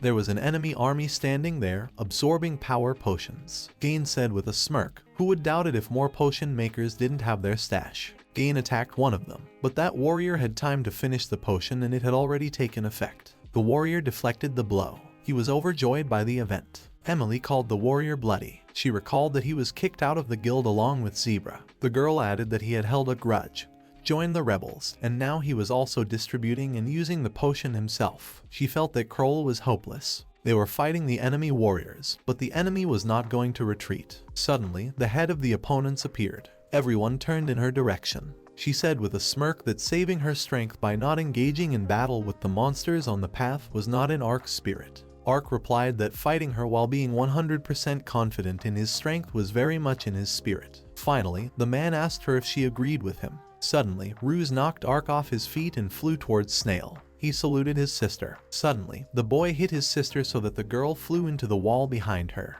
Everyone present was puzzled. They had not expected such a turn of events. One of Snail's servants asked her how she was. The girl remained silent. Snail's servants pounced on Ruse, asking what he was doing. Another servant shouted at him, saying that he should have learned to read moods because he wasn't allowed to interfere at all right now. Ruse, on the other hand, did not turn his attention to those present. He cheerfully said that he felt good on his soul. Ruse said in confidence that if Ark had entered the battle, things would have only gotten worse. With these words, he surprised those present even more. Ruse now turned to his sister, asking if he was right. Snail remained silent. He turned to her again. Snail replied that he was really a creepy kid. Reyes said he already had an idea of who she really was and what her specialty was. But the boy paused in his speech. The girl's past was not very bright. At the bedside of the sick man stood the doctor and Snail. The doctor asked that it was the potion victim again. He added that there was no end to them. Snail replied that she would put the sick man's jewelry right there. The doctor remarked that the pendant was very classy. The doctor asked that it was a finger. He added that it looked very natural. Snail was very pleased. The girl gave this pendant to the doctor for safekeeping.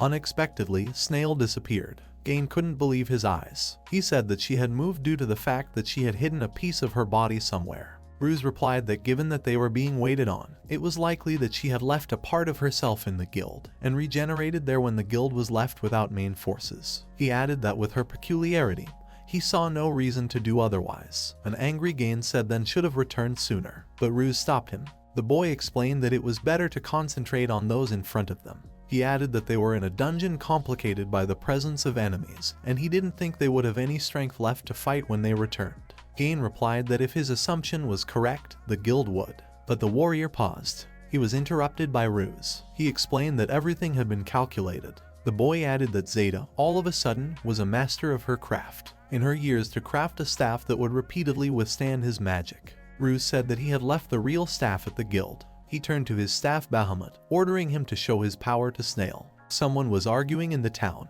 A townsman was asking another what he was doing. The townsman was accusing Zeta of going onto his property without permission and driving an obscure stake into the ground. He asked her what it was and what it was for. An angry Zeta replied that she had no idea what it was for. The townsman interrogated her. Zeta said she had been driving those stakes in all night already. She advised him to shut up. The townsman said that's what he was asking. Zeta replied that she didn't know herself because it was an order. He didn't believe her words. Another townsman joined the argument. He said that the potion addicts had made the streets unsafe lately, but that the rebels were to blame. He asked when they would be dealt with. The first replied that their boss Snail was kind of dangerous. The second added that she was rumored to be immortal. Zeta chuckled at them with her arms crossed over her chest. He suggested that this thing was just about dealing with Snail. The former couldn't believe what he heard. Zeta shouted that she had no idea what it was for. The first quietly asked what was wrong with her. The pebbles lying on the ground began to bounce. Suddenly there was an explosion. The frightened people looked in the direction of the explosion. The staff of Ruse showed itself. Bahamut dug through the ground and flew into the air. With this he frightened the people who ran away. Suddenly, in one of the streets, a girl appeared out of nowhere and fell down. The villagers helped the girl to get up. Snail was very angry because her plan was ruined. A dragon-like monster was destroying the streets. The people were even more scared. Shortly before what happened, Ruse had contacted Bahamut and ordered her to have it rampaging through the city and in full force. Ruse explained that Snail would probably use that force to attack the guild left unprotected. He added that even if she didn't attack, the plan was still the same. The plan was to kill her over and over again.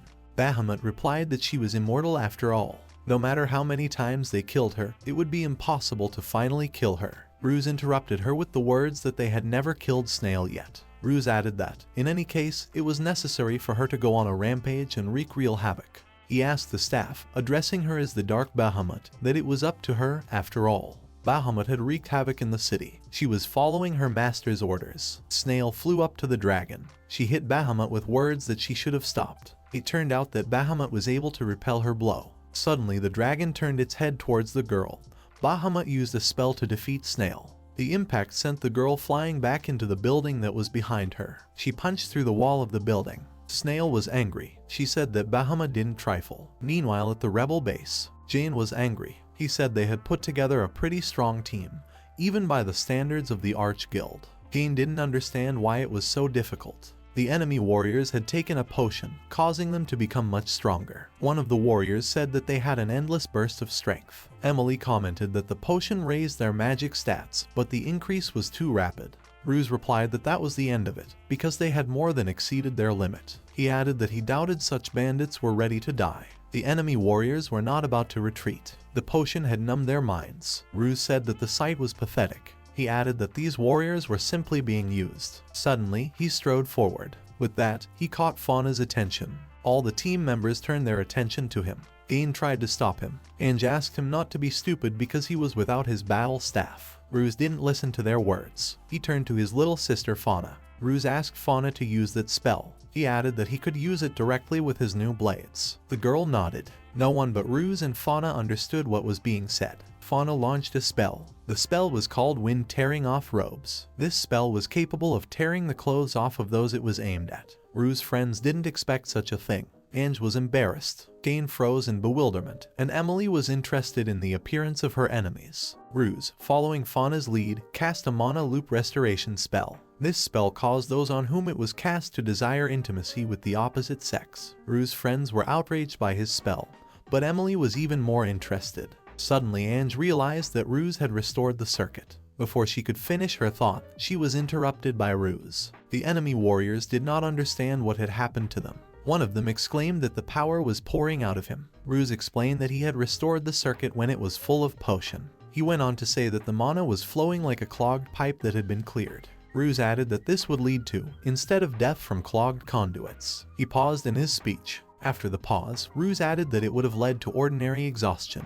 They won without bloodshed thanks to Ruse's intelligence. He exhaled and said that they should have moved on. One of the warriors said that Snail had gone to the guild, after all, and needed to be brought back. But suddenly sleep came over the warriors and they fell to the floor. Ruse returned to his sleeping friends. He took Emily's wand and explained that he was just borrowing it. The boy howled into the air. He was about to go on his way, but a silhouette showed up and said that this was all a lot of trouble. This silhouette pointed his sword at Ruse. It asked Ruse what Ruse was up to. Ruse didn't even move. That person was Ark. Ruse asked him, addressing him as Ark's grandfather, that he had already managed to wake up. Ruse added that Ark was the main person he wanted to put to sleep. Ark asked him what he was doing all this for and whether he was a friend or an enemy. Ruse replied that it was necessary to defeat that creature. Ark interjected that it was about Snail. Ruse answered with a question to a question. He asked what made Ark think it was Snail. The boy explained that Ark had killed her a long time ago. Ark replied that it was definitely her, exactly as she had been years ago.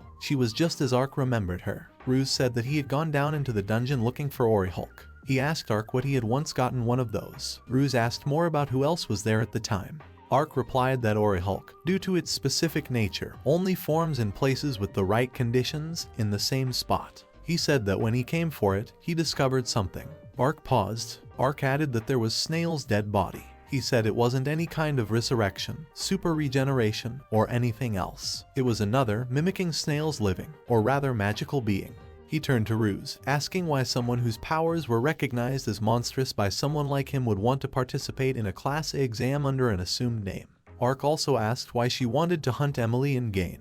Ruse replied that she wanted to accomplish the assassination of the two Class A adventurers. He added that that was exactly what she needed. Ark asked what he meant by that. Snail stood up and shook herself off. Bahamut walked up to her. There was blood coming from the corner of her lips. She wiped the spot with her hand. Snail said that a golem made up of many tongues of flame was called a fire golem. She paused. Snail asked then what to call something that was made up of many images. She added, something that was based on people's impressions, feeding off of them. Ruse said that Snail was an impression golem. Ark was surprised. He holstered his sword and interrogated Ruse. Ruse replied that she was a magical being made up of the impressions of the people around her. He asked Ark if something didn't strike him as suspicious. Ark asked what it was about. Ruse replied that he was referring to the speed at which rumors had spread after Snail had appeared. He recalled what Zeta had told him. Ruse added that it was one thing if it was guild members, but even the common townspeople knew about her. Ruse began to list all of her features. First of all, Ruse said that she was the founder of the rebels that the guild couldn't handle. Then he mentioned that she could withstand blows and could regenerate herself from a piece of flesh, and finally he mentioned that Snail had fought off Ark's attack. Ruse continued that all this was the impression of a strong enemy before whom even adventurers trembled. He added that, moreover, the attack that had killed her not so long ago was no longer so effective. The boy said that she was becoming strong when many considered her strong. He turned to Ark saying that if they imagined that he did attack her and she withstood your blow, then everyone here would think. Ruse paused. He added that everyone here would think that not even Ark could have defeated her. Ruse explained that at that point, she would have turned into an unimaginable monster. Ark asked him that, then how he would explain her super regeneration. Ruse replied that, in his opinion, she was not regenerating, but merely returning to the form of multiple impressions. He explained that if one killed her and everyone else thought she was immortal, she remained immortal. Ruse realized that this made it very difficult to get rid of her and that just killing her was not enough. Ruse added that he hadn't had a chance to dissect her and dig into her magical formulas, so it was only a hypothesis. Ark said that since the usual methods didn't work. He paused for a moment. Ark looked around. He added that he realized what Ruse was getting at. Ark said that he had put people to sleep to drown out the image they had in their heads. Ruse replied that it was good that Ark was thinking fast. Ark exhaled.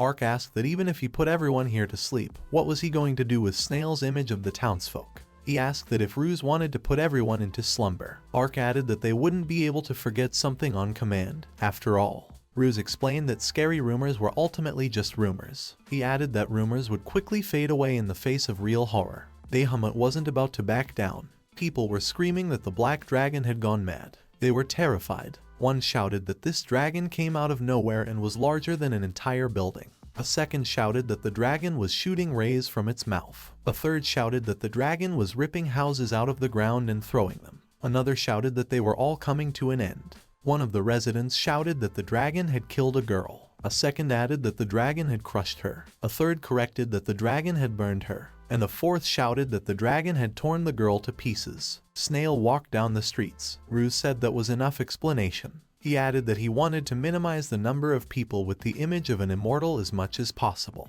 The boy said goodnight to Ark. Ark stopped him. Ark asked Ruse to let him see that golem. He promised there would be no problem. Ruse hesitated for a moment. After pondering, Ruse nodded. He added that if there was a problem, he would immediately put Ark to sleep. They headed into the city where devastation reigned. Bahamut continued to smash everything. Snail was completely out of energy. The terrifying dragon turned back into a staff. The staff ended up in Ruse's hands. He praised Bahamut and told her to rest. Bahamut replied that she had tried very hard. She added that if Ruse dared to cheat on her while she was sleeping. Bahamut didn't have time to finish the thought and fell asleep from exhaustion. Ruse felt uneasy. Ruse opened a portal to the vault and sent Bahamut there. Ark turned his attention to the city, asking what was wrong with the inhabitants. Ruse assured him that he shouldn't have worried because Bahamut was a master of destruction. Ruse saw Snail. He said that, still, she was a problematic opponent. Ruse added that if his hypothesis was correct, she was impossible to defeat with less effort. Ruse turned to Snail, asking how she was feeling. He wanted to look at her. Snail stood motionless. She replied that she was the founder of the rebels. Snail didn't finish her thought. Ruse remembered the phrase being mentioned by Zebra. He figured it had been her original setup. Ark asked what it meant that all impressions of her were gone. Snail came closer and closer to them, repeating the same thing. Finally, she reached Ark. Ark said that Snail had founded the rebels, killed countless adventurers and visiting traders in Bigardia. He added that it was only that ego. It was the true wench who didn't want to let anyone into her sandbox, the dungeon that had taken her in. A memory came over Ark. He said it was strange, because until recently he'd thought she was real. But it was worth it to him to cool down, and the more he remembered, the more he began to think. Snail was about to attack him. She kicked him, but Ark managed to dodge. He grinned and said that the real Snail was scarier. Ark drew his sword from its sheath and cut Snail's body into 2 pieces with one blow. Suddenly, the body turned into a wooden doll that fell breathlessly to the ground. Ruse exclaimed that she was finally dead, this impression golem.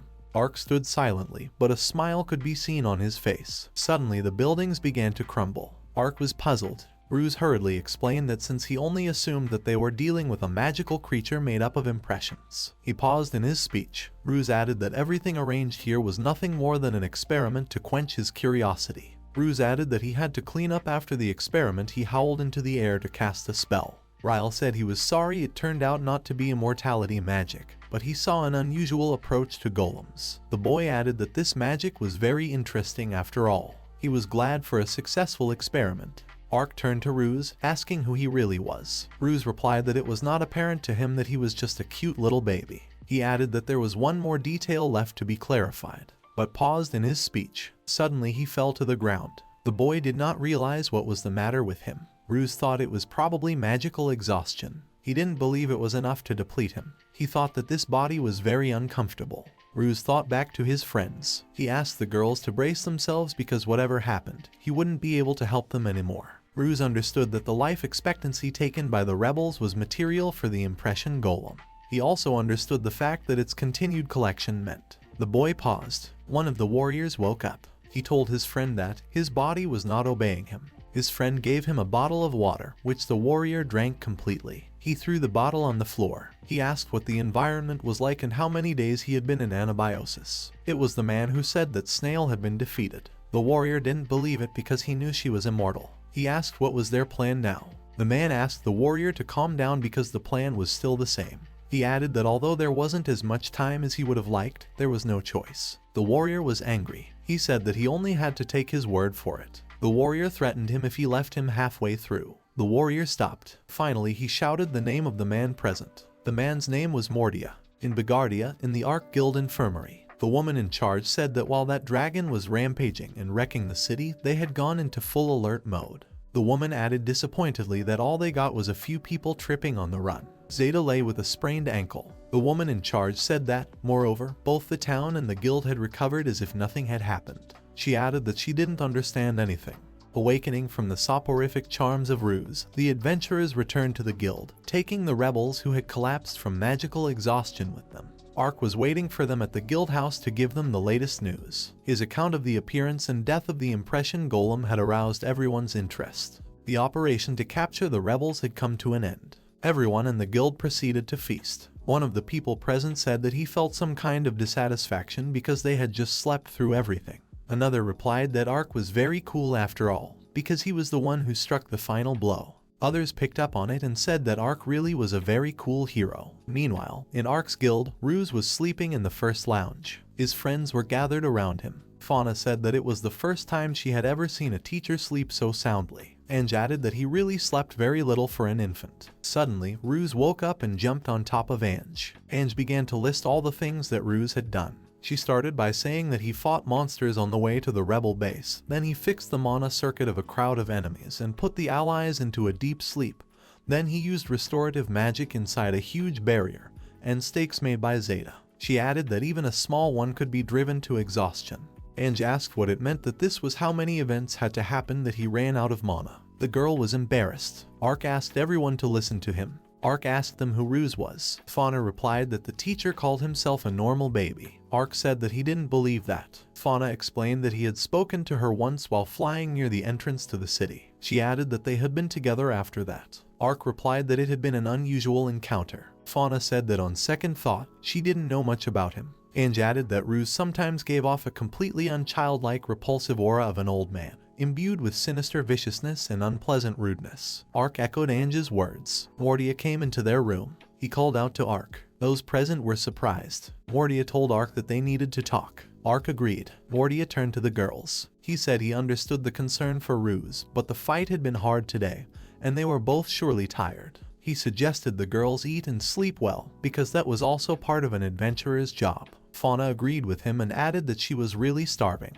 They went out onto the terrace. It was nighttime in the courtyard. Ark got straight to the point. He asked Mordia what the matter was. Mordia started the conversation. He said that he had lived in this city since he was born. Ark was surprised, but the man continued. He said that after the discovery of Bigardia's dungeon, a squad was sent from the elven abode. They spent 100 years exploring and studying it. He added that a female explorer from that squad and a young man from a village from ancient times near the dungeon became his parents, and after another 100 years, they were born. Ark remembered his childhood, where Snail had been as well. Mordia had said they were truly amazing, because the dungeon that the elves had explored for 2 centuries, they had been able to bypass completely at the age of 18. Ark leaned against the railing. He had said that Snail was a monster, too strong, but it turned out she was broken. Ark continued. He said that houses were being built all around, more people were getting bigger, the rules got harder. He said that there came a time when the dungeon could no longer be explored as before. Ark added that it was eliminating other adventurers and the elven upper class. It was the beginning of the rebels. Mordia replied that he was able to stop her. He added that this landscape, this progress, it was all thanks to Ark. Ark asked him, calling him out for indulging in old tales. Mordia paused. He replied that those bikes weren't old bikes at all. The man added that it was only 60 years ago. Ark repeated. He said that a place where there had been nothing for 200 years had changed so much in just 60 years. Mordia replied that in those 60 years, Ark had changed too. He asked Ark to listen to him. Mordia told Ark that he needed to work tirelessly for the prosperity of Bigardia. Suddenly, Mordia attacked him from behind and stabbed him in the back. He was calm. Ark turned, asking what he was doing. The man explained that he had planned it all a little differently, but now Ark was not a veteran preparing to retire,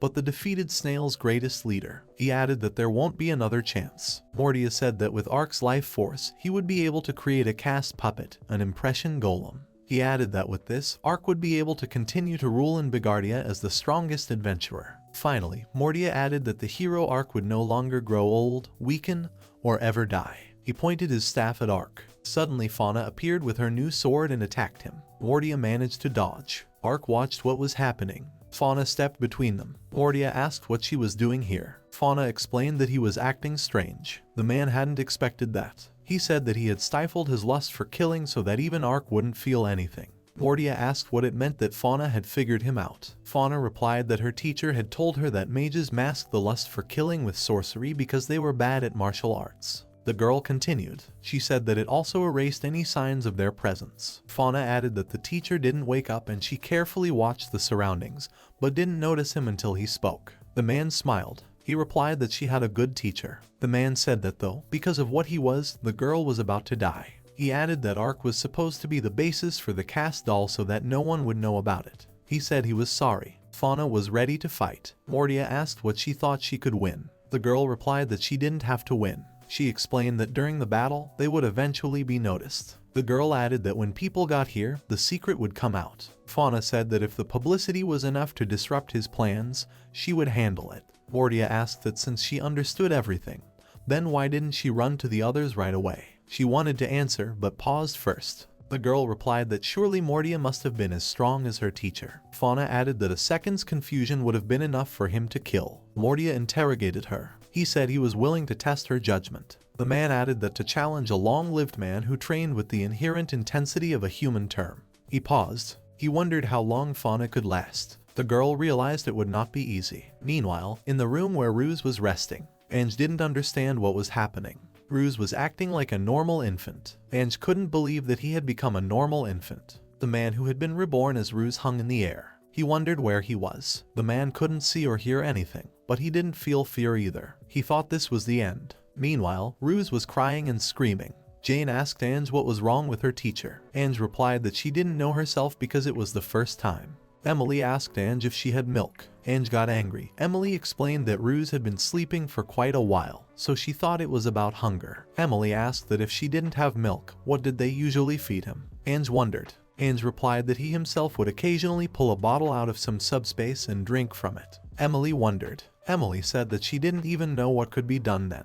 Jane said that it seems that the apothecary shop owner had recently given birth. He added that they could ask him to share his milk. Emily said that was a good idea. The baby cried. Ange remembered about Fauna. She didn't know where her friend was carrying her now. Meanwhile, Fauna was fighting. She managed to dodge all the attacks while attacking the man herself. Mordia opened subspaces from which spears flew. Fauna managed to dodge. She realized that she didn't expect to win. The girl thought that Mordia wanted to create an impression golem using Ark. Fauna also realized that the man's greatest fear was that the hero Ark would become Ark who lost to someone.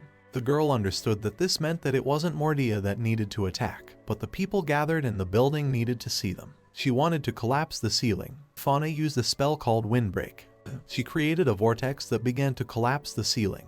Ark realized what Fauna was going to do, so he grabbed the girl and dragged her away. The spell disfigured her outfit, turning it into tattered shreds of fabric that barely covered her figure. Mordia was very surprised. Ark asked her if she was in one piece. Fauna nodded. The man said she had managed to damage the building by breaking through its protective magic. He was impressed. He added that the swords from Orihulk had proved themselves. Mordia turned to Ark. He said that Ark continued to save people even with such a wound. The man added that still, Ark was an amazing, powerful hero. Mordia added that that was why he couldn't let Ark disappear. He said that was why the girl should be killed sooner rather than later. Ark realized that it wouldn't lead to anything good. Fauna was a calm and reasonable girl. Ark understood that she had already considered the difference between a mere adventurer and a recognized hero, the difference that determined who should survive. The girl stood motionless. The apothecary shopkeeper had agreed to feed the baby Ruse. She took the boy in her arms and sat on a rocking chair. The infant greedily devoured the milk.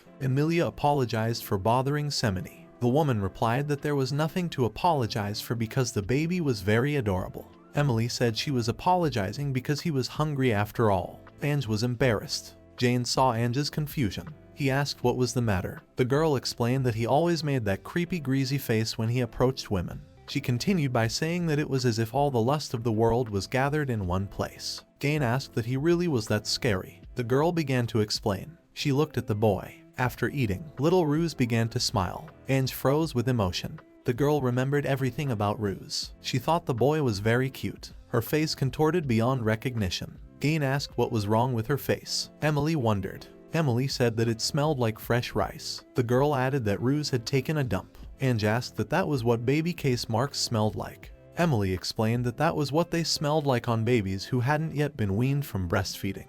Emily asked that she had been with him and hadn't known it. Ange explained that he always left to do things in the bathroom. Emily asked that he was really 3 months old. Emily hastened to explain that the baby had become an even bigger baby after the magical depletion. She said that it was the first time she had seen a mana shortage affect a person's personality. Meanwhile, the man was wondering what was happening to the original Ruse at that moment. He thought it was the afterlife. but realized it was wrong again. The man knew that he had died before. He didn't remember the details, but he remembered that it was definitely different. He said that if he was bound to mana, the man wondered what that meant, that here was where the mana went after the cast. He added that, but studies of vaporized mana drifting in the atmosphere spoke. The man paused. He became wary. The man thought he needed to get out of here sooner rather than later. He thought back to the others. Suddenly he didn't realize who he was just talking about. Meanwhile, Fauna was still fighting Mordia. With one blow, the man sent Fauna to the other end of the balcony. Ark hurried over to her. He was worried about Fauna.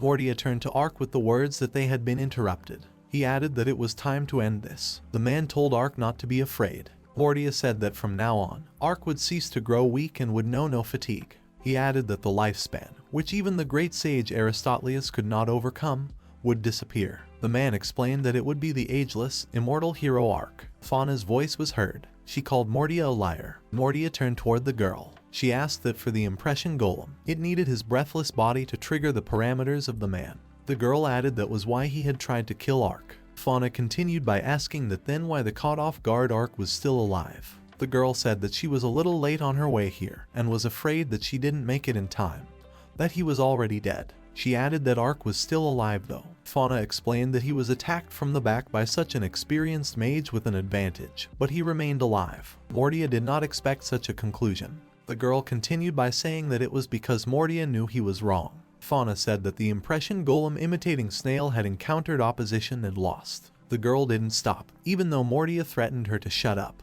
She added that he saw how it ended and realized he had miscalculated, but he couldn't stop now. Enraged, Mordia lashed out at the girl. He was going to kill her. That's exactly what Fauna needed. She thought he had finally turned his back on Ark and she could use a spell to move objects smoothly through the air. Fauna remembered the first wind magic spell her teacher had taught her. The first time it had worked, she had been incredibly happy. At that moment, the girl remembered her teacher. She said that she really wanted to learn more about magic. Mordia's blow was devastating, but suddenly someone reflected that blow and the girl remained unharmed. Mordia was surprised. The voice replied that she could study as much as she wished. It added that only magic was something he took seriously. This voice addressed the girl as a master. Fauna recognized the staff as Lindworm's. After a moment's pause, Mordia interrogated her. The opponent stood motionless. Lindworm wasn't going to lose. Fauna asked her how she was doing. The staff explained that for cases of magical exhaustion, the master had established that when students were in danger, an automatic search for their location was activated. Lindworm apologized. She said that she should have come sooner, but because the master was asleep, it took a while. She ended by adding that it had been a long time since they had seen each other. Fauna didn't believe she could talk, so she asked about it. Lindworm replied that she didn't have anything to talk about with regular girls. Fauna asked her again. The staff added that she was no longer a regular girl. Fauna rejoiced. She said that she wouldn't let the master's apprentice die, so they needed to get started. Lindworm explained that this was a temporary contract while the master slept. She said that from Master Ruse, ownership would pass. Mordia stood motionless. He shouted that he didn't believe it could be Lindworm because the chance was 1 in a million. Lindworm ended the contract by saying that the ownership was passing to Mrs. Fane. A vortex appeared and began to surround Mordia. The vortex grew stronger and stronger. It was a credit to the combined work of Fauna and Lindworm. Mordia managed to dodge it. He figured she must not have had reservoirs of high-level magic. The man realized something. He realized that it was indeed the legendary staff of a great sage. The whirlwind was smashing everything around it. The spell was directed at the man. Mordia created a barrier around himself so that the whirlwind couldn't harm him. He wondered why Lindworm. Mordia did not understand how the weapon of the great sage, the sacred silver staff that housed the dragon of legends, could be here. Mordia asked the staff if it was going to speak to him. Lindworm thought that she hadn't been in hibernation long enough to fully recover her powers after all. She realized that it might have been possible to resolve the situation in dragon form, but there wasn't enough mana for that right now. Lindworm said that the master still hadn't woken up. She didn't understand what he was even doing. Meanwhile, at the apothecary shop's landlady's place, Ruse lay in his crib and played with the musical carousel. He was very interested in this activity. The baby did not make any noise. The friends were able to exhale. Ange sat down and said it was very peaceful. Mordia was not going to give up. He landed a blow on the girl's stomach. The impact sent the girl crashing into the wall behind him. Fauna struggled to get up. Mordia asked what she was still holding on to. He explained that it didn't matter how strong the weapon was when her own strength was so lagging behind, so it was obvious. The man added that there was no way she could win. The girl was determined. Mordia was confused. He didn't understand what the matter was. Suddenly he realized what was the matter. The staff was nowhere to be found. Mordia asked Fauna where the staff was. Fauna said that Ark must have already been guarded and that she had lost the battle but won the war. She added that a man could no longer make a golem of impressions. The girl explained that this was because the deeply wounded Ark, who had been deeply wounded, was now the one being protected. Mordia asked her if she had laughed. He explained that he no longer cared because here was a splendid alternative. He pointed his finger at the staff. The man said that when he opened the staff with his own personality and figured out the formulas, he would be able to recreate a doll with Ark's personality as well. At the end, he added that it couldn't have gone any better. Mordia turned to Fauna saying that a weak wielder like he was now, even with the help of a powerful staff, would not be able to stop him. He was about to use a new spell. Fauna called out to Lindworm. Lindworm had created a barrier to keep her mistress safe. She asked Fauna what she was afraid of. The staff added that Fauna was now her mistress and Master Ruse's best apprentice. Lindworm tried to encourage the girl. Fauna remembered the day of the new weapon issue from Zeta. Ruse had asked her if she wanted to learn a powerful spell. The girl nodded. She replied that her teacher used to hit so hard even though she used the same magic. Fauna asked that if she could have achieved something like that. Ruse began to explain. He began by saying that the power of the spell varied from terrain or, as was the case in the fire golem battle, it could be increased with some tricks. He went on to add that in general it all came down to starting magic stats. Ruse added that for that reason, she couldn't hit with magic like he could. Fauna replied that she understood. Ruse asked what the issue was. The girl replied that she just thought that if the opponent was proficient in magic, he wouldn't expect the same from her because her main specialty was swordsmanship. Fauna added that it would be cool to catch him off guard with a powerful spell then. Ruse was somewhat surprised. He said that when going up against a skilled mage with a lot of spells to spare, emphasizing spell power was a common tactic. Ruse added that while this really wouldn't be expected from a swordsman for whom magic was only an auxiliary tool, Ruse started to say that nothing would have come of it anyway, but hesitated. He added that it was impossible to say there were no options. Ange fought with Zeta. Ruse said the banner. The girl interjected him. Ruse began his explanation. He said it was a powerful technique that allowed one to, by deliberately taking on a magical attack, take advantage of its residual mana to greatly increase the effectiveness of their own spell with the same element. Ruse added that it was a double-edged sword that hurts you badly, but in return also hurts your opponent badly. Ruse drew it on paper. Ruse ended his explanation by saying that this spell, which had residual particles added to it, would be an order of magnitude more powerful. He added that he would not recommend this method. Fauna realized that there was no other option left. The girl thought that if she hurt herself with wind magic now, it would result in suicide. She pondered. Fauna remembered her teacher. An epiphany came to the girl. She turned to Lindworm with the words that she wanted to try one thing. Fauna asked the staff to aim at her. Lindworm was puzzled. Lindworm did not refuse her. Fauna was about to strike Mordia once more. The man pointed his staff at her and cast a spell. The girl took off and ordered Lindworm to begin. The staff struck her and a vortex appeared around her. Mordia didn't understand what the girl was going to do. Eventually, he realized that she was attacking herself to use the staff. The man was puzzled. Mordia thought that it was very curious because this fighting technique was very ancient. The man thought that Fauna was out of her mind. He realized that with her wounds, to direct a spell of such power at herself was formative. Mordia stopped. The vortex had dissipated and there were no clothes left on the girl. The man was somewhat embarrassed. Fauna cast a spell of garment constricting windbreak. Next, she flew towards the man to attack. The girl was able to break his defense spell. Mordia couldn't believe it. He asked how she managed it with such a ridiculous attack. Lindworm asked Fauna what that spell was. The girl replied that it was a higher wind magic taught by her teacher. She asked the staff that it was great. Lindworm agreed. Our chapter begins with darkness in which two white silhouettes met. The tall man approached the one sitting in the lotus posture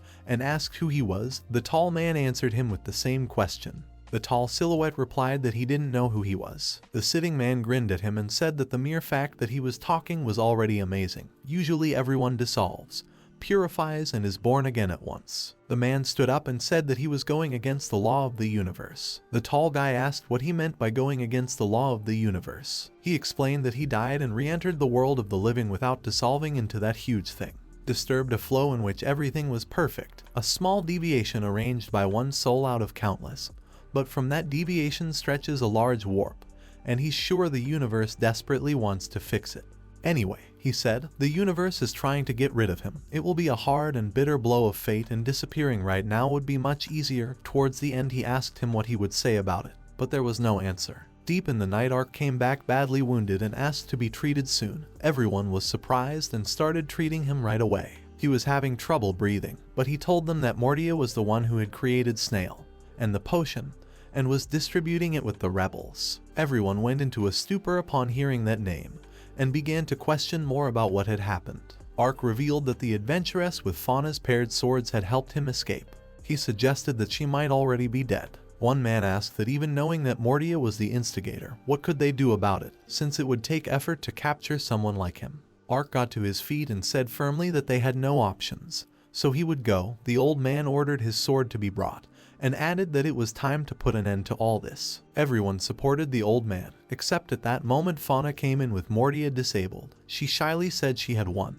The girl was completely naked after the wind stripped off her clothes. Everyone was in complete shock that the girl was able to overpower Mordia. Ark started to ask her how she did it and what was the staff with her. The girl answered that it was the teacher's staff. Thanks to her help she had managed to do it. Everyone had a lot of questions for Fauna, but to begin with, everyone unanimously asked her to get dressed. People suggested that for now they should handcuff Mordia with mana-blocking handcuffs and lock him in a dank dungeon.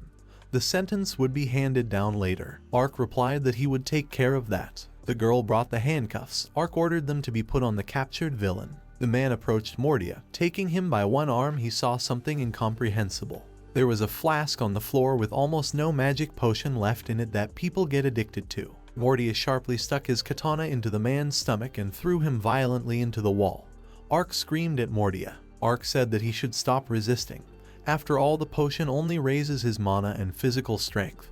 But that's it, and without the catalyst he still won't be able to cast sorcery. He then asked what this sword would do for him, since he couldn't even defeat a B-class adventurer in pure swordsmanship, and ordered him to surrender. At this moment, one person handed the sword to the archfiend. He shouted furiously that it was already over. It was time for him to stop doing evil. Mordia quietly answered him that he wasn't going to stop. The guy raised his hand, which showed the carved formula for turning a weapon into a catalyst. It would seem that you can conjure with it even without a catalyst, however it doesn't work quite like that.